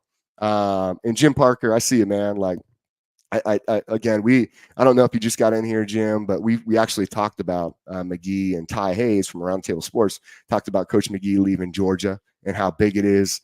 We discussed Justice Terry and how Justice, you know, his main recruiter is McGee. And so Justice is really high on Alabama right now. There's a potential that it's probably a kid we really want to watch, right? But then jumping back to the DBs, you know, with Mbakwe, like I just think give him a moment to let Coach Mo really focus in on him and get him into a position of success with just some key fundamentals, some key, just really building on his skill set at cornerback. And I think he's going to be phenomenal. I think he's going to blow, just blow the top off, man. The guy's ceiling is unmatched. And I think then you go into Zay Mincy, Joshua Ray, you brought it up. No worries, Jim. No worries, Jim. It's all good. Yeah, we covered a lot earlier. But Joshua, you know, I'm telling you, man, Zay Mincy, right? There's so many aspects of Zay, and I've talked a lot about him throughout this thing. But I'll tell you, with Zay, I think what we see with him is you already see him right now. I think he's going to blow up size-wise. I think he's going to get a lot bigger. I think we're going to see Zay at that free safety position eventually. I think this year I would love to see him play and rotate in with that boundary corner side just because of his size, right?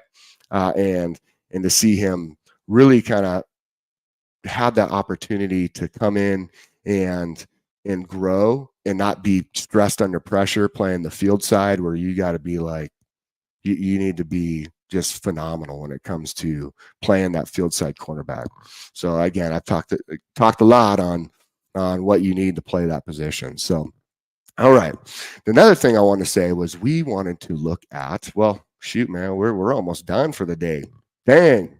We'll try to jump into something else. What we'll do tonight, you guys, if you want to come back on, I'll be back on tonight with this Merrill report or a late take with Jake. Somebody said that in here a few days ago. I thought that was pretty funny, man. But I'll be back on tonight, and you can catch us and all the coaches. We got to jump on this evening, starting at 6 p.m. Central Time. It's going to be a lot of fun. And then also, I think I'll be back on at 8 p.m. Central Time. So it's going to be, we can jump into some of the 24 recruiting class awards and whatnot. One thing I want to leave you guys with, and we'll probably discuss this tonight too, is Saban's impact, or I guess I should say Saban still being in place in a position of reach, right? University of Alabama for their football team. Is that a positive or is it a negative? Something caught my eye in an article I recently read, and I apologize, I don't remember the article, but it said this would potentially be a negative. And it got me to really think. I started to think about this, and I'm like, could this actually be a bad thing? And I don't know. But I will say this is, in my opinion, Saban being still in place and being in touch with KD, and we'll go in more in depth on this tonight. But I like it. I personally like it. I think KD is not one of these guys who is scared to implement his own structure, is worried about someone over his shoulder. You don't win that way, and this guy's a winner. And Rich B, man, with the super chat, 1999. Appreciate you, man. Always on point, Merrill. Roll Tide roll. Hey, I appreciate you, Rich B. Like I said, we'll get into it some more tonight. We're gonna get a good idea tonight on some of these other questions and some of the news and just kind of the daily recap, right? As Smook likes to say. But I'll say, man, like, think about this with KD, and the article argued that I think that Saban being too close to the program is a hindrance. It will cause, in the end, the program to not move forward in a direction faster. And I just disagree on that. I think Saban being here, right? I think Saban being still in touch with the school, right? I feel good about him being a part of the program, a part of the resources for Coach Katie. I feel good about him being involved in the community, involved in college football in general. I like where he's at. I like what he's doing. And again, I think, and I don't want to speculate, and I'm not trying to push any rumors, but I do think that Saban played a huge role in who he selected or helped to select, or who the University of Alabama selected to be their next head coach behind him. I do not think you create such a legacy, right? I do not think you create such a dynasty and you just watch it be destroyed. This is not Rome, everybody. This is not Rome. We are not going to be destroyed. And that's something you have to remember, is that he is doing something put in place, okay, that he found a man, a coach, who is confident in himself, in his process, has established himself, and believes in himself and that he will win. And that is the key to this. That is the key in thinking about this. And I know there's a couple questions in here, and Caleb Taylor, what's up, man? Getting Marcus Bryant from SMU would be another great pickup at right tackle. He's got experience. Cool, man. I like that. Maybe we'll discuss that tonight if there's any connection there, right? Jim Parker, was it you or someone else that pointed out that Coach DeBoer is the only coach in D1 that has extended playoff experience? That was a huge plus. It was me. I did point that out. He does, from where he comes from. Beautiful. I love that. Weird. Happens right before the extended playoffs. Something. Is it a conspiracy thing right there, right? That they select the most winningest coach, from a standpoint of his abilities over the years and then what he's done at previous places. And yes, this is the SEC. We're not going to argue there. Okay. But, and Chris Johnson, I have to go back. I'm going to try to find that article and I will point that out tonight. I'm going to try to find that for you guys and say where you can go look at it and read it yourselves. But there was this, the argument was that he would be a distraction, that Coach Saban would be the problem, potentially, for why KD does not excel faster or implement his system faster, that there's too much segue, that there's too much crossover, and that there wasn't just strictly a KD full implementation, and that Saban's was still part of it. Well, here's my argument to that. Why not build on something that's already great with what you have if you're so confident, right, in what you have? Why wouldn't you want someone to do some awesome foundational work for you, right? And not just foundational work. Why wouldn't you want someone to create a dope house, right, that you want to go live in and just kind of change some things up, right, in the way that you want it to look? The house is well built, right? That it's beautiful. It looks phenomenal. Nothing's falling apart. The pillars are strong.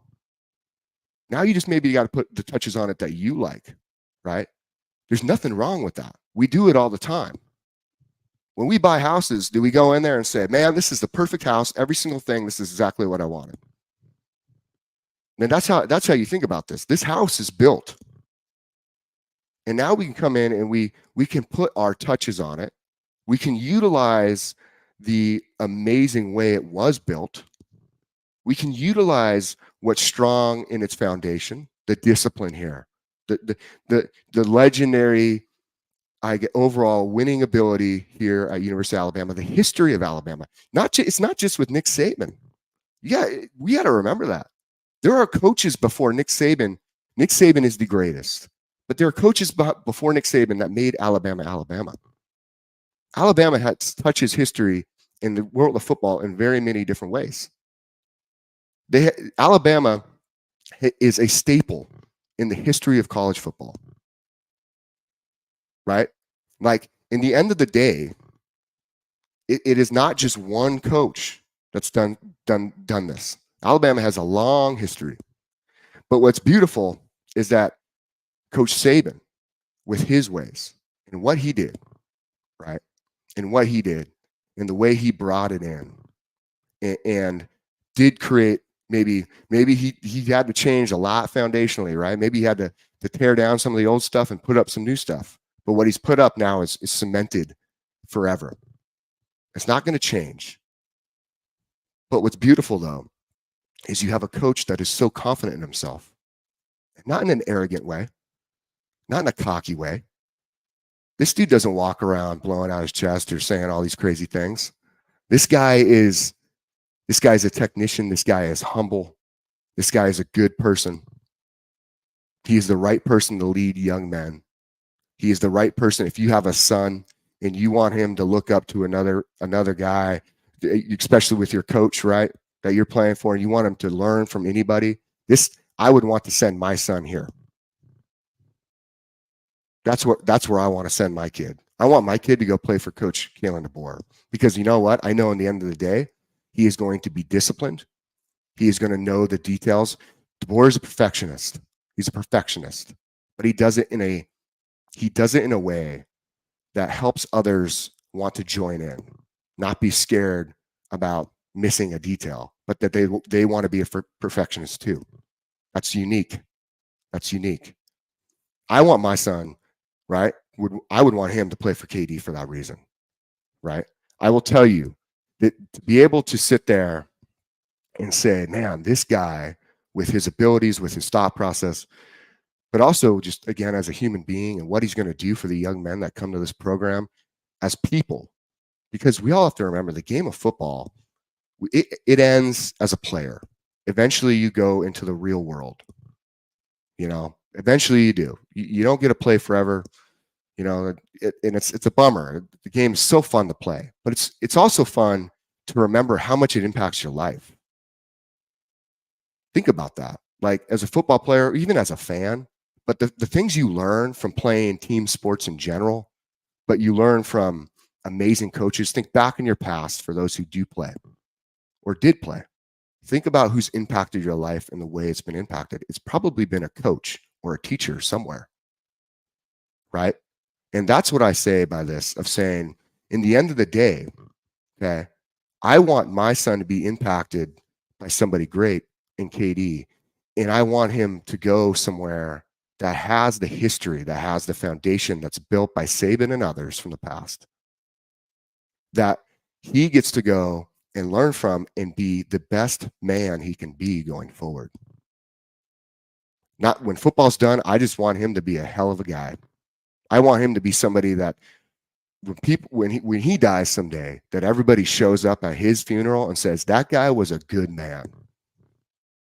That guy taught the hell out of him. That guy, I loved it. I followed what he did, and I want to be like that. That's what I want. There's a song out there that says "Standing Room Only" by Tim McGraw, talking about that, just being a good man. And that's what it comes down to. You know what I mean? That's what it comes down to. Yeah, and Caleb King is Willingham and Sark. Yeah. So, but that's what it comes down to. And I'll tell you, man, like, I am all about that. I love it. I love it. I love it. And I can never jump onto that argument of saying Saban is too close. It's funny. Just the other day, Womack, right?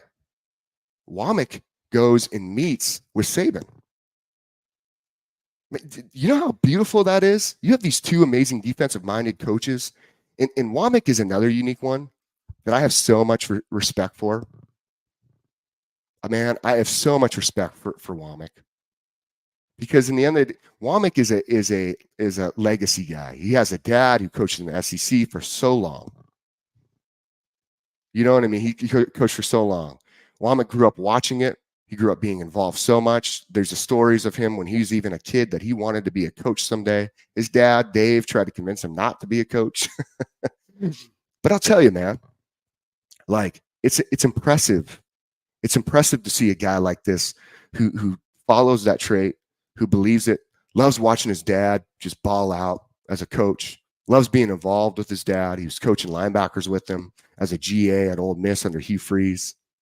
Then goes off to do his own thing, becomes a DC, and implements this system that he's watched since he was a kid in every school he's gone to, and has had success in every school he's gone to, bringing each of those teams back down within under 30 points per game, being top teams, whether it's in their conference or even in the nation, at takeaways, right?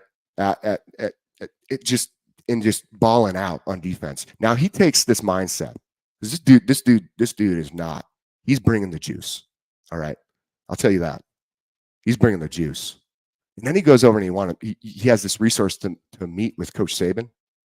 And these two great, you have a defensive mind who's been around the game for so long, and Saban, who's had amazing, one of the only teams to ever have 6 number 1 titles for the season as the number 1 defense in the nation. 6 titles. Okay. And then you have this dude, this dude, just a dude. He's a dog. This guy's coming out and bring that juice of that swarm D, man. Wow. This guy wants to be great. He doesn't want to just be another D coordinator. He doesn't want to just be another defensive mind. This guy wants to be great. And what does he do? He goes to the GOAT. He goes, man, you ran some killer defenses. You've seen these offenses attack you. Your defense is always studly. How can I benefit, right? How can I benefit from this? How can I learn and implement that into my swarm D, this 4-2-5 killer defense? And I'll tell you, man, I'll tell you this. The fact that Saban is still around, he's still in touch with the program, he's doing his thing. Don't get me wrong, you think he's walking around up and down the sidelines? You know, he's not doing that. You know, he's not pulling a Jerry Jones. He's not running up and down, walking up and down the sidelines, just watching you the whole entire time. No. But I'll tell you this, he's there as a resource. He's there to keep established some of the things he's built outside of the football program. He's there to continue to make an impact on the community. He's there to make sure and be helpful towards any of those players that want to bounce things off of him. You know, he's playing in a role, you know, that almost you hear a little bit about Bear Bryant, and for those who do know a lot of history on him, but you hear about him when he gets into that older age, and granted, he was still coaching for a long time with Bear, but a lot of guys talk about as he moves into that like kind of last stage of his coaching career, how amazing the relationships were from the past, and how guys would come to Bryant to bounce things off of him, to talk, and how much he really loved those relationships. That was the key. That helps cement. You know, you take away like Bryant's history of winning, because he's a winner in what he's done. Right, he's a winner. He helped establish again foundational values and keys into the University of Alabama. Okay, but also let's look at Bryant as a person. Now, there's talk about how hard he was as a person, but if you hear about him as it goes through time, you start to realize how much of a relationship guy he was, though. How much he wanted to serve the world of college football, but also serve the University of Alabama and make sure like what was built stays in place. How much he was an innovator and a forward thinker. But he did it in a way that wasn't meant to throw it in your face, but he did it in a way that was just pure leadership. Just the pure ability to walk through and into a room and be like, yo, this is where I'm at. I believe these facts, right? And I want you guys to follow up because of this, and this. And he has the presence, the beauty. Then you have Nick Saban, and now you have KD. Okay, and I don't want to leave out Gene Stallings either in between there. Gene is phenomenal. There's been some coaches along the way. Gene did a good job. I like Gene. I really do. But I keep going back to this thing. I'm thinking about that article. And again, we can get into it more tonight, right? We really can. But I want to leave you guys with those thoughts today. And if you didn't catch it, rewind it. Go listen a little bit. And we'll dive in, because I know it's getting to that moment where we're about to sign off for this morning time at Bama Football on YouTube. I had a lot of fun with you guys today. I hope you guys enjoyed the subjects. Thanks for tuning in on some of the chalk talk yesterday and breaking down just some minor stuff, right? It was great. It was fun to talk and kind of get a view of some of these lineups or what we could see. Enjoyed it. But also thank you for everyone here at Bama Football on YouTube and for tuning in with our team and all the guys. I mean, you got of course, thank you to Kyle, like Kyle Henderson, everybody. This is his channel. And the end of the day, he does phenomenal. Thank you for Taylor in the background. He does such a, Miss T, she does an awesome job with everything that goes on. And she's been popping on too lately, so you catch that sometimes in the evening. I don't know if she's been going on in the morning too, but in the evening for sure.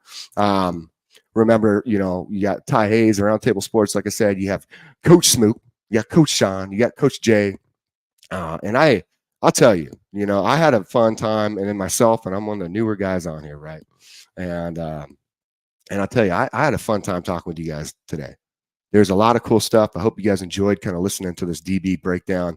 I think also we'll roll into some of these other positions and look at the excitement of what we can see from inside, like our linebackers, from our edges, from our defensive line. And then we'll switch over and look maybe a couple other positions breakdown. And then, there's going to be more and more news rolling out. Maybe we can talk also about a little bit about our training staff for the athletes. I'll tell you, the training staff for the athletes, I'm really excited for. Something that doesn't get highlighted enough. And I think you guys should know about it. I think you guys should know how these athletes are going to benefit from being part of this. Okay. I really, really do. I love it. I have a lot of fun. Maybe we get some music going too. I know you guys like the music, for this late night. I'll have to try and play around and figure that out myself. Smook knows all the controls in the background. I'm still learning, but I love you guys coming in here. I appreciate each and every one of you. Thank you for our fan funders. If you're not a fan funder, remember to join up. We've talked about that before. We want to hit this goal, fan funder goal of 1,200. We're at 971 now. You can see it on the screen. You can do that, right? There's a symbol up on the screen, Bama Football with the YouTube play button. Hit that play button. Go in there. You can see some of the details. In there, there's different hyperlinks, right? And you can see those hyperlinks and become a fan funder, and it breaks it down in there for you, all right? Also, as a fan funder, you get those exclusive videos like we were talking about. Me and Ty Hayes are going to do something here shortly. You guys will enjoy it. If you haven't watched the other exclusive videos, check them out. You guys will really like them a ton. Undefeated, you guys are amazing. Remember, before you bounce, hit those thumbs up. We love that. Subscribe and just appreciate it. And we see you all this evening. It's going to be a great, fun night. We're going to go over some good stuff. We'll jump back into the subject on, is Saban good for University of Alabama football program still being in touch, right? Because I think that's a good conversation to have and to look at that. We'll talk about 2024 recruiting class awards. Who gets what award and who are we excited to see? Okay.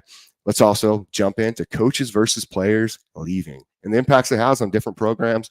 But I guess we can now talk about Georgia a little bit tonight and maybe see some of those recruits hop on over to the good old Crimson Tide. But I appreciate you guys. Thank you very much. Love y'all. And I hope you have a great, great, great afternoon. Come back, check us out, 6 p.m. Central Time. And I'll see you this evening to close it out at 8 p.m. Central Time. All right, y'all. Have a good rest of the day. See ya. Roll Tide.